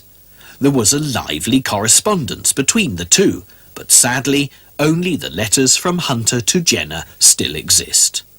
Although speculative, it seems as if Jenner had written to Hunter about a big disappointment in love. As always, Hunter had practical advice to offer. "I own I was at a loss to account for your silence, and I'm sorry at the cause. I can easily conceive how you must feel, for you have two passions to cope with, viz. That of being disappointed in love, and that of being defeated. But both will wear out, perhaps the first soonest. I own that I was glad when I heard you was moored to a woman of fortune, but let her go, and never mind her. I shall employ you with hedgehogs." Hedgehogs were to prove an alternative passion for Jenner. He worked on many experiments, sometimes under Hunter's direction, at other times as a result of his own observations. Jenner was particularly fascinated by their hibernation, a concept that was little understood in the 18th century. Birds were also a great interest of Jenner's, and he was puzzled by the general belief of the day that they, like hedgehogs, hibernated too. It was thought that the birds slept under mud, water, or even ice in the colder weather. Jenner watched the birds reappear in the spring and found the theory highly improbable. Why, if the birds had hibernated, did they reappear in the English skies, fat, healthy, and in good condition? After the long winter sleep, hedgehogs were often in poor condition, and if food was scarce, and the hedgehog's fat deposits inadequate, it would be touch and go whether they survived. If birds did hibernate, they would be subject to the same rules of nature, and to Jenner this plainly was not the case. He'd also noticed birds flying out at sea, for which he knew there must be a reason. Observation, as always, was to provide the answer, and Jenner established that birds migrated to warmer climates through the colder winter months. Jenner's work on bird migration was never published during his lifetime, a task undertaken by his family in 1823, just after his death. It was perhaps this interest in bird migration that led Jenner to contemplate the behaviour of that most seasonable of birds, the cuckoo. Jenner was intrigued by the puzzle of the cuckoo's nesting habits. It raised so many questions. Why would cuckoo parents desert their own young? How were the rightful chicks removed from the nest? And why did the foster parents fail to notice their well-fed baby was not their own? As Jenner put it himself, "This subject has puzzled philosophers in every age from the days of Aristotle." Here, as with his cowpox theory, Jenner thought about cuckoos for many years before initiating his research. He began his study by locating a number of nests, mostly of hedge sparrows, that contained cuckoo eggs. By this time, Jenner was pretty busy with his medical practice and enlisted the help of his 16-year-old nephew, Henry. The nests were mostly on a farm at Clapton, about 3 miles away from Berkeley, and to watch the nests for progress every morning required Henry to complete a 6-mile circuit. Without supervision, this long walk diminished Henry's motivation, and he was perhaps too ready to make assumptions which he reported back to Jenner. Jenner could well have been eager to get his paper on the subject published, writing it up for submission to the Royal Society by way of Hunter. He accurately described the cuckoos laying their eggs in the nests of other birds. He was correct also in the manner of feeding by the foster parents of the demanding cuckoo chick. But where he missed the mark, due perhaps to Henry's poor research, was his statement that the foster parents ejected their own young from the nest to exclusively care for the solitary cuckoo. Jenner offered no explanation for this strange behaviour. Something must have still been niggling at Jenner, because despite the completion of the paper, he continued to watch the cuckoo's nests for himself. His findings were astounding. He watched as a tiny cuckoo chick hoisted all of the other occupants of the nest onto its back, one by one, pitching them out to certain death. It didn't matter whether it was eggs or hatched chicks. The results were the same. A single cuckoo chick remained in the nests. Jenner also described what happened when 2 cuckoo hatchlings were in the same nest. The contest was very remarkable. The combatants alternately appeared to have the advantage, as each carried the other several times to the top of the nest, and then sunk down again, oppressed by the weight of its burden, till at length, after various efforts, the strongest prevailed.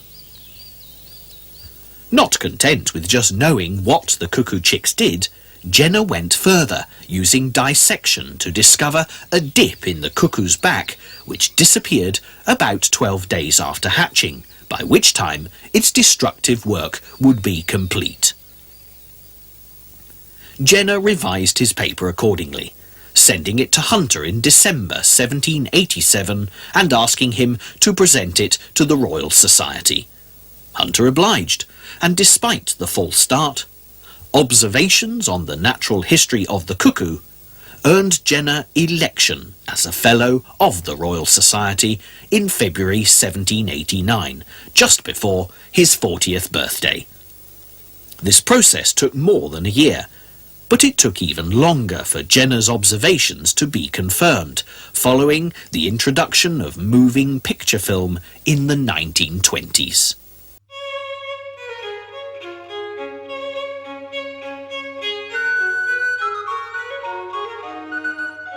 The range of Jenner's scientific interest was certainly broad, with the work of the French air ballooning Montgolfier brothers in the 1780s coming to his attention. Without doubt, the first flight on the English side of the Channel took place in 1783 under Jenner's supervision. With the help of his friend, the Earl of Berkeley, and the use of the Great Hall in Berkeley Castle, they filled a silk balloon with hydrogen, probably manufactured from iron filings and sulfuric acid. It was launched successfully, landing at Kingscote some miles away, where the Kingscote family were present for its relaunch. The presence of one member of the family, Catherine Kingscote, would have delighted Jenner, because she may well have been the woman of fortune that Hunter directed Jenner to let go in favour of the hedgehogs. The Kingscotes were a wealthy family, and despite the fact that Jenner loved Catherine and she him, a country doctor in the early stages of his career would not have been thought a suitable match. From Kingscote, the balloon soared high over the Cotswold Escarpment, finally coming to rest at the top of Crickley Hill, where the air balloon pub, named after this very incident, still stands today. Jenner was persistent, and Catherine constant, so eventually the Kingscote family gave their permission for the marriage to take place on the 6th of March 1788. The couple started their married life at the Chantry, bought by Jenner 3 years earlier for £600. Both of them loved this house, and although Catherine's health was never robust, they were happily suited. The correspondence and close bond between Hunter and Jenner continued, even when Hunter's health deteriorated. Jenner was very concerned, as he recognised Hunter's symptoms as being caused by angina, a condition little understood but usually fatal. Jenner chose not to discuss his suspicions with Hunter for fear of distressing him, even choosing not to publish his own work on the hardening of arteries. Ironically, if he had, Jenner may well have been the first to document the disease. However, it would appear that Hunter knew only too well what was wrong with him, saying, "My life is in the hands of any fool who cares to upset me." This was an accurate prediction. In October 1793, Hunter lost his temper with colleagues at St. George's Hospital. Soon after, he collapsed and died. A great loss for the world of medicine, and also for Dr. Jenner of Berkeley, the emotional and professional mentor who had spurred him on to such great achievements, had gone.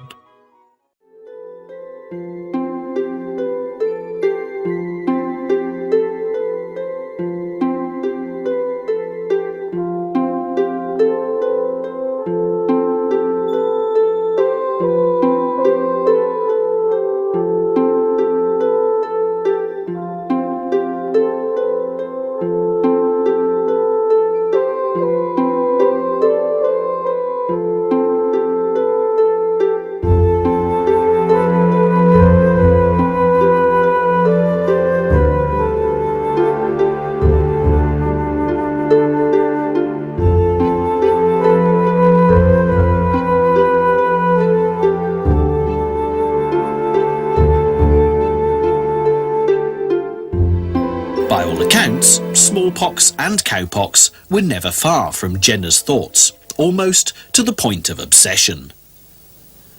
Not surprisingly then, that when a case of cowpox, actually quite a rarity, was reported in the area, Jenner took full advantage of it, following Hunter's advice to put theory to the test.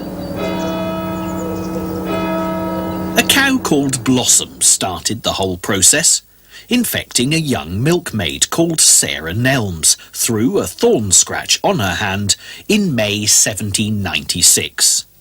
For Jenner, there was only one logical experiment needed to prove his theory that cowpox would offer protection against smallpox. He needed some of the pus from the sores on Sarah's hand so that he could infect someone else. The other person was chosen carefully by Jenner.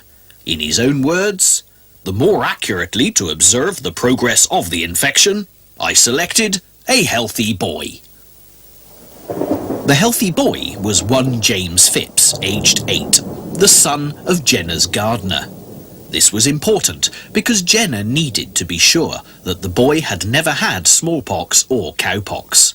As the local doctor, Jenner, of course, knew Phipps's medical history. On the 14th of May 1796, Dr. Jenner made 2 small scratches on James's arm, and into these he rubbed the pale liquid from Sarah's pustules. About 4 days later, James developed 2 cowpox pustules where the scratches had been made.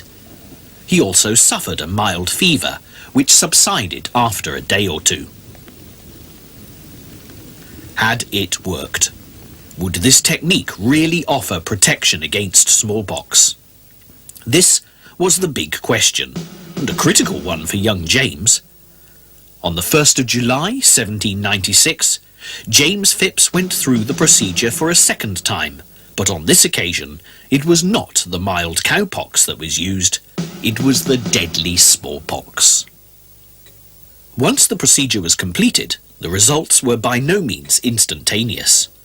Smallpox took 14 days to develop, so 2 weeks of carefully watching James Phipps for symptoms of the disease would have made for a very long fortnight. Jenner must have erred on the side of caution, because it wasn't until the 19th of July, 18 days later, that he wrote this letter to his friend Edward Gardner. A boy of the name of Phipps was inoculated in the arm from the pustule on the hand of a young woman who was infected by her master's cows. Having never seen the disease but in its casual way before, that is, when communicated from the cow to the hand of the milker, I was astonished at the close resemblance of the pustules in some of their stages to the smallpox pustules. But now, listen to the most delightful part of my story. The boy has since been inoculated for the smallpox, which, as I ventured to predict, produced no effect. I shall now pursue my experiments with redoubled ardour. Good news! But what if Jenner had not been proven correct? What if James Phipps had caught smallpox and died? In today's well-regulated world of medical experimentation, this behaviour would result in prosecution, possibly even a murder charge. But this is an instance where history needs to be put into context, because Jenner was only using a much-practised medical procedure when he inoculated young James with smallpox. Jenner himself had undergone the same treatment as a child, and as this technique of giving smallpox in a controlled environment, known as variolation, was the only weapon physicians had to combat the disease, it was widely used. If Jenner had not given smallpox as part of his experiment with James Phipps, it's probable that the boy would have been variolated at some stage anyway. Jenner was, as is evident from his letter to Gardner, delighted with the result of his experiment. He'd probably first spotted the link between cowpox and smallpox when he was an 18-year-old student. It took him until the age of 47 to prove the connection and exploit it in order to control smallpox. As a doctor, Jenner was already very successful. A few years before the appearance of cowpox in Berkeley, the Jenners had taken a house in the spa town of Cheltenham, some 20 miles away, for the summer. What was planned as a summer holiday for the now growing family with son Edward and baby daughter Catherine proved to be very useful for Jenner's career. The town was becoming a very popular watering place for the rich and famous because of the reputed benefits to health from its natural springs. As the diet of the well-to-do at this time was very rich, the extremely strong laxative qualities of the spa waters would have done much to render the imbiber a great deal more comfortable. This was in fact the reason why many people found that their health improved after a stay in Cheltenham. Society in the town was therefore made up of wealthy visitors in search of cures for their various ailments. There could be no doubting the opportunities that a Cheltenham practice could offer a doctor of Jenner's calibre, and as he had already acquired a degree from St Andrews University, there was nothing to stand in his way. The house he took, 8 St George's Place, was built in 1795 and was described as being inhabited by families of the highest distinction. Jenner may well have watched the terrace of elegant houses being built before selecting a suitable premise. Sadly, the disregard for historical buildings, which characterised much of the property development in the 1960s, took its toll. Despite campaigning that Jenner himself would have been proud of, the house was demolished in 1969. For Jenner, the great mental and social stimulation of the type he had experienced with the Hunters back in his student days, available in Cheltenham, pleased him. Also, Catherine enjoyed Cheltenham life, and the family split its time between the beauty of the Berkeley countryside and sophisticated town life. The family had also increased its number with the birth of a second son, Robert, in 1797, a year after the vaccination of James Phipps. Vaccination, as a medical term, has since become a blanket title for any inoculation to give immunity against disease. Jenner used the word vaccination to clearly differentiate his use of cowpox against smallpox as opposed to variolation, which described inoculation using smallpox. It did take some time for vaccination to emerge as the accepted term for Jenner's work. Cowpox inoculation, vaccine inoculation, cowpoxing and vacciolation being some of the alternatives. Having been successful once with vaccination, Jenner was keen to test his theory more fully.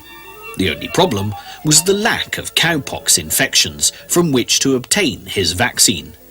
This was very frustrating, particularly as Jenner had been noticing other related pox-like infections. There was an outbreak of horsepox, which infected horses' feet, and Jenner saw a connection between this and cowpox. Jenner was aware that the men who handled the infected horses were sometimes called upon to milk the cows, with an outbreak of cowpox often being the result. Jenner speculated that horsepox was in fact the originating source of cowpox. Consequently, when 3 local men developed horsepox infections in March of 1798, Jenner again put observation to the test, taking infected material, which he used to vaccinate a child. The child developed the symptoms of cowpox, giving credence to Jenner's theory. However, shortly after, quite predictably, cowpox developed on the same farm that had suffered the horsepox infection. By the April of 1798, Jenner had sufficient cowpox material to start a programme of vaccinations. Jenner realised that by taking material from humans with cowpox, he eliminated the need to have infected cows always available. He began a series of transmissions from human to human, with the last recipient proving to be as resistant to smallpox as the first. At this stage, there were naturally patients who preferred the old, well-established method of variolation, which, as a doctor, Jenner would have administered throughout his career. It was one such case that helped to prove beyond doubt that vaccination really did work. Some years previously, Henry, Jenner's nephew, forgiven for the cuckoo research, and having trained as a surgeon apothecary, had become his uncle's assistant.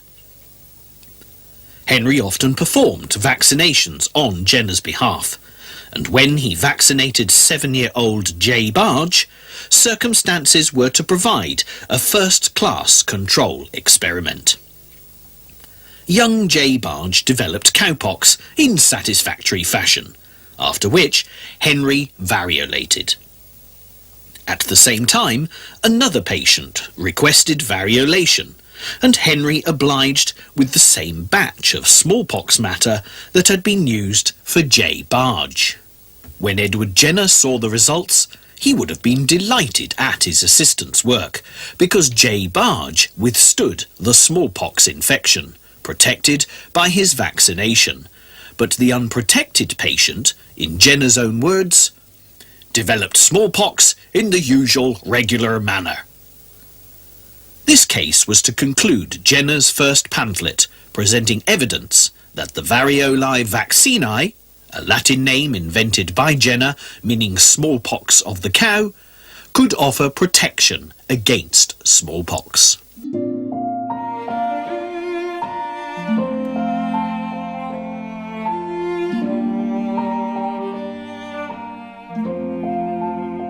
Jenner was eager to take his findings to medical colleagues in London, setting off on the 24th of April with the manuscript of his paper, Drawings of Cowpox Pustules and Vaccine Lymph from Hannah Excel, dried on a quill.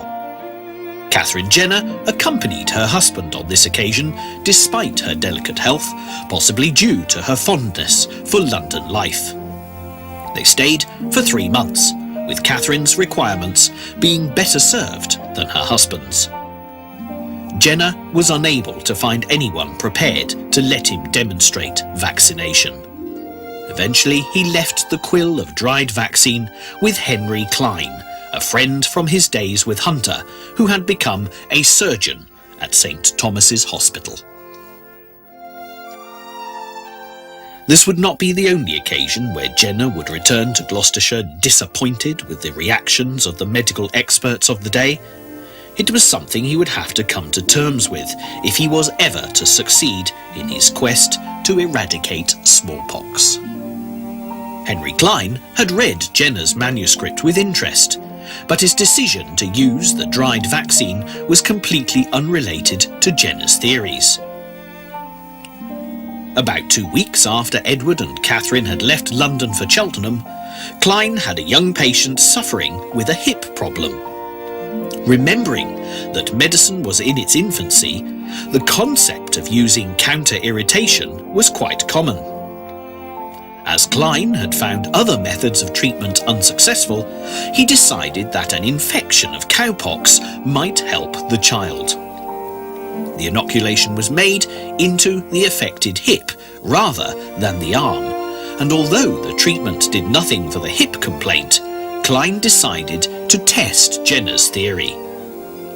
When the child was given smallpox matter in variolation, the infection was resisted. Henry Klein was convinced and became a supporter of vaccination. Jenner was well aware that there was still much to be done, and he ended the inquiry with these words: "I shall myself continue to prosecute this inquiry, encouraged by the hope of its becoming essentially beneficial to mankind." Beneficial to mankind maybe, but for the variolators, Benjamin Moseley and William Rowley, their own financial benefits were now under threat. They'd kept their methods secret and made handsome profits from their work. Cartoons like this one, in the style of James Gilray, were the result of their propaganda as they attempted to prevent the acceptance of vaccination. There was a great deal of confusion amongst the general public, and the idea of mixing animal matter with humans had worrying connotations. Every aspect of medicine was scientifically new, and surgery was a practice which the majority avoided wherever possible. Any treatment was viewed with suspicion because it often involved more discomfort than the original complaint. Disease was sometimes considered a retribution from God in an unforgiving religious climate. Syphilis was not surprisingly looked upon as such and was known as the Great Pox, differentiating it from the smallpox. This gives some explanation as to why a disease as appalling as smallpox should be so inadequately named. By comparison, the symptoms and the diabolical 18th century treatments of syphilis were devastating. At least a proportion of smallpox sufferers recovered. With syphilis, the outcome was more predictable. Jenner needed his theories to be proved by others, but this created problems which he had not anticipated. Typical of such problems were the experiments performed at the London smallpox and inoculation hospitals in 1799. Dr. William Woodville obtained cowpox material from an animal at a dairy in Gray's Inn Lane. He used it to inoculate 8 patients. He then tested these patients with smallpox matter, but in 3 of these patients he waited only 5 days between the 2 treatments, too soon for the cowpox to have given any protection. Woodville then used matter from these patients to inoculate a further 600 patients. In this way, his so-called cowpox lymph quickly became contaminated with smallpox, producing many cases of smallpox among those he treated. Such setbacks were readily publicised by Jenner's opponents. In the face of these problems, Jenner gathered together further data. During the next 3 years, he published 3 follow-up pamphlets that not only strengthened his scientific case, but also gave sound advice on ways of avoiding false results. He gave full descriptions of those diseases of cows that could be confused with true cowpox. Additionally, he cautioned that correct storage of the vaccine material was essential lest it lose its power. Again, decades ahead of scientific thinking, he was advocating techniques that avoided infection of the vaccine sites with bacteria. The medical establishment found Jenner's mounting evidence incontrovertible. At last, he began to receive the support that he deserved. But I wonder how many people at that time appreciated the prophetic words with which he ended his 1801 publication. 100,000 persons, upon the smallest computation, have been inoculated in these realms. The number who have partaken of its benefits throughout Europe and other parts of the globe are incalculable, and it now becomes too manifest to admit of controversy that the annihilation of the smallpox, the most dreadful scourge of the human species, must be the final result of this practice. All of Jenner's earlier work, his cuckoo observations and published papers had brought him recognition in his own circle of medical and social acquaintance. Jenner's reputation was enhanced, and his titled, moneyed Cheltenham clientele may well have increased. The publication of the Inquiry and Jenner's further work with smallpox were to win him international recognition and acclaim. The country doctor, who had been thought lacking in sufficient standing to marry into the Gloucestershire gentry, was now consulted by the royal family. Any discomfiture that Jenner had felt at the personal nature of attacks against him would have been soothed by an invitation from George III to wait upon him at St. James's Palace. So it was that on the 7th of March 1800, the Earl of Berkeley presented his friend and neighbour Edward Jenner, dressed in velvet and girt with a sword, to the King of England. The implications of this honour, coupled with Jenner's reception at Carlton House, the court of the Prince of Wales, the future George IV, put Jenner in a position of favour, whichever way the political wind was to blow. Despite this success, and the recognition Jenner received, life was by no means easy for him. Financially, Jenner was awarded £10,000 in 1802 by the government. England had been at war with revolutionary France and would later continue the conflict against Napoleon. Protecting the fighting forces against smallpox, whatever their nationality, would have been Jenner's only interest, and ironically, the French armies benefited greatly. It was pointed out at the time Jenner's award was made that as vaccination had saved the lives of perhaps 40,000 men, the Exchequer stood to gain about £200,000 in taxes that it would not otherwise have received. The sum of £10,000, although huge for the time, was insufficient for Jenner to continue his work in London. The expense of maintaining a London establishment away from his patients was prohibitive. Controversy was never far away, there being constant attacks on Jenner personally and professionally. The old dissenters, particularly the variolator Rowley, claimed that the smallpox was a visitation from God, a controller of the population, and not to be interfered with. Others claimed that Jenner was not the first to discover vaccination, with Benjamin Jesty being put forward as the originator. It was in these circumstances that Jenner found himself seriously facing bankruptcy, claiming, "I have to thank my stars that I have a little farm in Gloucestershire, where I shall at once repair, and quit doctoring, and turn ploughman."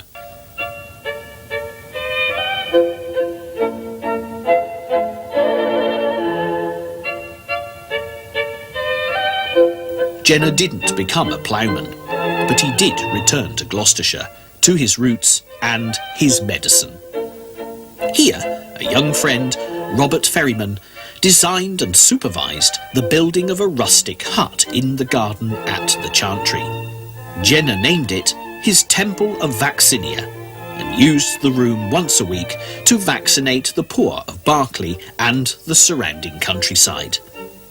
It still stands undisturbed today, a testament to Jenner's determination after he had been forced to turn his back on London and the medical and political authorities. Although Jenner was not extravagant, when the government awarded him a further grant of £20,000 in 1807, it gave Jenner the security he rightly deserved, and most definitely needed to cover the costs of the work he had completed. It had been a very long, hard struggle, and at the age of 58, Jenner had achieved so much. He'd been awarded the freedom of the City of London, an honour shared by only 3 medical recipients, the other 2 being Florence Nightingale and Joseph Lister. Ordinary people praised Jenner. Mothers were grateful that their children were saved from the ravages of the speckled monster. Kind words and an elegant certificate did little to prevent Jenner's pain when he was criticised. He suffered greatly, and considering Jenner's intention had been only to improve the health of the world, he certainly paid a high price for the privilege. The retirement which Jenner had long promised himself brought little peace and great sadness. His eldest son, Edward, at the age of 21, was gravely ill. As a child, it was evident that he was mentally retarded, but it never diminished his parents' love for him. Jenner was too wise to have not been aware of his own helplessness to treat his son's TB. All he could do was watch and wait for the inevitable end. Jenner, who had cured the world of smallpox, could do nothing to save his own son. When Edward died on the 7th of February 1810, Jenner wrote to a friend saying, "I had no conception till it happened that the gash would have been so deep, but God's will be done. Tuberculosis was to strike Jenner yet another blow on the 13th of September 1815, with the death of his beloved wife Catherine after 27 years of marriage. As Jenner retreated to the chantry to live out his final years in unexpected solitude, the repercussions of his discovery had reached many countries of the world. Napoleon himself had been so impressed and grateful to Jenner for the protected health of his army, he had released prisoners of war at Jenner's request. His comment was simply, "Ah, Jenner, I can refuse him nothing."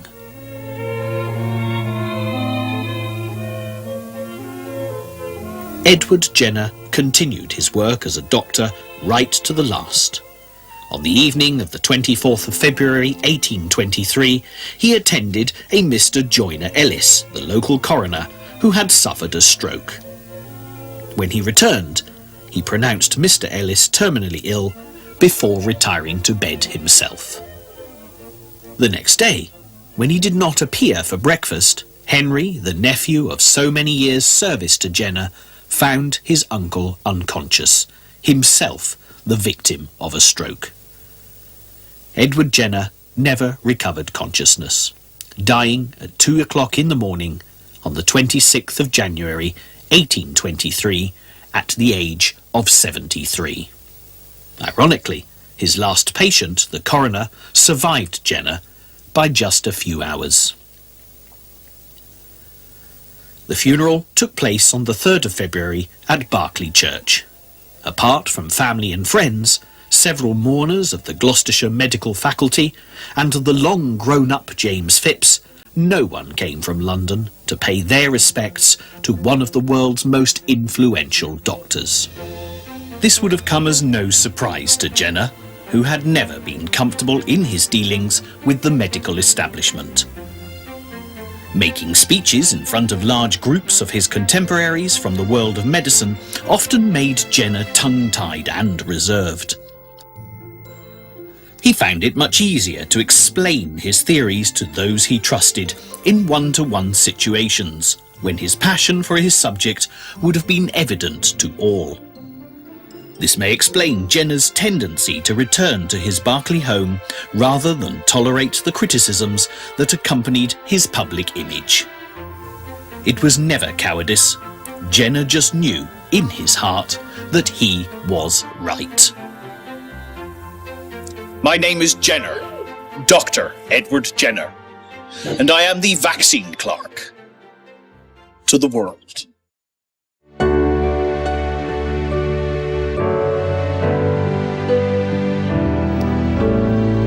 It's easy, with the benefit of hindsight, to hypothesize about how Jenner should have handled the presentation of his great discovery for greater personal glory.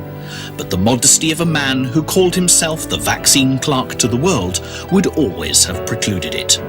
The proof was there to be seen by everyone in 1798, and Jenner's work will stand any test of time for one very important reason. He achieved his ultimate goal, the complete eradication of smallpox.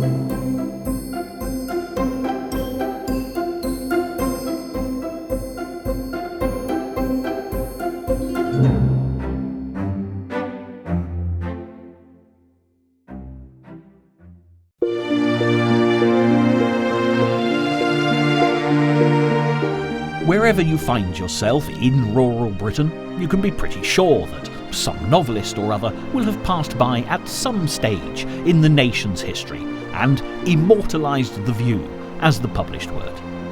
It could be Jane Austen's Hampshire Hamlets, Charles Dickens' Kent Coast, the Bronte sisters' Yorkshire Dales, D.H. Lawrence's Nottinghamshire Landscapes, or George Eliot's picturesque Warwickshire. But on this occasion, it's the green and pleasant countryside of Dorset that we'll be focusing on. I'm Liam Dale, and I'd like to welcome you to Thomas Hardy's Wessex.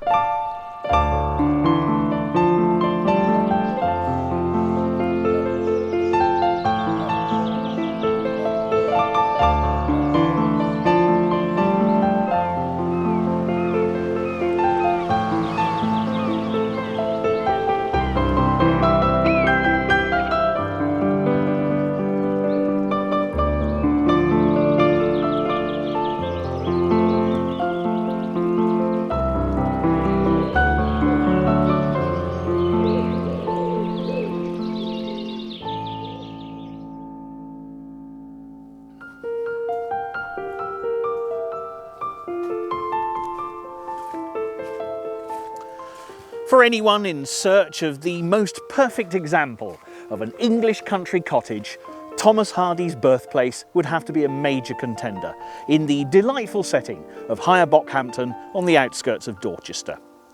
It was here on the 2nd of June 1840 that Thomas Hardy made his entry into the world, and you only have to look around you to see where so much of his inspiration for the beautiful, evocative descriptions of rural life that fill his novels came from.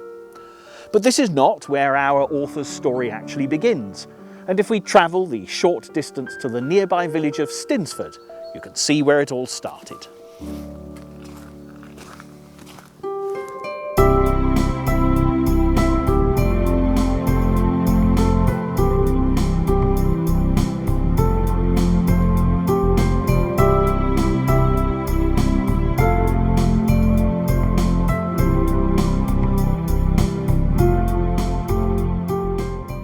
Welcome to St Michael's Church, where Jemima Hand, a young maid at Stinsford House, first laid eyes on a musician by the name of Thomas Hardy, who came with his father and uncle to play the violin for the Sunday service.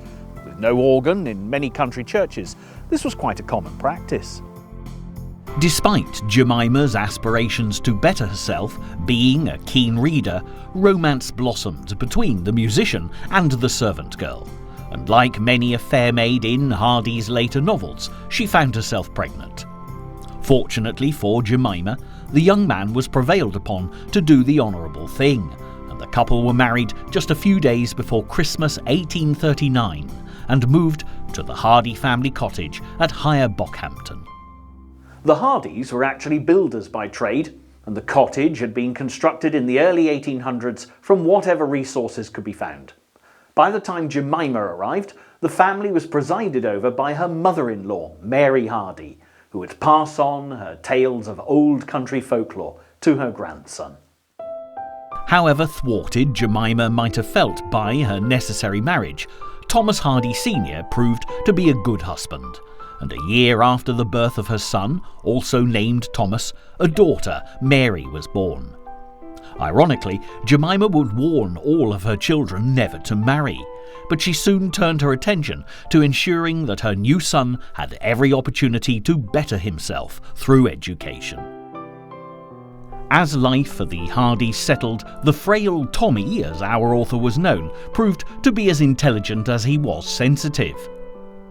Forever losing himself in books, he also developed a keen love of nature and his beautiful surroundings, and when he was 8 years old, he was sent to school in Lower Bockhampton, which is to this day the epitome of a classic English village.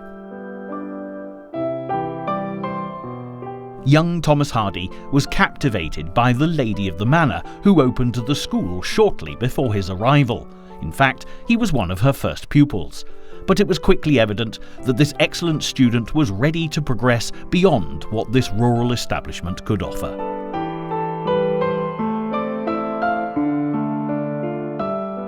Consequently, he was sent to Dorchester at the age of 10 to continue his studies.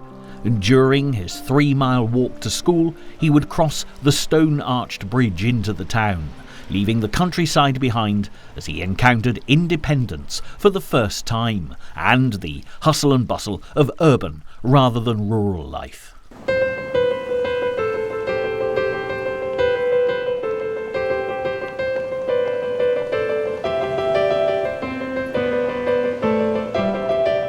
Thomas stayed at school until he was 16, by which time the family had increased with the birth of Henry in 1851 and another daughter, Kate. Mr. and Mrs. Hardy were nonetheless determined to encourage their eldest son to aspire to greatness, and instead of him entering the family building business, he was apprenticed to the Dorchester architects Hicks in South Street, taking his first steps towards professional advancement. Thomas Hardy again excelled, becoming a meticulous draftsman at a time when architects were much in demand, as wealthy Victorians made ostentatious additions to their properties. He also found himself called upon to work on the restoration of the fabric of various churches, but as his sharp mind continued to develop, Thomas Hardy began to question the religious doctrine that was preached within. Visitors to Stinsford are delighted to discover the Thomas Hardy Memorial Window, which depicts the author's favourite passage of scripture from the Old Testament, when the prophet Elijah hears the still small voice of God. However, it was within this very church that the vicar's sermon so incensed young Hardy one Sunday morning that he turned away not only from Stinsford, but also from the Christian faith. The vicar had attacked the lower classes for aspiring to join the professions, just as our author had done, and this caused great offence. Thomas Hardy, for a while, attended other churches, but with bold new ideas circulating, pioneered by Charles Darwin and his theories of natural selection and the origin of the species, the cracks in Hardy's faith began to widen. Also, after 6 years studying architecture in Dorchester, Hardy looked to broaden his horizons in terms of his career, leaving the county town and the pastoral landscape of Dorset far behind him, as he made his way to London in the hope of making his mark on the great city.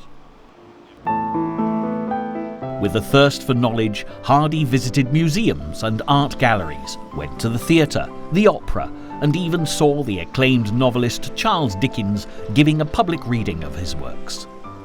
Being an able architect, he soon found work in Blomfield's offices just off Trafalgar Square. But seeing the contrast between the rich and the poor so dramatically demonstrated on the streets of London, he began to question the validity of his chosen profession. His attention turned to literature, and he began to write poetry, but failed miserably when it came to finding a publisher, and he felt that his lack of a university education and his lower class background had held him back.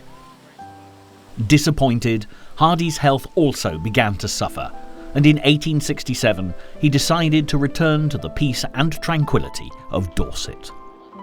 It didn't take long for Hardy's health to be restored, and he came back to work at Hicks. Yet his London experiences had triggered his imagination, and Hardy started to look towards making his living writing novels as an alternative to architecture.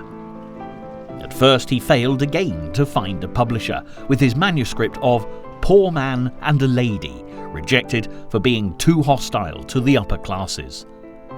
Undeterred, he began to pen Desperate Remedies, the story of a lady's maid embroiled in a twisting plot of deception. And then fate took a hand in the life of Thomas Hardy when his architectural duties took him to the church of St. Juliet in Cornwall. When the door of the parsonage was opened by Emma Gifford, the rector's sister-in-law, Hardy looked into the eyes of the girl who would capture his heart. In the wild Cornish landscape, enjoying Emma's company and watching her ride, Hardy was both besotted and inspired. Oh, the opal and the sapphire of that wandering western sea! and the woman riding high above, with bright hair flapping free, the woman whom I loved so, and who loyally loved me. When the time came for Hardy to leave St. Juliot's, he returned to Higher Bockhampton, and with thoughts of Emma to motivate him, the young author managed to publish Desperate Remedies and began work on Under the Greenwood Tree. There is no doubt that this description of the Dewey's cottage was based upon Hardy's own home. It was a long, low cottage with a hipped roof of thatch, having dormer windows breaking up into the eaves, a chimney standing in the middle of the ridge, and another at each end.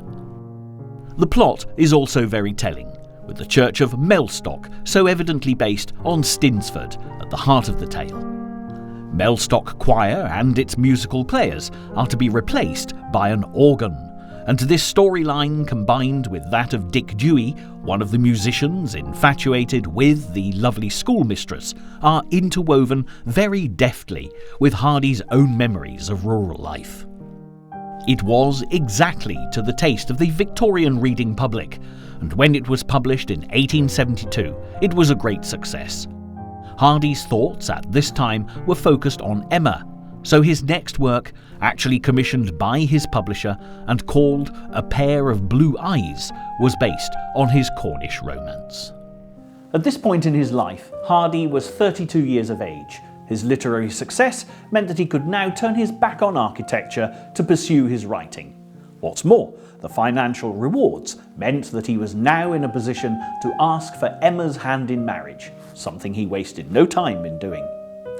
But if you want to know whether the love of Hardy's life said "I do," you'll need to join me again in just a few moments. Sadly, the path of true love failed to run smoothly, and when Thomas Hardy asked Emma's father's permission to marry his daughter, his request was turned down. Again, Hardy's lack of social position had hindered him, but ironically, back here at Higher Bockhampton, his own mother was equally opposed to the match. Nevertheless, Emma and Hardy remained true to each other, and as our author started work on Far from the Madding Crowd, Emma became the inspiration for the vibrantly drawn Bathsheba Everdeen. When the novel was published in 1874, once again readers were delighted by Hardy's portrayal of rural life, and the dramatic events of this tale, complete with a suitably happy ending, made it another great success. On a more personal level too, Hardy was a happy man, as he and Emma married on September the 17th, 1874, despite neither of their families giving their blessings to the match. After sweeping Emma away for a honeymoon in Paris, the newlyweds first settled on the outskirts of London. But as ever, Dorset pulled at Hardy's heartstrings, and they soon moved to Swanage. But despite the wonderful sea views, the sparkle of the Hardys' romance was beginning to lose its lustre. The wild, free-spirited girl from Cornwall was somehow dulled by domesticity in her husband's eyes, and his next novel, Ethelberta's Hand, telling the story of a servant's child trying to rise above their station, did not meet with Emma's approval. Over an unsettled period, the Hardys moved a number of times, but eventually they relocated to Sturminster Newton, and life for both Thomas and Emma began to improve. And is it any wonder, here at Riverside Villa, with its wonderful views of the Dorset countryside, Hardy would take Emma on boat trips on the River Stour, and it was as if the first flush of their romance was rekindled. In this happy state, Hardy began work on The Return of the Native, drawing his inspiration from childhood memories of walking with his mother to visit his Aunt Maria across the heath. His descriptions of Dorset are at their most atmospheric and define the genius of Thomas Hardy with true eloquence. Even Hardy talked of this time with Emma as being a 2-year idyll, but just as his characters in The Return of the Native failed to live happily ever after, a shadow had fallen across his marriage, as the hoped-for conception of a child eluded the Hardys. Thomas became restless, and needing to research his next novel, The Trumpet Major, a move to London was decided upon, but this did little to improve matters between husband and wife. After 3 years in London, the call of Dorset again pulled Thomas Hardy homeward, and it was to a plot of land on the outskirts of Dorchester that this particular native returned.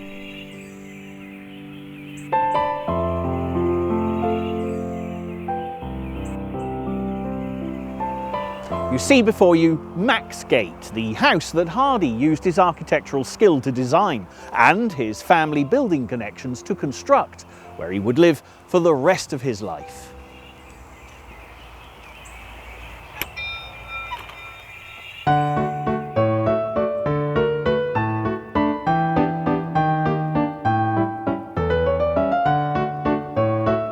Inspired by the close proximity of Dorchester, Hardy began to write The Mayor of Casterbridge. But a newspaper article giving an account of a man selling his wife also gave our author food for thought and underpins the plot of this remarkable novel. If you wander around Dorchester, Hardy's Casterbridge, you'll find many of the locations, including the house of Michael Henchard, the eponymous mayor, which is now a bank. In his story, Henchard sells his wife Susan and his baby daughter to a sailor, but when they return to find him years later, Hardy reunites them at an amphitheatre from Dorchester's Roman past, known as the Maumbury Rings. In the end, Henchard pays for his misdeeds, dying alone, a broken and bitterly disappointed man. It would seem that his creator was also feeling somewhat depressed at this time, if these words from a letter to a friend are anything to go by. You would be quite shocked if I were to tell you how many weeks and months in bygone years I have gone to bed, wishing never to see daylight again. No doubt Hardy's troubled marriage contributed to his sadness, but as at the time he planted a veritable forest of trees around Maxgate, he started work on The Woodlanders, while Emma became even more isolated.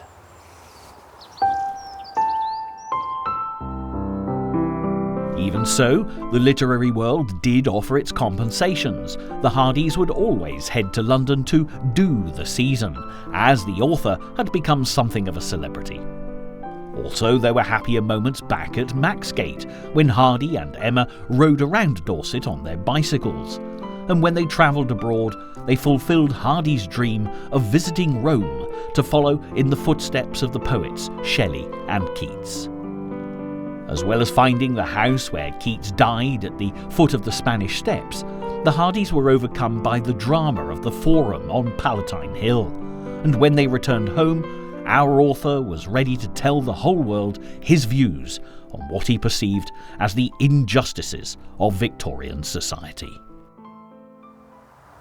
From his study at Maxgate, Hardy set to work on Tess of the d'Urbervilles, tackling such taboo subjects as rape, illegitimacy and the exploitation of the poor by the upper classes.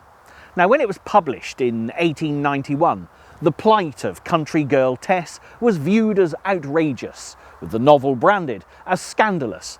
But this did nothing to discourage sales, making Hardy, rather ironically, wealthier than ever, while the rifts in his marriage grew deeper. If Tess of the d'Urbervilles scandalised Victorian society, what followed would shock them even more. When Jude the Obscure, the story of a disappointed village stonemason, was published, there was a public outcry, and members of the clergy actually burnt the book as a protest over its subject matter. When Jude's young son hangs first his brother and sister, and then himself, leaving a note saying, "Done because we are too many," people were horrified. Hardy was dismayed by the strength of feeling against him, and in fact, he slipped back into depression, and from this time onwards poured all his creativity into his poetry, never writing another novel. On the domestic front at Maxgate, the novel was equally problematic because Emma had developed an evangelical fervour and was horrified at what her husband had written. Handing Hardy a Bible, she promptly moved out of the marital bedroom and into the attic, which became her sanctuary. With the dawn of the 20th century, a new age dawned, and with the death of Queen Victoria in 1901, the world that Thomas Hardy had rebelled against began to change. As Hardy continued to publish wonderful poems, his novels became even more popular with a more liberated readership, and fans travelled to Dorset to see the dramatic locations immortalised in his great works. People wrote to Hardy from all over the world, and when a young teacher by the name of Florence Dugdale asked if she could visit him in 1905, a new chapter began for the now famous writer. A relationship developed between the unlikely pair, with Florence calling herself Hardy's secretary. But when the unhappy Emma died in 1912, Florence was keen to take her place. Emma Hardy was buried in Stinsford churchyard. Despite the difficulties experienced during 38 years of marriage, Hardy was overwhelmed by his memories, and the poems that followed commemorated the beautiful wild girl he had fallen in love with all those years earlier. Nevertheless, Thomas Hardy married Florence in the February of 1914 as the storm clouds of World War I gathered, and Hardy lived out his days at Maxgate, continuing to write his stunning poetry. It was only failing health that stopped him writing in the end, and after a month of illness, he died from a heart attack on the 11th of January 1928. And so we come full circle, back to Stinsford Church, where Jemima Hand first took a fancy to the musical Thomas Hardy Sr. all those years earlier. But it's only the heart of our great author buried here in this grave. This is because his London friends believed Thomas Hardy should be buried in Westminster Abbey's Poets' Corner, and this is where the rest of his mortal remains were interred, alongside the great and the good of English literature. As a final note, it's worth mentioning that you can distinguish between the graves of Thomas Hardy Sr. and Jr. by the letters OM after our author's name. King George V bestowed the Order of Merit on Thomas Hardy in 1910, and for a man who all his life felt at a disadvantage because of his poor rural background, he achieved great things, and ironically, it was his memories of the salt-of-the-earth farming folk and the simple joys of country life that made his rise to fame and fortune possible.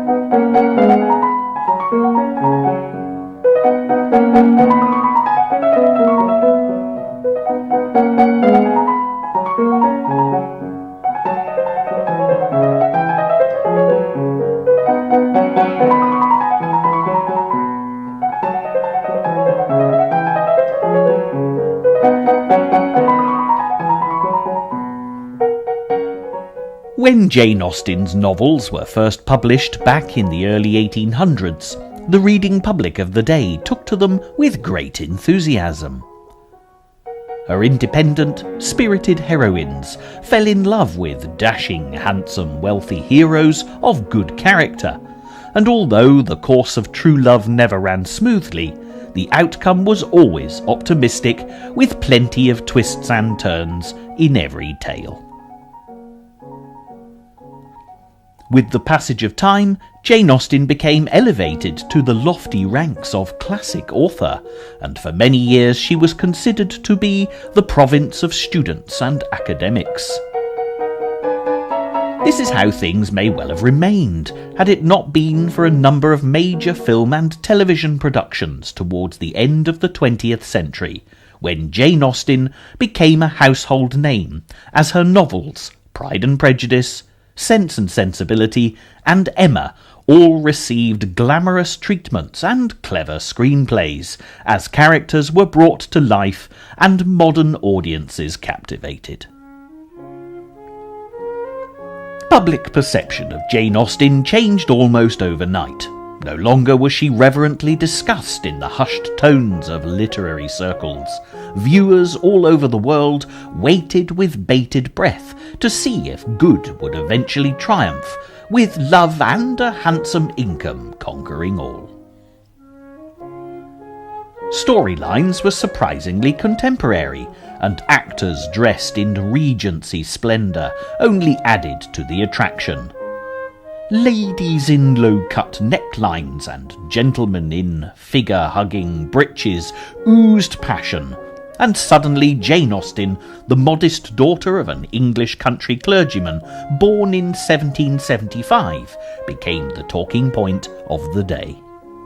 A whole range of merchandise appeared in shops everywhere. Books were written about every aspect of Jane Austen's life, and one of the most interesting elements of her character to emerge was her great love of the English countryside. Throughout Jane Austen's novels, there are many spectacular views of English rural life, contrasted dramatically with fashionable town society, and tracing the great lady's footsteps offers an amazing picture of the rich and varied English landscape, both past and present.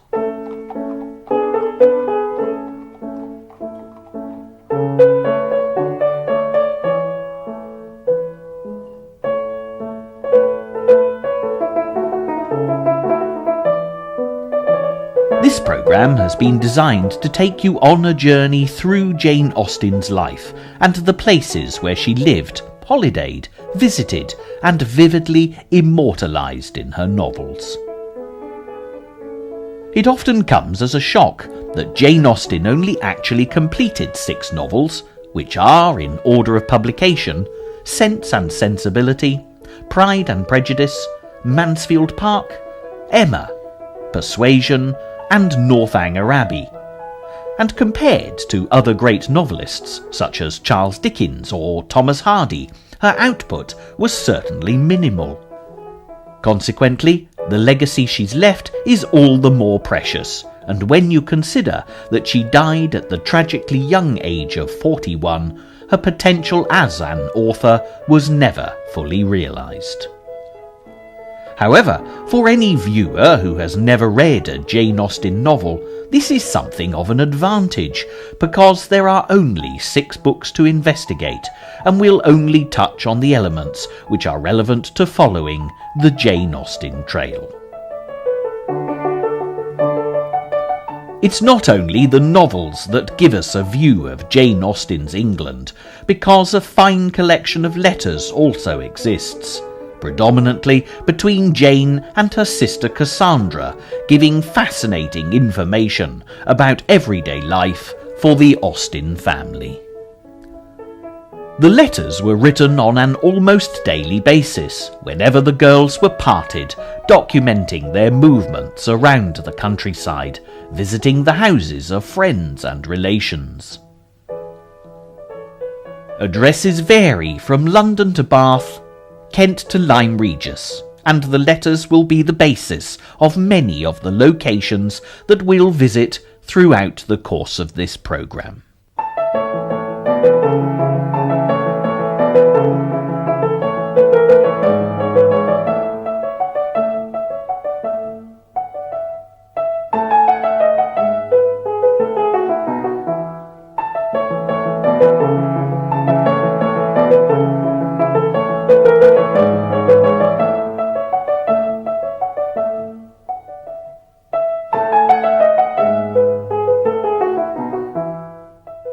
As any good storyteller knows, the best place to start is at the beginning, and in this case, the first destination is Jane Austen's birthplace at Steventon in Hampshire.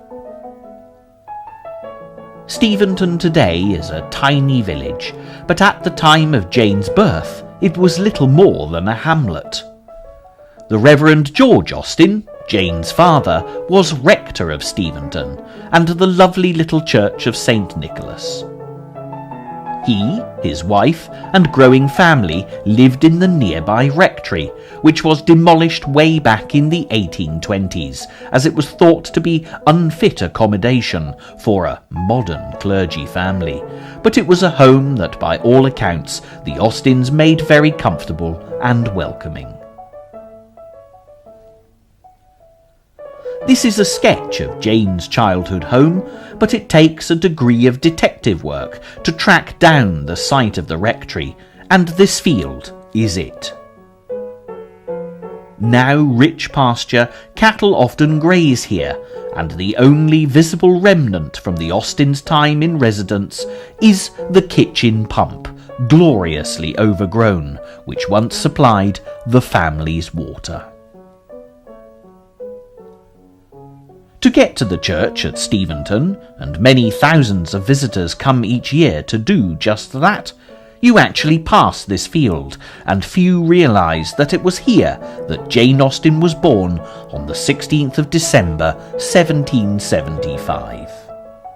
She was the seventh child, but only the second daughter, in what would eventually be a family of 8, and Jane was by no means the only sibling to achieve success.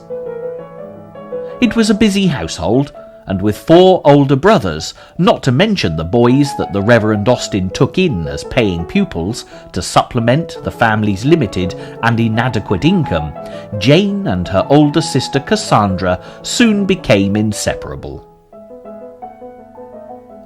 When Cassandra was to be sent away to school at Oxford, Jane was only 7 years old, but begged her mother to be allowed to go too.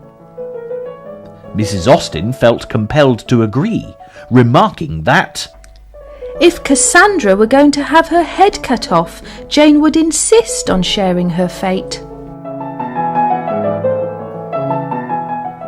There's little to see other than the pump, a scattering of elm trees, and a slope that Jane used to love to roll down as a child. But there's a lovely atmosphere that makes you want to linger a while in what is unquestionably some of the loveliest countryside to be found anywhere in the world. Closer inspection of the Church of St. Nicholas will definitely reveal more of the Austen connection. From the lovingly carved sign that gives details of services presided over by Jane at her writing desk, quill in hand, to the memorials inside, it's impossible to miss the homage paid to this parish's most famous daughter. There are also memorials to James, Jane's eldest brother, who's actually buried in the churchyard, who took over as rector here on his father's retirement. James also had literary ambitions, writing rather scholarly poetry, but it had none of the popular appeal of his sister's sparkling prose. He was a rather melancholy soul who probably died a rather disappointed man. There are no such memorials to the next Austen to be born, George.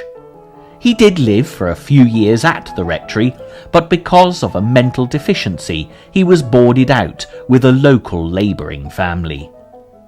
It may have been a hereditary problem, as an uncle suffering with similar problems was also kept at the same house.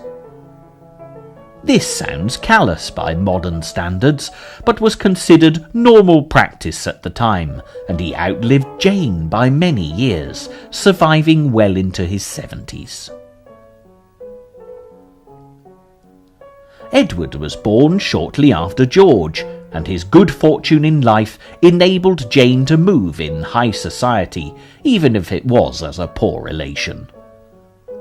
Thomas Knight, a wealthy cousin of Jane's father, had helped improve the Austens' lot on a number of occasions.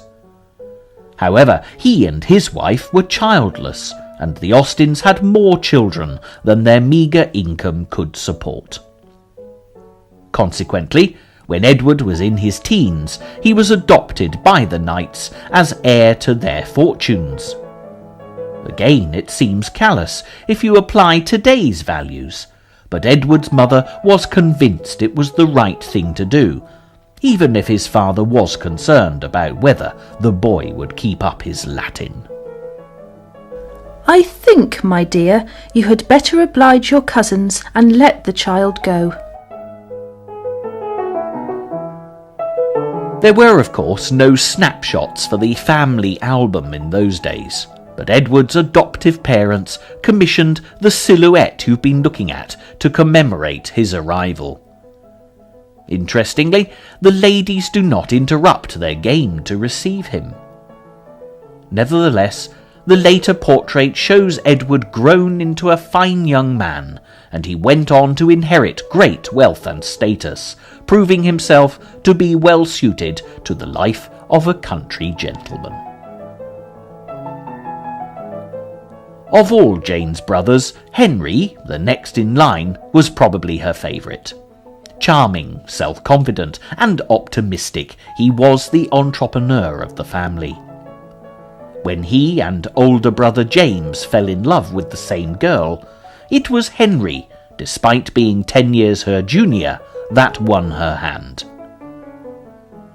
With the house in London and a head for business, Henry was to prove helpful to Jane when it came to having her novels published.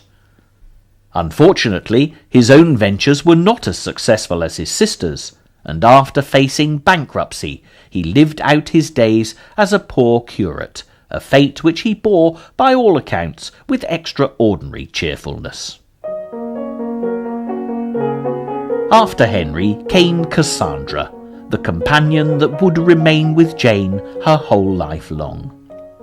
Ironically, of her two daughters, Mrs. Austen always considered Cassandra superior to Jane, in her own words, in all important respects.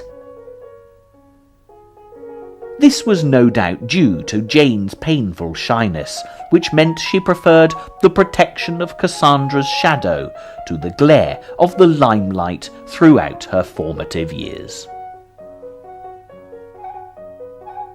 Between Cassandra and Jane came Frank, the first of the great seafaring Austens. Entering the Navy as a midshipman at the age of 14, he worked his way through the ranks until, at the remarkable age of 89, he was made Admiral of the Fleet and rewarded with a knighthood for services to king and country. Charles Austen, the baby of the family, also entered the Navy as a 14-year-old midshipman, rising to the rank of Rear Admiral. Although never quite as successful as Frank, it was nonetheless a fine achievement, but in fairness, he didn't live as long as Frank, dying of cholera, serving off the coast of Burma, a mere youngster in his early 70s. Looking at the peaceful, tranquil scene at Steventon, and the tiny church that played such a huge role in the lives of each of the Austen children, it's incredible to think that so many of them rose to such significance in society in such very different ways.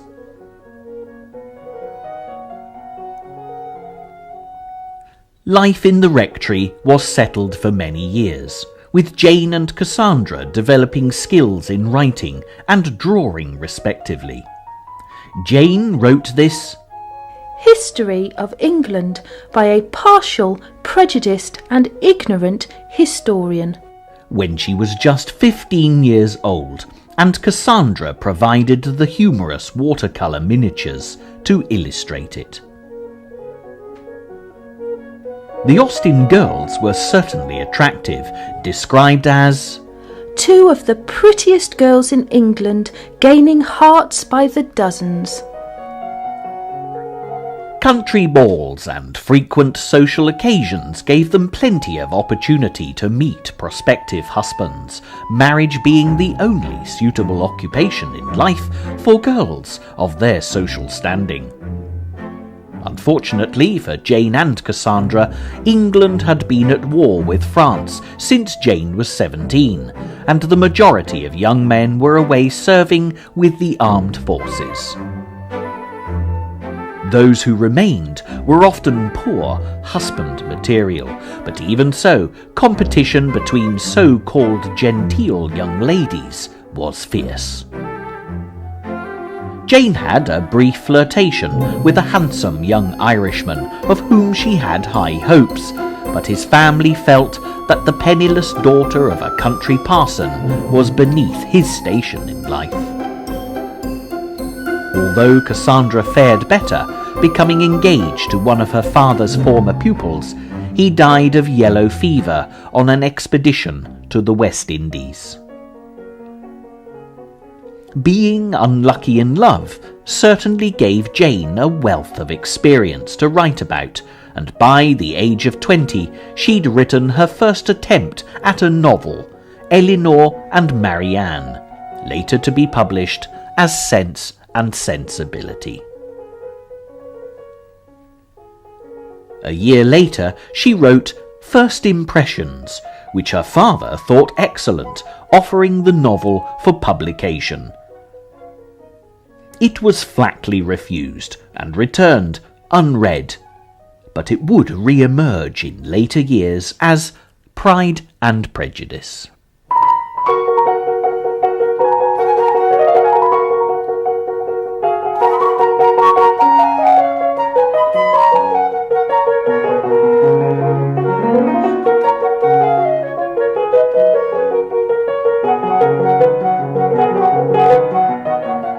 Jane's next literary attempt was inspired by a trip to Bath with sister Cassandra, and it told the story of a young country girl making her society debut in the city. The manuscript, entitled Susan, was sold to a publisher for £10, but ironically it was dismissed and did not appear in print until after Jane's death as Northanger Abbey. Without doubt, Jane Austen was a country woman at heart and described herself as proud to have been a Hampshire-born Austen.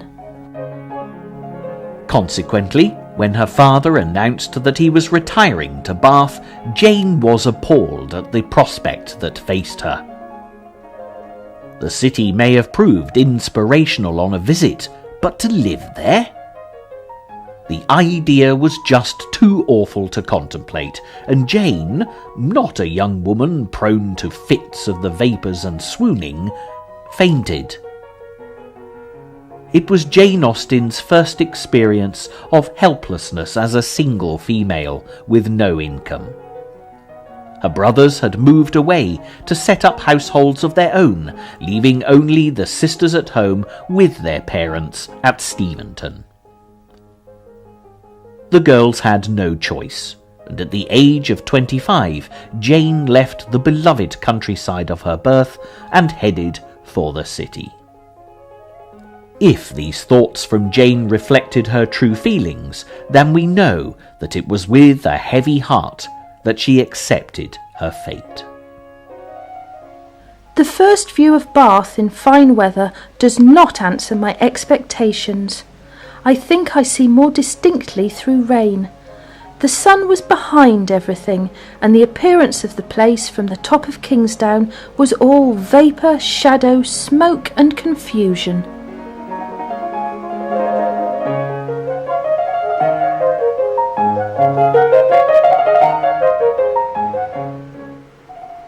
As a famous author, Jane Austen's name is frequently connected with Bath, but few realise just how much she disliked the elegant city. Apart from the fact that she loved the country, the years spent in Bath coincided with a very unsettled period in Jane Austen's life. For the first time, she experienced real financial insecurity.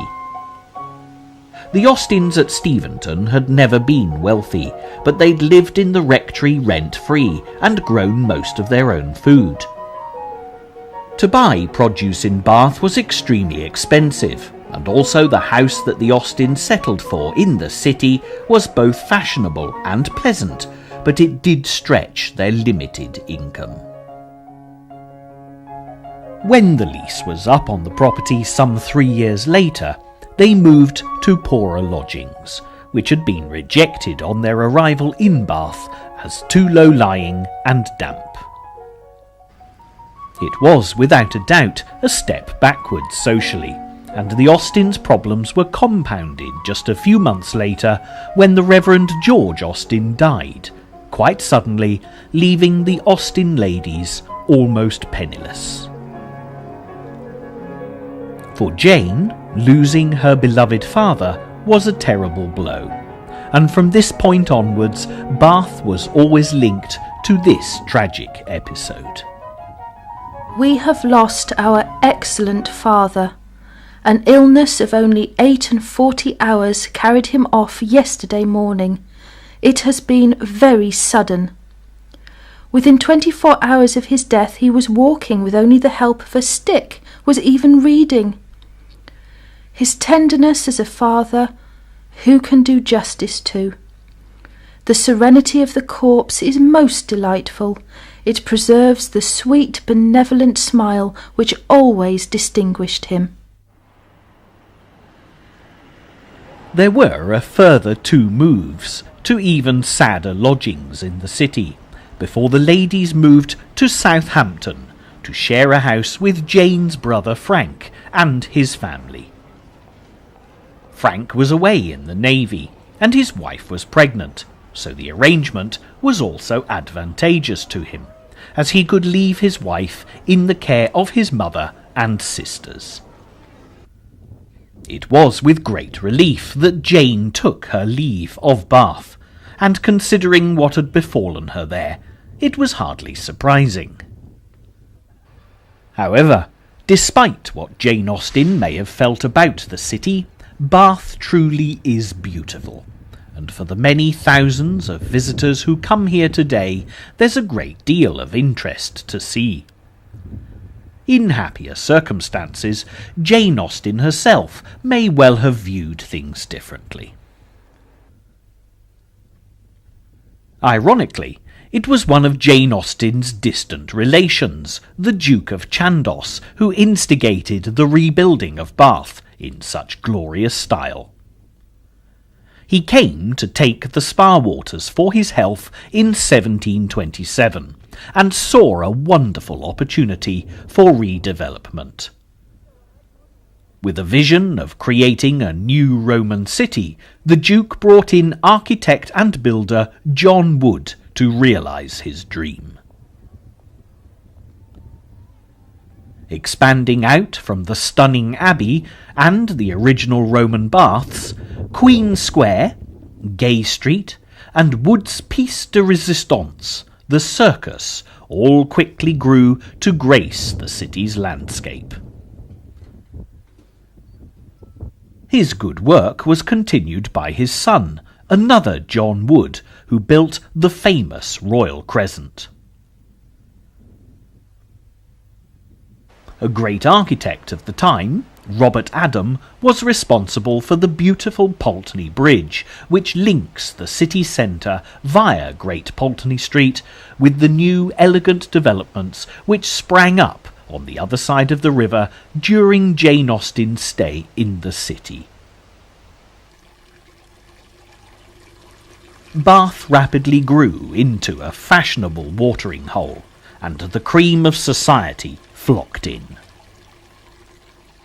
The 18th century pump rooms built above the Roman baths became a popular meeting place, and for the modern-day visitor, it's still possible to drink the waters, taken from a hot spring which rises from the ground at 47 degrees centigrade. Fortunately, it tastes quite pleasant, unlike some of the other spa waters around the country, which can taste absolutely disgusting. Whatever Jane Austen thought of Bath, it was certainly a considerable source of inspiration for her writing. There was also one other advantage that was to be had from moving to the city. During the hot summer months, the Austen family would spend long holidays in the West Country to avoid the heat. The sea air was also a tonic for Jane Austen's spirits, and visits to Sidmouth, Dawlish, Teignmouth and Lyme Regis were always much appreciated. Just as Bath had unhappy associations for Jane, the seaside certainly seemed to inspire more pleasant, uplifting thoughts. This is Lyme Regis, which Jane Austen used to contrast with the stuffiness of Bath in her novel Persuasion. The Cobb, which is still a much-visited landmark today, had a dramatic role to play in Jane's story, as one of her female characters is rather too reckless and slips whilst jumping down from the wall, falling unconscious. The beach and the lovely walks around over the hills to Charmouth are pretty much unchanged, and as a seaside resort, Lyme Regis still has a charming oldie-world atmosphere. Jane's words about Lyme Regis hold as true today as they did in Persuasion all those years ago. The remarkable situation of the town, the principal street almost hurrying into the water, the walk to the Cobb skirting around the pleasant little bay, which in the season is animated with bathing machines and company, the Cobb itself, its old wonders and new improvements, with a very beautiful line of cliffs stretching out to the east of the town, are what the stranger's eye will seek. And a very strange stranger it must be who does not see charms in the immediate environment of Lyme to make him wish to know it better. There may, however, have been a very special reason for Jane's fond memories of one particular summer spent by the sea. Looking at the few portraits that exist of Jane Austen coupled with descriptions of her as an attractive young lady with a lively personality, it seems unusual that she didn't marry. And if this next story is anything to go by, it was misfortune rather than lack of opportunity that prevented this. It was many years after Jane's death that her sister Cassandra told the tale of a romantic seaside encounter with a mystery admirer, which took place on a summer tour of the West Country while the Austens were residents of Bath. Cassandra evidently approved of the young man, describing him as worthy of Jane, and the attraction was reported as being mutual. Unfortunately, the budding attachment was cut short, as the gentleman was called away, but arrangements were made to meet up again with the sisters later on their tour. Fate dealt a cruel blow, and the next information that was forthcoming was news of his death. Sad as the conclusion to this liaison may have been, the romance of the seaside remained important to Jane Austen for the rest of her life, frequently cropping up in her writing in very positive fashion.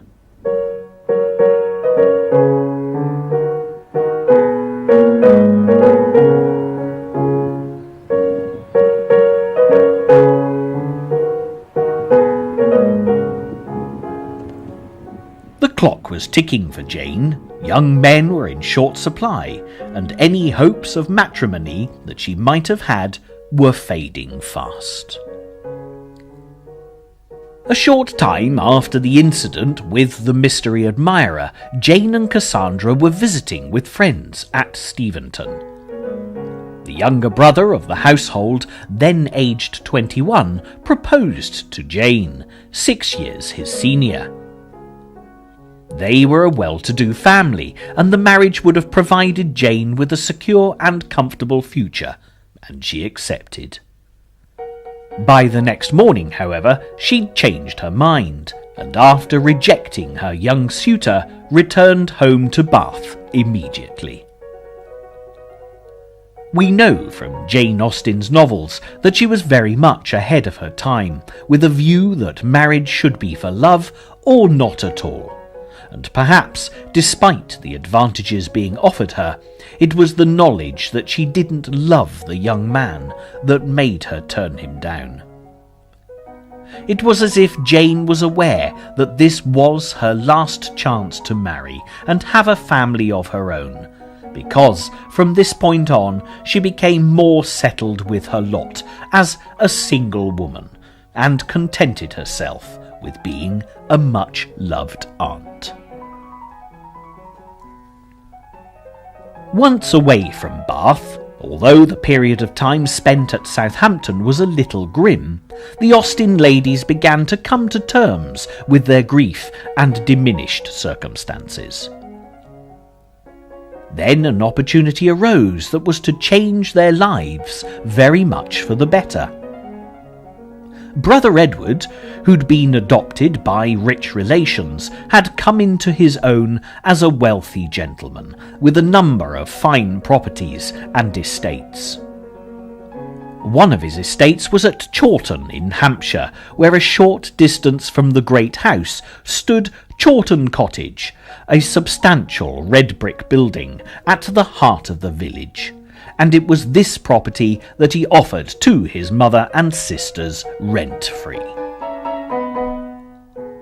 The fact that Chawton is only about 15 miles away from Steventon made this move even more perfect, as Jane could at last return to the beloved countryside of her birth. So begins the most important chapter in the life of the writer Jane Austen.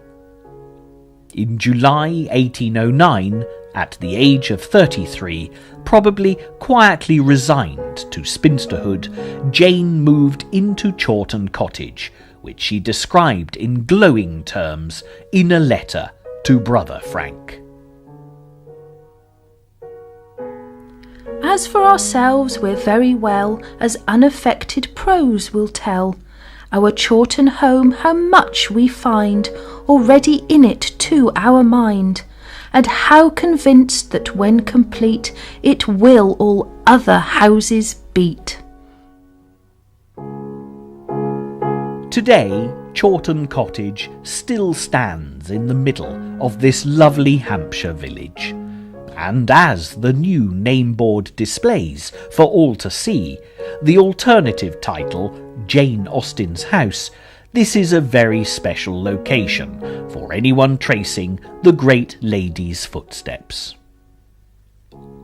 Although Jane Austen departed this house in 1817, it truly is just as it was in her day, giving the impression that she might well walk back in through a whitewashed door at any moment. There are reports of Jane Austen's ghost walking through this house, but the reasons for such a strong link to the past are far more tangible. There are many personal items here that belonged to the Austen family, which have been returned to the museum. A lock of Jane's hair still glimmers with traces of auburn, and the topaz crosses given to Jane and Cassandra by their brother Charles are on display. The Hepplewhite bureau bookcase belonged to the Reverend George Austen, and along with the accompanying chairs came from the rectory at Steventon. There's a patchwork quilt sewn by Mrs. Austen, Jane and Cassandra, alongside a fine collection of Jane's own books and first editions of her novels. However, pride of place goes to the little writing table, set with writing paper and quill, where all of her great novels were completed. It's one sure sign that Jane's spirits improved when she left Bath, because she started to write again. For all her time in residence in the city, only a few letters exist from before she settled in Sydney Place, and just one from Lyme Regis in 1804.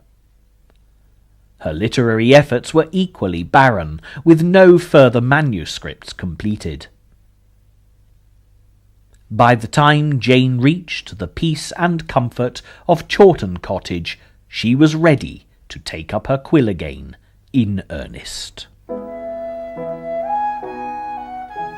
Life was simple for the Austen ladies of Chawton Cottage, with routine and order governing their lives.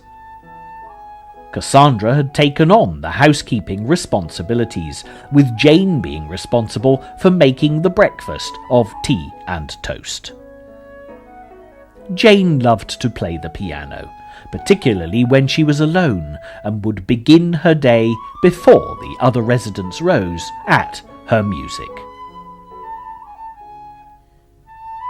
These music books are Jane's own handwritten manuscripts, and they've been used in recent years to make authentic recordings of the kind of music Jane enjoyed, and indeed make up the soundtrack of this programme.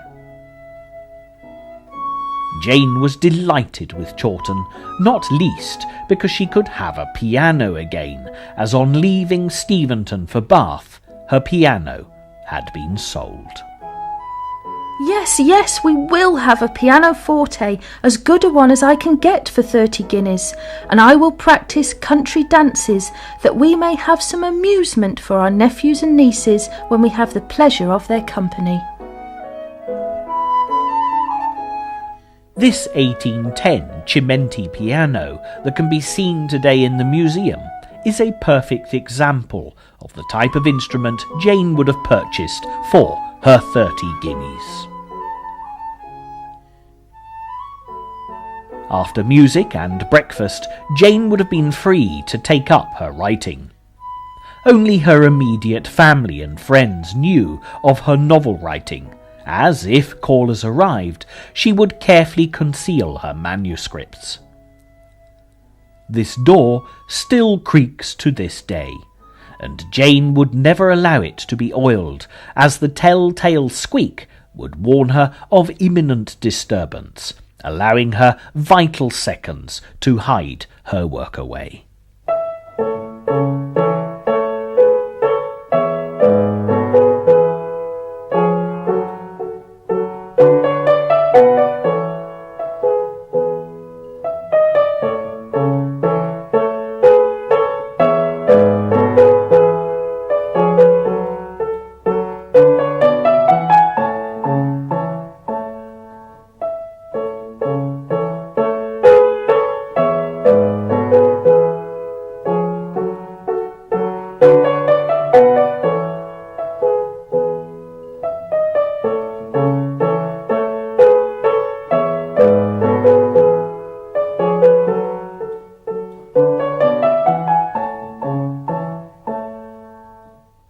value of fresh air was also truly appreciated in the Austen household, and although the ladies of Chawton weren't able to afford to keep a carriage themselves, Brother Edward provided this now perfectly restored donkey carriage for the family to use. It meant that they could visit a fairly wide circle of acquaintance, and of course the great house at Chawton, when Edward and his family were in residence. The church here in Chawton is lovely, and it's the place where ruined Brother Henry served out his days as a poor country curate.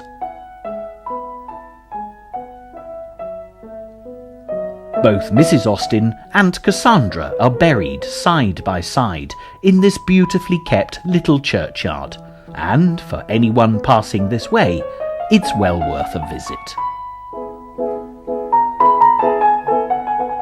When Jane Austen arrived at Chawton, it had been some years since she'd sold her manuscript, Susan, for publication. Once she knew that the move back to Hampshire was arranged, she wrote to the tardy publisher, inquiring about its progress.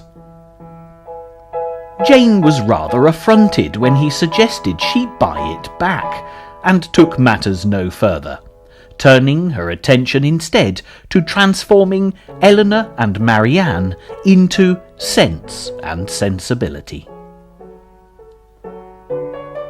The atmosphere at Chawton proved pleasantly productive, and the novel, now famous the world over, was published anonymously by a lady in 1811.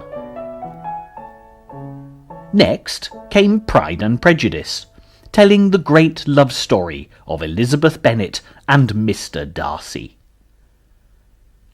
Many think that Mr. Darcy's grand estate, Pemberley in Derbyshire, was inspired by a visit Jane Austen made to Chatsworth on a tour of the area. Pride and Prejudice appeared in print in 1813, with Jane referring to it as her own darling child, and was concerned about how it might be received. I must confess that I think Elizabeth Bennet as delightful a creature as ever appeared in print, and how I shall be able to tolerate those who do not like her at least, I do not know. Jane needn't have worried. The reading public adored Elizabeth, and Pride and Prejudice was a huge success. The next novel, Mansfield Park, published in 1814, was not so popular, although it was the first to be composed in its entirety at Chawton. The heroine, Fanny Price, is a very good sort, and to this day it is true to say that readers love her or hate her. There's just no middle ground with Fanny Price. There's also a fine naval feel to the book, influenced strongly by the tales reported back from brothers Frank and Charles. Jane was disappointed with the handling of Mansfield Park and changed publisher when Emma came into print in 1815. Jane was yet again adventurous with her leading lady, describing her as a heroine whom no one but myself will much like. The novel was nevertheless a great success, and Emma Woodhouse is as popular today as ever. There is, however, an interesting story connected with Emma, which may well have substantially increased the readership. Quite unexpectedly, when Jane Austen was staying in London with her brother Henry, she received a visit from a royal emissary. His Royal Highness, the Prince Regent, the future King George IV, had heard that Miss Austen was in London, and, as an admirer of her work, invited her to visit the library at Carlton House, his London residence. The messenger was James Stanier Clark, the rather opinionated librarian who offered Jane advice on novel writing. The incident provoked Jane to reply with one of her most famous letters, explaining why she was unworthy of his attentions. I think I may boast myself to be, with all possible vanity, the most unlearned and uninformed female who ever dared to be an authoress. Jane may well have been flattered that the future king admired her work, especially as she was still writing anonymously. But she was faced with a dilemma when Mr. Stanier Clark informed her that the prince had given his permission for her to dedicate Emma to him.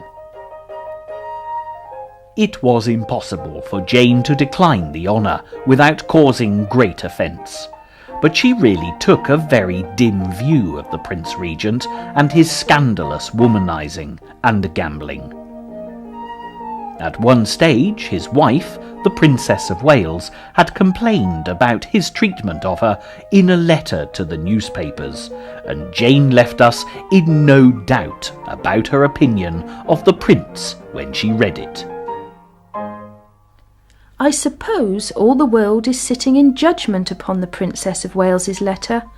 Poor woman, I shall support her as long as I can, because she is a woman, and because I hate her husband.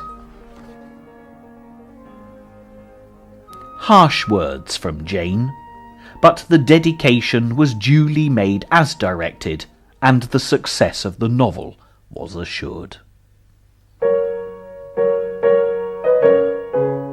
By the time Jane Austen had completed work on her next novel, Persuasion, her health was beginning to deteriorate rapidly. Over the ensuing months, Jane suffered terribly, often in excruciating pain, with no relief whatsoever. Her doctor was a well-respected physician based in Winchester, some miles from Chawton, and he suggested that his patient move to Winchester so he could give more regular care. There was nothing else for it, and in May 1817, Jane Austen and her faithful sister Cassandra left their Chawton home for lodgings here at 8 College Street, Winchester. The house is situated in the shadow of the great cathedral, and despite the good doctor's best efforts, Jane became weaker by the day. As the plaque on the wall shows all too clearly, Jane's fight for life was a brief one. Jane Austen died on the 18th of July 1817 at the age of 41 in the arms of her beloved sister. Cassandra was left to mourn Jane and watch the tragic burial procession to Winchester Cathedral, Jane's final resting place. These words sum up Cassandra's terrible personal loss. I have lost a treasure, such a sister, such a friend as never can be surpassed. She was the sun of my life, the gilder of every pleasure, the soother of every sorrow. I had not a thought concealed from her, and it is as if I had lost a part of myself. The cause of Jane's death is still something of a mystery, as no one is altogether sure what killed her. There are those who believe Addison's disease, a disorder affecting the adrenal glands, was the cause of her demise, but it may well equally have been some form of cancer. Whatever, with none of the medical advances that are available today, Jane Austen's death would, without doubt, have been painful and drawn out, not only for her, but for those that loved her so dearly, as the agony of watching Jane and her genius fading away must have been appalling. Winchester Cathedral is a magnificent piece of architecture, but there's nothing grand about Jane Austen's memorial stone, a simple but poignant slab on the floor of the north aisle in the nave. And who can say how many people walk across Jane Austen's mortal remains without even realising that she's there? A brass plaque can be found on the wall above it, and there are always helpful cathedral guides on hand to point anyone searching for Jane Austen's grave in the right direction.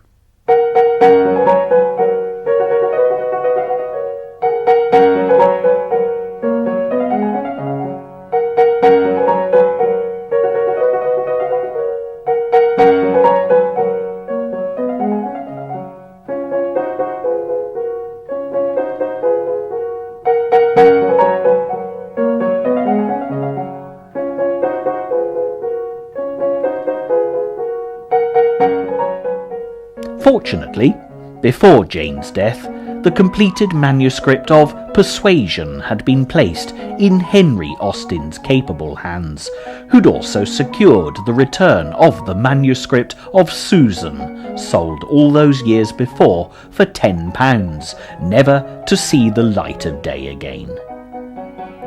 Jane reworked the novel and completed it as Northanger Abbey. She was particularly delighted that Henry had conveniently forgotten to mention that the disregarded manuscript was an early offering from the pen of the much-acclaimed author of Pride and Prejudice, and the price agreed to buy Susan back had been nominal. It would perhaps have been a pleasant irony for Jane Austen that the disobliging publisher who'd snubbed her work had lost out on Northanger Abbey. Both Persuasion and Northanger Abbey were published together under Henry's care in December 1817, and for the very first time Jane Austen's name appeared in print as the author.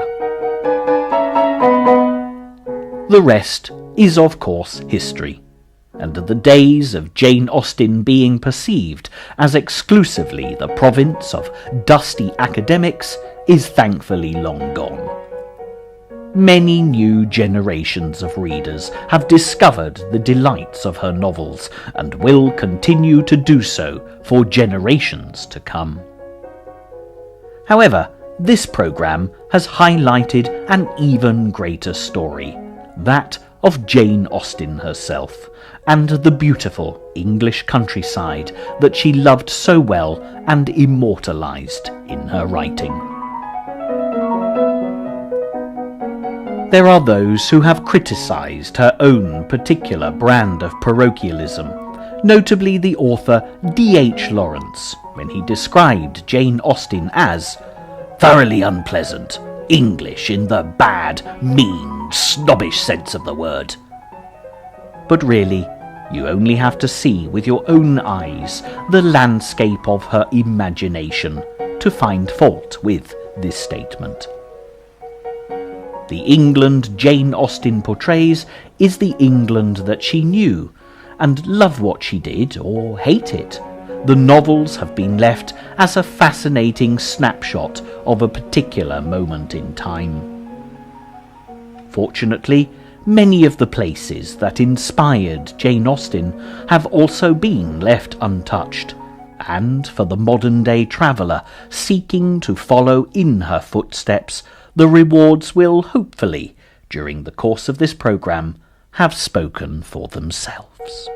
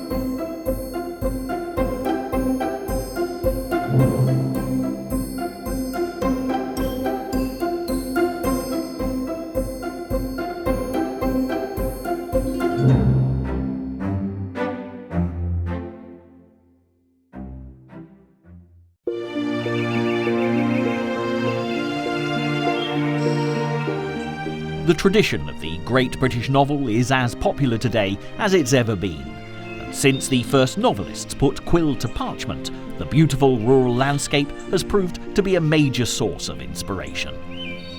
Whether that happens to be the Hampshire countryside of Jane Austen, the Kent of Charles Dickens, the wild Yorkshire moors of the Bronte sisters, the Nottinghamshire of D.H. Lawrence, or the ancient Wessex of Thomas Hardy, each location speaks volumes. I'm Liam Dale, and if you'd like to join me, I'd be delighted to introduce you to the Warwickshire of George Eliot.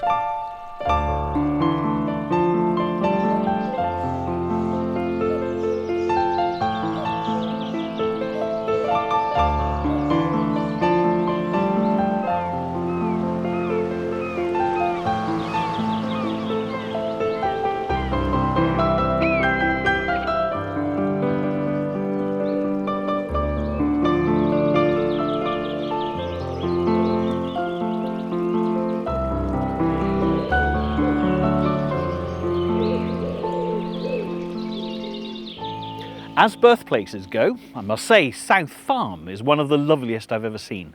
And in the very heart of the Warwickshire countryside, you just couldn't ask for a more idyllic location. It was here, on the 22nd of November 1819, that Mary Ann Evans, perhaps the most successful novelist of her generation, was born. And if you're wondering why that name doesn't sound terribly familiar, it's probably because you know her much better by her nom de plume, George Eliot.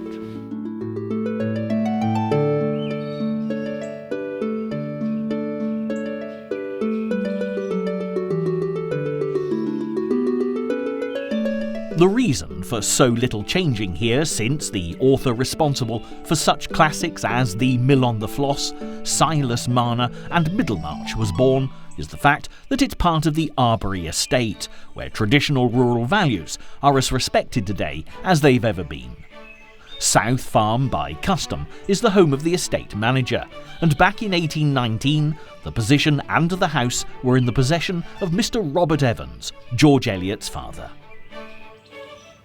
Although the Evans family and their new addition were only at South Farm for about 4 months, Arbury was to have a huge impact on George Eliot, as Robert Evans continued to look after the estate for the Newdegate family. And if you'd like to come with me the short distance to Arbury Hall, you'll see for yourself why the big house made such a lasting impression.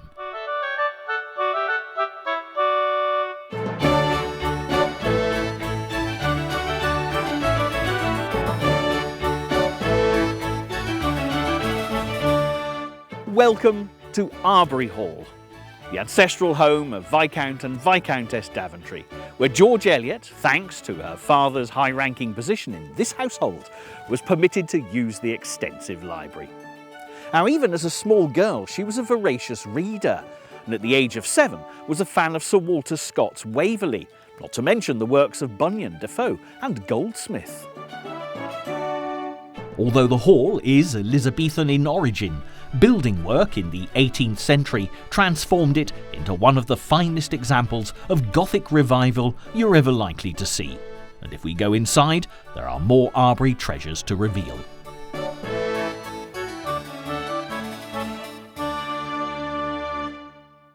One of the most striking features of this house has to be the soaring fan vaults with filigree tracery that must have been truly mesmerising for a small child. In one of George Eliot's less well-known works, Mr. Gilfil's Love Story, from Scenes of Clerical Life, she describes carved ceilings that looked like petrified lacework in a house called Cheverel Manor, and I'm sure you'll agree with me when I say that there can be no doubt where she took her inspiration from.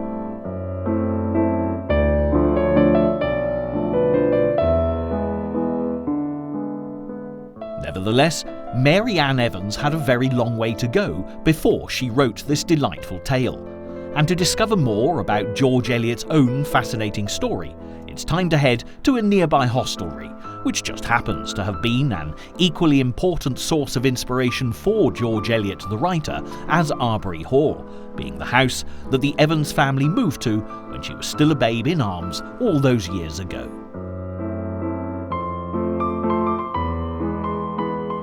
Now, when Robert Evans brought his family here to live at Griff House, needless to say, it wasn't a pub or even a hotel back then, and this is the place that George Eliot called home while she was growing up. Robert Evans had 2 children by his first wife, who had died in 1809, and 2 with his second wife, Christina, before she gave birth to Mary Ann in 1819. The closest in age to our future author was her brother Isaac, who she adored, and the pair spent many happy hours together in the countryside around Griff House and on the Arbury estate. And although George Eliot would become a city dweller as an adult, she would never forget her rural roots, which are at the very heart of her greatest novels.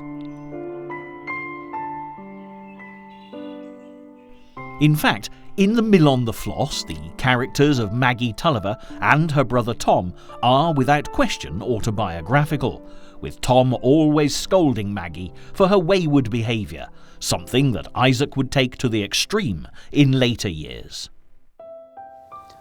We've now come right to the top of Griff House to discover a very special place, and I must confess to being really excited about being here. This attic, with its low beams, is the place where the burgeoning George Eliot loved best. It was her sanctuary. And when she describes young Maggie Tulliver fleeing to the attic when she's in trouble with Tom for not feeding his rabbits, again, just as at Arbury Hall, we're left in no doubt whatsoever as to where the inspiration came from. Maggie stood motionless, except from her sobs, for a minute or two. Then she turned round and ran into the house and up to her attic, where she sat on the floor and laid her head against the worm-eaten shelf with a crushing sense of memory. Tom was come home, and she had thought how happy she should be, and now he was cruel to her. What use was anything if Tom didn't love her? Oh, he was very cruel.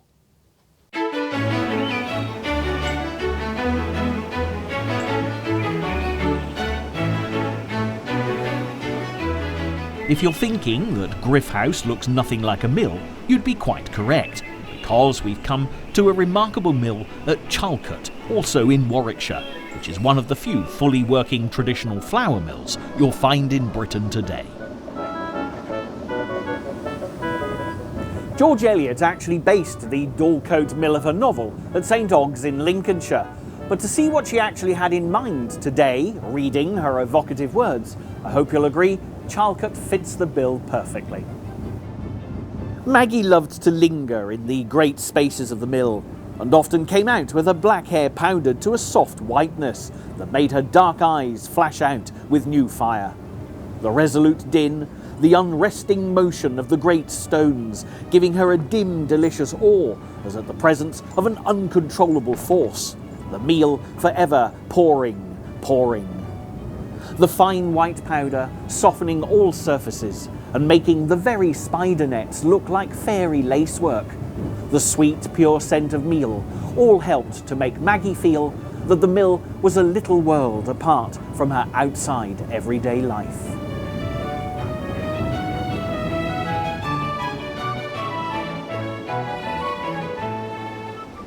The old country ways that have been so beautifully described in this novel paint a vivid picture of 19th century rural life, but there are those who view the work of George Eliot as rather serious.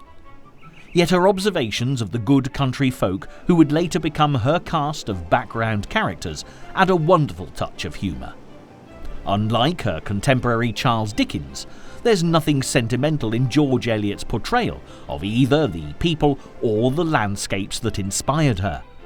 We do also get a glimpse of other members of her family through these characters, and again in The Mill on the Floss, when Mrs. Tulliver's sisters arrive, who we know are based on the sisters of Christina Evans, our author's aunts. The humour is evident. The well-to-do sisters are quick to voice their opinions, while deciding whether to buy teapots and table linen should there be a bankruptcy sale, as the Tullivers have fallen upon such hard times. Despite the tragic circumstances, their endearing bossiness is presented with wit and irony, as they gather at the mill to dispense advice when Mr. Tulliver is sick and the family face ruin. and Sister Glegg is determined to be heard. It's for your own good I say this, for it's right you should feel what your state is, and what disgrace your husband's brought on your own family, as you've got to look for everything, and be humble in your mind. Mrs. Glegg paused, for speaking with much energy for the good of others is naturally exhausting.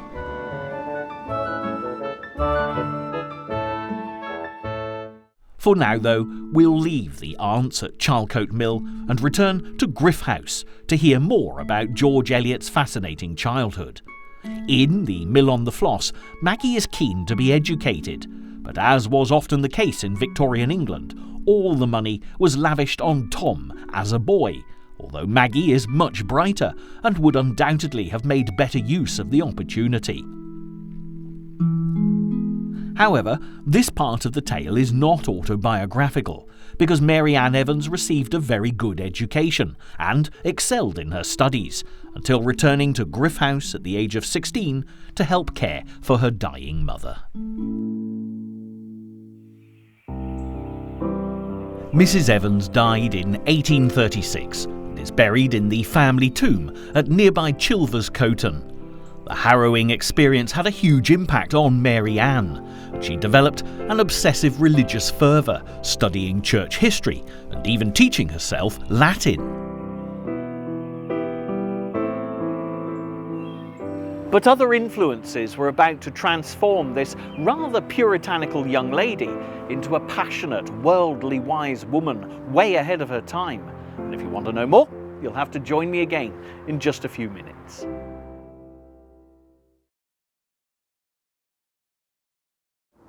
Robert Evans retired from his duties at Arbury Hall, and as Isaac Evans was just about to marry, he remained at Griff House, keeping this lovely property in the family. Mary Ann and her father moved to nearby Coventry, and for Robert and Isaac, this was when the hitherto biddable Miss Evans started to become troublesome, flexing her intellectual muscle, having made new friends who were radical thinkers. While Isaac remained the respectable countryman here at Griff, the reactionary Mary Ann turned her back on religion and began to follow where her heart and mind led her. When Robert Evans died in 1849, she actually asked, "What shall I be without my father? It will seem as if part of my moral nature was gone." And it wasn't long before Mary Ann's excellent education and early writing skills threw her into the path of temptation, as this evidently passionate, courageous young woman found her own way of coping with the restraints of Victorian society. Actually, Robert Evans would have turned in his grave, well, to be more accurate, in the family tomb here at Chilvers Coton Churchyard, if he could have seen his daughter's headstrong ways. And even brother Isaac could do nothing to keep his sister in check once she'd moved to London. This all came about because while she was still living in Coventry, she'd taken over a translation project for one of her radical friends who was struggling with the task. The work, Das Leben Jesu, ironically, The Life of Christ, was indeed challenging and took Mary Ann 2 years to complete. However, although she remained anonymous, the publisher, John Chapman, was so delighted with the work he sought out its translator, and shortening her name to Marion, Miss Evans moved to Chapman's boarding house at 142 The Strand, where she began her literary career.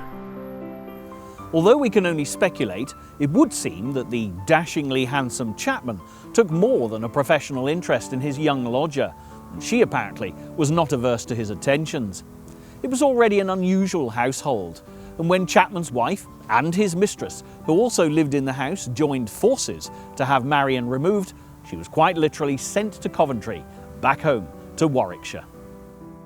The exile was short-lived though, as Chapman bought the Westminster Review, a journal for philosophical radicals, and Marion was promptly restored to her position in the house on the Strand to run the publication. Undaunted in her quest to find love, and at the very heart of literary society, Marion soon developed a relationship with Herbert Spencer, the editor of The Economist.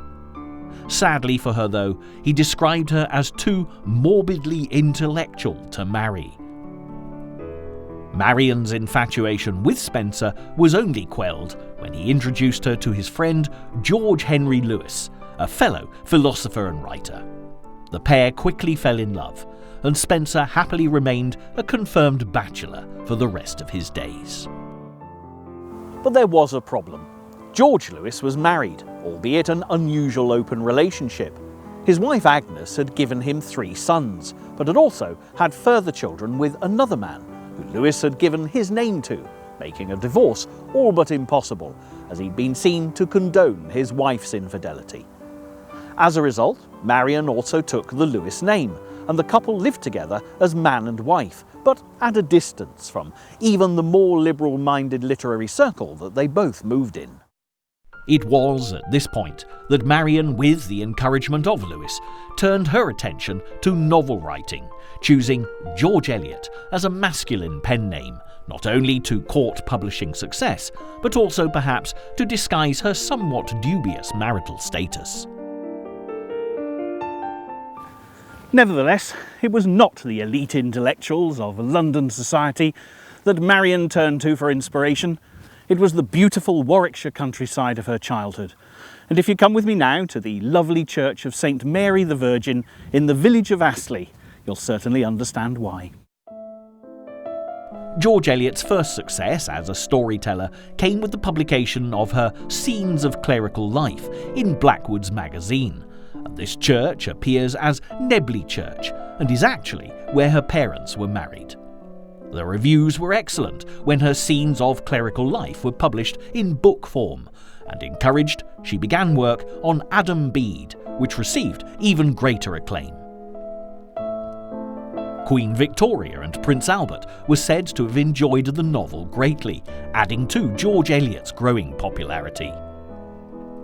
However, drawing on childhood memories like this beautiful church, there was one person who was quick to identify George Eliot, and that was, of course, Marian's brother, Isaac. The Evans family was scandalised by Marian's relationship with George Lewis, and shunned her completely, making it impossible for her to even visit the places that had now made her so famous. Yet for the world of literature, this was one cloud that very definitely had a silver lining, and as we return to Charlecote Mill, all will be revealed. Without a doubt, the most influential person in Marian's childhood had been her brother Isaac, and with her identity no longer a secret, in her next novel, The Mill on the Floss, she was now free to write about this complex relationship. The hugely autobiographical work was another success, critically and financially, and Mr. and Mrs. Lewis moved up in the world. In London, they were no longer social outcasts, and Marian moved into a new phase of her writing career. It was as if she had exorcised her demons, and when Silas Marner was published in 1861, her readers discovered a much gentler side to George Eliot, when the miserly weaver of Raveloe discovers that love is far greater than riches when it comes to finding happiness. Despite a brief defection to a new publisher with the unsuccessful Romola, a historic tale of Italy which Blackwood had felt would not be well received, George Eliot returned to matters English and the astute Blackwood with the novel Felix Holt in 1830. Even so, it failed to capture the public imagination. But her next work, Middlemarch, published in 1871, proved to be George Eliot's masterpiece. Her readers were mesmerised by the goings-on in the town being transformed by the Industrial Revolution, based on the author's memories of Coventry, and they eagerly waited for her next novel, her last, Daniel Deronda, in 1876. It was a brave work, discrediting anti-Semitism, but was not as popular with the Victorians as Middlemarch had been. But as memories of her Warwickshire past still coloured George Eliot's literary offerings, London life for Marian, in the grand Regent's Park house she now shared with her beloved Lewis, suddenly changed dramatically. In 1878, George Lewis developed cancer and died on the 30th of November at the age of 61. Marion was devastated, and when he was buried in Highgate Cemetery, she was too overcome with grief to attend his funeral. Nevertheless, as she recovered, she started to become close to her financial advisor, John Cross, who she and Lewis had always referred to as Nephew Johnny. He was 20 years her junior, but evidently saw something that appealed to him in the 60-year-old author, because they were married in 1880 and in December moved into the very stylish 4 Cheyne Walk in Chelsea. We do have one clue, however, to the mysterious allure of George Eliot, as after the young American writer Henry James had met her, he described her in a way that she may not altogether have seen as a compliment. To begin with, she is magnificently ugly, deliciously hideous. She has a low forehead, dull grey eye, vast pendulous nose, and a mouth full of uneven teeth. Now, in this vast ugliness, there is a powerful beauty, so that you end as I ended, falling in love with this great horse-faced blue-stocking. Sadly, though, the new and now respectfully married Mrs. Cross was not destined to find happiness with her new husband at Cheyne Walk, falling ill with laryngitis soon after moving in, and her condition deteriorated rapidly. She died very suddenly on the 22nd of December 1880, with John Cross at her side. Although he tried to have his famous wife buried in Westminster Abbey's Poets' Corner, the religious establishment turned the mortal remains of George Eliot away because of her relationship with George Lewis, and she was instead buried next to the man she had considered her husband, even though the church did not for so many years, in Highgate Cemetery. Ironically, one of the mourners at her funeral was none other than Isaac Evans, who had become reconciled with his sister after her marriage to John Cross. And it's sad that George Eliot did not live long enough to return home to Warwickshire to revisit the places that inspired her to become one of literature's greatest novelists. But it's not in London that we should bid farewell to this extraordinary woman who was so far ahead of her time. The only proper place we should take our leave is back once more in the heart of George Eliot country, as she said herself in Middlemarch. Little details gave each field a particular physiognomy, dear to the eyes that have looked on them from childhood. Proving beyond all doubt that despite so often being mistaken for a man, George Eliot was indeed a woman of vision, sustained her whole life long by memories of this remarkable landscape.